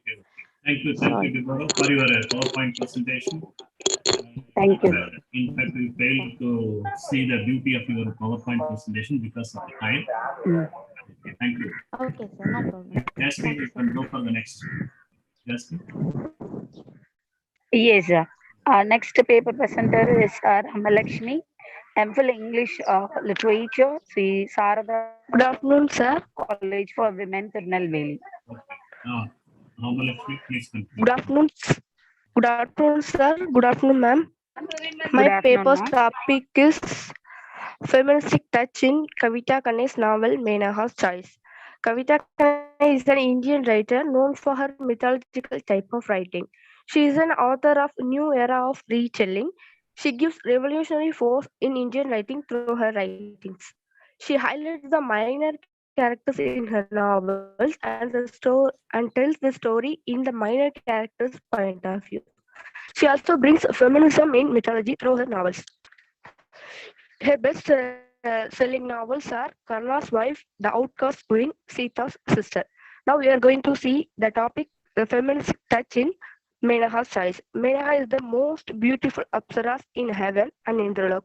She is an celestial woman, arises from Indra is the king of Devas, the most powerful warrior in heaven, and also the ruler of heaven and the dispenser of rain and thunder. Apsaras are created only to entertain rishis, devas, and gods in Indralok and to distract the attention of rishis and devas who make threats to God in heaven. Excuse me, Ramalakshmi. Yes, ma'am. Can you explain the gist alone? No Okay, need ma'am. to present it. Just explain your concept alone. It's time. Oh, okay, ma'am. Okay, ma'am. The Apsaras are not allowed to marry, but in the main character Menaha falls in love with the Vishwavasu, the king of Gandharva, and also marry him. Menaha's life has 2 phases in this novel. First one is her life with Vishwavasu, and also have a daughter with him, Brahmadwara. Then second phase of his life is her life is love with Vishwamitra, the most powerful rishi in earth. Lord Indra gives a mission to her to seduce Vishwamitra and also have a baby with him, so that he does not achieve his ambition as a Brahma Rishi, because he challenges the gods and dares to create a new another heaven. So Indra sends Menaha to earth to seduce him and spoil his ambition. First, Excuse me, Menaha does Ramalakshmi. her ambition. It's time, Yes, ma'am. Yeah. It's time. Let's move on with our other participants. Okay. Okay, ma'am. Thank you. Yes. Thank you, Thank ma'am. you. Now Thank I you. invite S. Selva Kumar, Research Scholar, Department of English, Tiruvallur Government Arts College, Rasipuram, Namakkal. Good afternoon. Hello, ma'am. Yes, sir. Good afternoon, sir. Carry on. Good afternoon to one and all present here. I am Selva Kumar, BGT Research Scholar, Department of English, Tiruvallur Government Arts and Science College. My topic is, I would like to go to my topic, a study of mysticism in Samarpana poem by K.V. Raghupati. Mysticism aims to the complete infinity of oneness with God. Mysticism also the values, strength, experience as an important component. Mysticism is the manifestations of God as a spiritual truth and ultimate reality. Mysticism is one of the popular searches. However, mysticism is completed by mystery. Whoever wants to know the mystery of spirituality has to win in his mind. I like to discuss about this topic, what mysticism, through the Samarpana poem. Samarpana was written by K.V. Raghupati. He is a poet and he wrote 12 books. All the books are relevant to the soul, spirit, human being knowledge. Raghupati mainly focused to connect to human and God. He gives more important to them. Mysticism is not only mystery, that is soul and human knowledge activities. This is a discussion about the soul, spirituality, human behavior, human knowledge, and human feelings. The world scholar are finding this mystery because of nobody can answer what is the real mysticism to the human between the gods. Soul is a life with human beings. The poem of Samarpana is a very clear about the mystery of spirituality. This paper discusses about the humanity soul. It connects to human soul and supernatural God. Mysticism means believing the God, the intellectual. Mysticism is the belief that God has many incarnations and many forms, but it is a full exploring and believed by knowledge. Mysticism is the doctrine that love and knowledge cannot attain the through the deep development of the spirituality in worship. Spirituality deals with the human soul and God, although every human being has a different characters. Mysticism is the main point of the secret knowledge of religions. Soul and God is important, although people are thinking deeply about the religious related activities. That time, mystic secret knowledge automatically comes over. Most of the philosophers are searching of what is the secret of mysticism. They would, they would tell to the mysticism means feel to the self. Soul right is way they never got. Sit and spirit are everyday searching mysticism moment. Mysticism is a not only focus the life of secret. It is a mainly focus of truth, soul, human hidden, spirituality, knowledge, prayer, God, power and supernatural mind. Every human being's life is mystic life, and natural also has mystic things. Mysticism is understood of human inner souls. It is the only aim to the reach God. Mystic life expose mysticism. People understand his karma, life, religious, and everything, but they are not followed to that. I would like to conclude my paper. Raghuti, all poems expose humanity, mysticism, soul, spirituality, conscience, sense, truth, and engagement. It is a connect to soul to God. Human beings should understand is a main mysticism in Hindu religious. Inner sense is a real beauty of body, and outer body is related activities. Spirituality and conscious mind always react to human beings.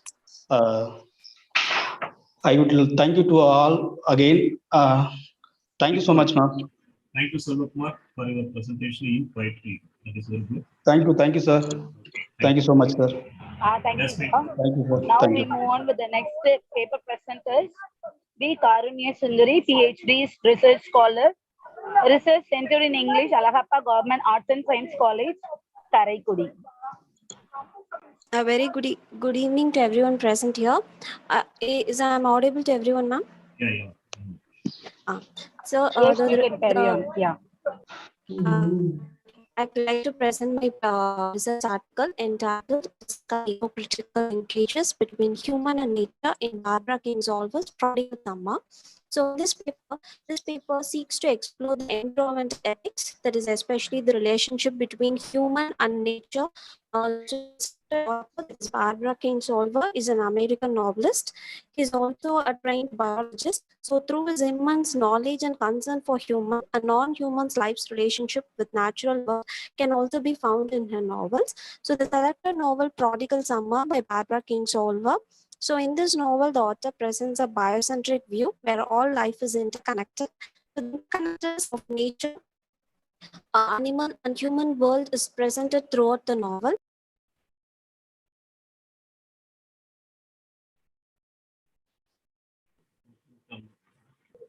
Jasmine? Yes, sir. I think Audio is not audible, sir. I think some transmission problem. Yes, sir. Shall we move on to the next one, sir? Yes, you go for the Yes. Mrs. I'm R. audible, Devi, sir. of Excuse me, English. sir.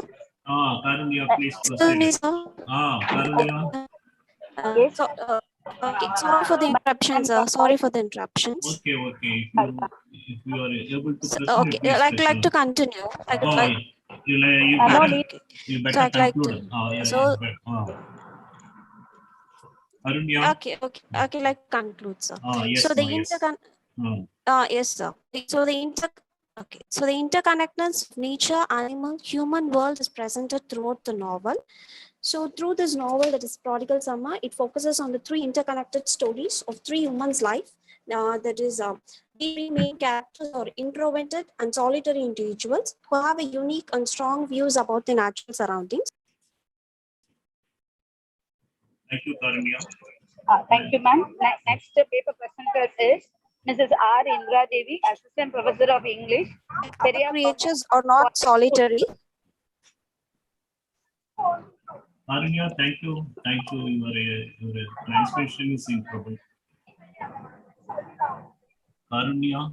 R. Indra Devi. Yes, sir. Yes, we can present it, ma'am. Yes. I'd like to conclude with two more sentences. Shall I proceed, sir? Sorry for the interruptions. Okay, please. So that's the study is just in ego-critical analysis of the selected novel.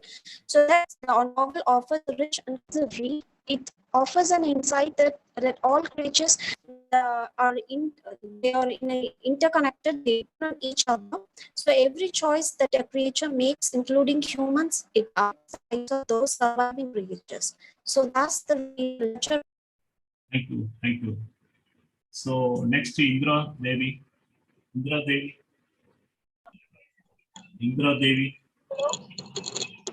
Shall we move on to the next one? Karunya, please conclude. Please over. Indra Devi. Okay, thank you, sir. Thank you. Shall we move on to the next paper presenter, sir? Yeah. Mr. Victor Vinod, Research Scholar, Vellore Institute of Technology, Vellore. Yes, sir. Good evening, sir. Yeah. Good evening. Good evening, sir. I would like to share my PPT. Is it possible now? Yeah. Is it possible, sir? Yes, please. Okay, sir. Thank you, sir. Just to run it. Okay, sir. Good evening, one and all. This is my topic. African and Canadian literature, the community victims of the feminism on Toni Morrison and Margaret Atwood. And the main things of this thing is speaking about the community, cultural tradition, identity, self-reliance, and feminism. And this I have to just compare with the Canadian literature and African literature. Just I don't want to go for the deep words. Just I want to tell about the themes of the operations of the women. The Toni Morrison, The Bluest Eyes summary, it's speaking about, and it is called The Bluest Eyes, is a story about the operations of women. The novel women not only suffer the horrors of racial oppressions, but also the tyranny and violations brought upon the theme of the men in their lives. The novel depicts several phases of the woman development in the womanhood. And the next topic is, and I have selected, is the beloved novels. It explores the physical, emotional, and spiritual devastations wrought by the slavery and devastations of to continue to own to those the characters who are formerly slaves in the freedoms. And the third is the Song of Solomon, and it is a biblical content. And even though that Toni Morrison, she's not copied from this Song of Solomon from the Bible, and she's reading about there's something is a difference, searching identity. It's a central theme of the Song of Solomon. For Morrison, ties to one's community and ancestral past are key to one's true deep identity for the girls and women's. And without these, the ties, the life is disconnected and difficult to relate the truly meaningful ways with others. And the next one is Margaret Atwood, how she is collaborate with these things. The message of the handmaid tale is the political controls of the women bodies and this communicated through the examples of objectification and the violence against women. The third, the final one is, I would like to conclude here. This is quite the paradise, and it is a novel of the Toni Morrison. It is a Ruby, is a community of African American who have established the town of the Oaks, creating their own versions of the Garden of Eden in Utopia, a former covenant which is several miles away. It's a safe haven where the several women have fled over the years and currently live. The Black communities of the novel have developed to the intolerance for the outsiders, which is how Ruby was settled in the first place, paradise, and told with the roughest characters and gives its brief histories. In nutshell, I would like to conclude they are right in the covenant in the ruby. So totally in the many centuries, the women's, they have gone through the persecution and pitfalls, and they have feel in by literally they have freedom, but emotionally and really they have harassment by the male shamanism and patriarchal society. And I would like to conclude and thank you, sir. Thank you so much. Thank you, Victor. Very nicely presented. Thank you, sir. Thank you. Yeah, next. Thank you, sir. Next, I invite JP Aida Joyce, PhD Research Scholar, Department of English, Tiruvallur University, Serakadu, Vellore. Okay, go for next. Next, I'll Good invite. evening, sir. Good evening, sir. Yeah. Please. Yes. Please. This is Mrs. Aida, Yeah. PhD scholar.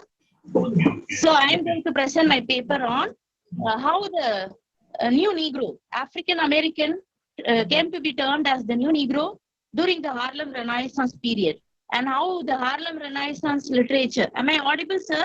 Yeah. Please. Yes. And how the Harlem Renaissance literature reflects and carves a new identity for the African American. So we know racism is a continuous threat to the existence of African Americans from the days of colonization to the present day. Even the last year we had witnessed the death of George Floyd, which is a very pinching example to show that racism still exists in America. So this paper shows how racism and its ill effects has become to which the new Negro is identified. So racism is largely connected with the psychology of the white Americans, and it is the byproduct of exploration and colonization since the 17th century. Harlem Renaissance, we can consider it as a byproduct, which is a multi-sided upheaval at a time when intellectuals E.B. Du Bois expressed their anguish at the sense of always looking at oneself and evaluating oneself through the eyes of others. This particular aspect contributed or spurred the moment of the Harlem Renaissance, when the intellectual Harlemites organized a combat to lift the Black community out of their inferiority complex and experiences in order to revive the Black African American and to revive the Black spirit, so that every individual might discover the new Negro in himself. It is for this reason that the the Harlem Renaissance is termed to be the new Negro movement, Black literary renaissance. Phyllis Wheatley, County Cullen, Marcus Garvey, W.E.B. Du Bois, Jean Toomer, Marita Bonham, Arnhem Bontemps, Langston Hughes, Claude McKay, Alice Walker, Margaret Walker, and Toni Morrison were some of the eminent African American thinkers who by their... Excuse me, ma'am. Can you conclude your presentations, ma'am? Yes, ma'am. Yes. Thank you. So, the comprehension of the new Negro, which itself is a defining text of the Harlem Renaissance, it is a way by which the Negro race is celebrated in this anthology, not only in this anthology, even through other forms of literature. So, by the writings that are presented in the Harlem Renaissance literature, the negative Black stereotypes are shattered, and the new image of the new Negro is identified through the literature, through the writings produced during the Harlem Renaissance period. Thank you, madam. Thank you. Thank you, Aida, ma'am. Yes. Okay. Go for the Yes. Now I invite Satya Jnanambigai, PhD Research Scholar, KMGITS or Pondicherry. Hello, am I audible? Yes, ma'am. Carry on. Good afternoon to all. I'm Satya Nyanambikai. The title of my paper is Trials and Tribulations of Santiago, a Paradigmic Epitome, in honors Hemingway's The Old Man and the Sea.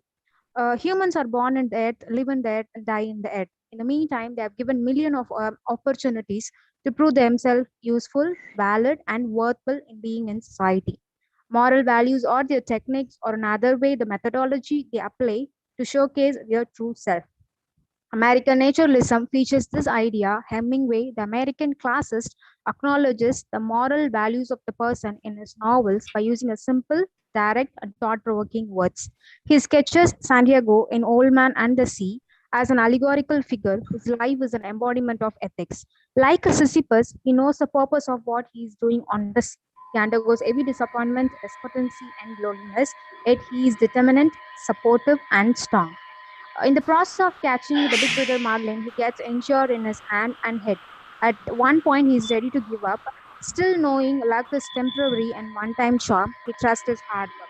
The character of Santiago and this popular grab of marlin are known to everyone, but how far he suffered is none to everyone. Thus, Hemingway presents Santiago as a representation of all virtuousness, like his unique identity, his bonding with people, especially with the young man Malonil, and also he proves that old age is not for retirement. So I conclude by saying that the novella The Old Man and the Sea is an apologue, and the main protagonist Santiago is an allegorical figure who teaches the readers the moral class with the syllabus of his own life realistically and transparently. Thank you for giving this opportunity. Thank you. Thank you, Satya Nyanambikai. Thank you, sir. Now I invite Dr. R. Visalakshi, former guest lecturer, Department of French School of Humanities, Pondicherry University, to present the paper. Hello, ma'am. Yes, Am I ma'am. audible? Carry on, ma'am. Yeah. Good evening, sir, and good evening, ma'am. Let me start with my paper. I'm sharing my screen. Yeah. So the topic Yes, is ma'am. Humanitarian Attitude in Kanavu by Prabhanjan. Prabhanjan is a Tamil author, critic, and a very famous celebrity. He has won many awards. For example, he has won Sahitya Academy Award in Tamil in 1996. Madam, Yes, please highlight the issues only. okay. Right. Okay, the summary of the story is, in the story, during the housewarming ceremony of the elder brother, the two brothers have a word fight, and the elder one insults the younger, stating he is fit only to live in a pigsty. The younger gets so hurt and he steps out of the house with his family. He takes a resolution to build a palatial house. So, the concept is humanistic sociology. Humanistic sociology is basically based to value human beings and not property or other things. So based on this, I have constructed my paper. I'll go for analysis. Myself and Puranam, we went to our hometown after 15 years to invite my brother for the housewarming ceremony. After that, he looks at his brother. He is in a very pathetic situation. And he tells, I cursed you, but it happened to me. He said, now it is so happened that I'm living in a pigsty. And this one says, I said you are elder to me. Please don't speak like that, brother. Brother and his wife came for the housewarming ceremony. They stayed for 3 days, then they said, we are leaving. I said, you don't have to leave. This is your house. They asked, what are you saying? I said, this house belongs to you until your last breath. After your existence only, it will be mine. My brother cried.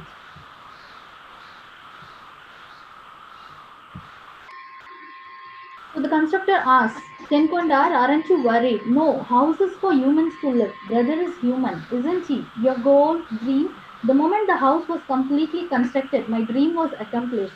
What goal? Anger, hatred, enmity, all are frivolousness. What a great king was Rajaraja Soran. Nobody knows where his house was. Where is it? But how come the temple he constructed still remains? Self-centered things won't last. What you do for others will remain forever, isn't it? So the conclusion, the story fits well to look at literature as a social discourse. The author has marvelously presented the I-Do concept of humanistic sociology in the story. Humanity is based on the humane nature of human beings. Literature is a great source to pass on humane values from one generation to the other.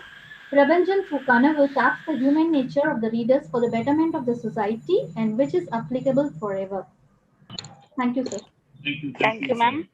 Next, I invite Mr. K. Preetham, Assistant Professor of English, CMS Jain, deemed to be University, Bangalore. Ma'am, kindly permit me to share the screen. Yeah, please. Vishalakshi ma'am, please Sir, little bit stop audio the share. audible, please. Vishalakshi, yeah, now I will share. Okay. Thank you. A very good evening to the respected chair and the learned scholars. I am also a research scholar in University of Mysore. My topic of today's presentation is eco-literature as reflected in the trilogy of Amitav Ghosh. So the focus of this paper is to explore how far an eco-criticism illuminates the novels of Amitav Ghosh. The present study is an attempt to provide a broader and in-depth perspective of Amitav Ghosh trilogy by adding ecological dimension to it.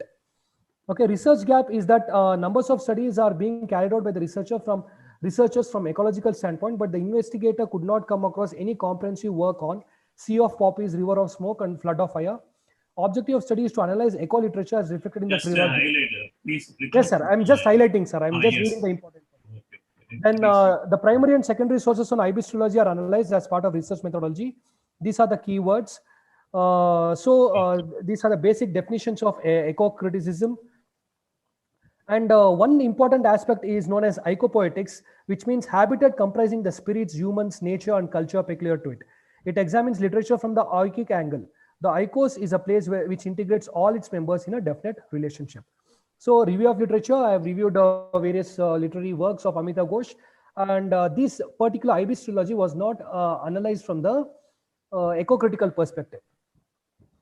So analysis, Sea of Poppies is first of the IBIS trilogy. It includes these characters, and apart of the ship IBIS, the main center of the fiction is two other ships, Anaita and Ridruth, and it's about the colonialism in India. Ghosh narrates how British imperialism affects all fields, economic, social, political, environmental. He also narrates the eco-critical degradation to extreme use of nature, and he also highlights about how environmental racism is a form of ecological imperialism. Diti is the prominent character, and goes through the example of the character of Diti, highlights how green and greenery of nature removes the tension and pressures of life. And here he sees how Sahibs force everyone to grow poppies, and Kalua uses opium for his ox relaxation, and even fishermen use it to catch fish. Monkeys also are also victims of opium. Even the holy river is subjected to disadvantages of opium. Ganga is also polluted by the waste material of opium. So here Diti is used as an ecological metaphor. Ibis is ecotopia for them because these people are uncertain for their future. Ibis is a place where all these characters are socially reborn. Sea is a new nation for them, and shipmates form new bond of empathy. They address the shipmates as Jahaj Bhais and Jahaj Ben to each other. Ibis is a home for homeless, and water is a symbol of freedom for Jodu. Then moving on to River of Smoke, it reveals the breakout of opium. Some characters have exploited the nature of their own profits, whereas some characters love the nature. The main component of the fiction is crops of poppy flower and processing opium in India and making its business in China. The Britain ruling is responsible for the environmental destruction and degradation of human in bioregions.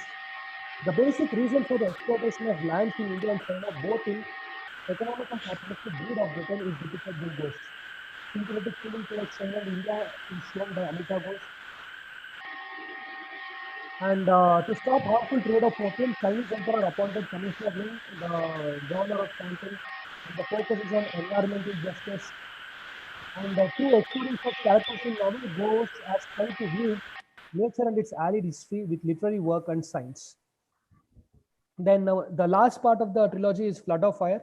It talks about British brutality in the name of free trade and how and why British went to war with China after emperor banned them from importing opium into this country. So Diti's brother, so we find a link from the first trilogy to here. Diti's brother Kesari Singh knew the reality of Diti, run away from her husband's pyre to avoid Sati. So its focus is on ecological imperialism and ecocide. Just like we have the term suicide, it is ecocide, killing the one's ecology. Through the character of Bhairav Singh, Ghosh mentions about the advantages they get from joining the East India Company, that is pride. And for doing what, yes sir, for doing what Britishers needed more.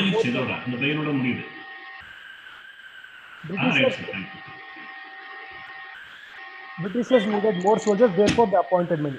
So to conclude, The sea of poppies, Britishers exploited natural resources by forcing farmers for cultivating opium. In the second part, they exploited Chinese natural resources. And in the third part of Flood of Fire, they not only exploited natives, but also native people, and they forced them to join the army and fight their nation against China. So to sum up, the ghost criticizes about how Indian people are mad after power, status, and money. Because of that, they praise British rule. And he also conveys the message that British Empire forces the main islander for migration. Thank you, Pritam. Thank you for your presentation. Your knowledge on eco side is very good, and also the way in which you present your own paper is also very good. Thank you. Thank you, sir. Thanks. Our Jasmine. Jasmine, shall we conclude the session right now? Jasmine? Yes, sir. Yes, sir. Yes. Thank you so much, sir. Really, there are 22 paper presenters. They have presented their paper in this afternoon session. Thank you for your patience, because of your motivations and your one thing. This first day international online webinar is to an end. I'm so happy, and thank you very much, sir, for your cooperation. So, dear participants, the feedback link will be given in the chat box. So without that, if you didn't fill the feedback, you couldn't get the attendance certificate. So I request all the paper presenters and the participants to see the chat box and fill the feedback form. Tomorrow, that will be the separate link will be given in the WhatsApp group. So kindly come and join with us tomorrow also. So let us wind up the session at this time. So I thank overall the inaugural address, the chief guest, and the welcome address, ma'am, and everyone. I'll thank you. And participants, kindly fill the feedback form, and you can move on with the. We'll wait for the next tomorrow's session. Thank you, everyone. Thank you, sir. Thank you, Ma. Thank you. Thank you, paper presenter. Those who are not able to present, don't take it very seriously. It's purely technical issues. So anyhow, all the best. Thank you.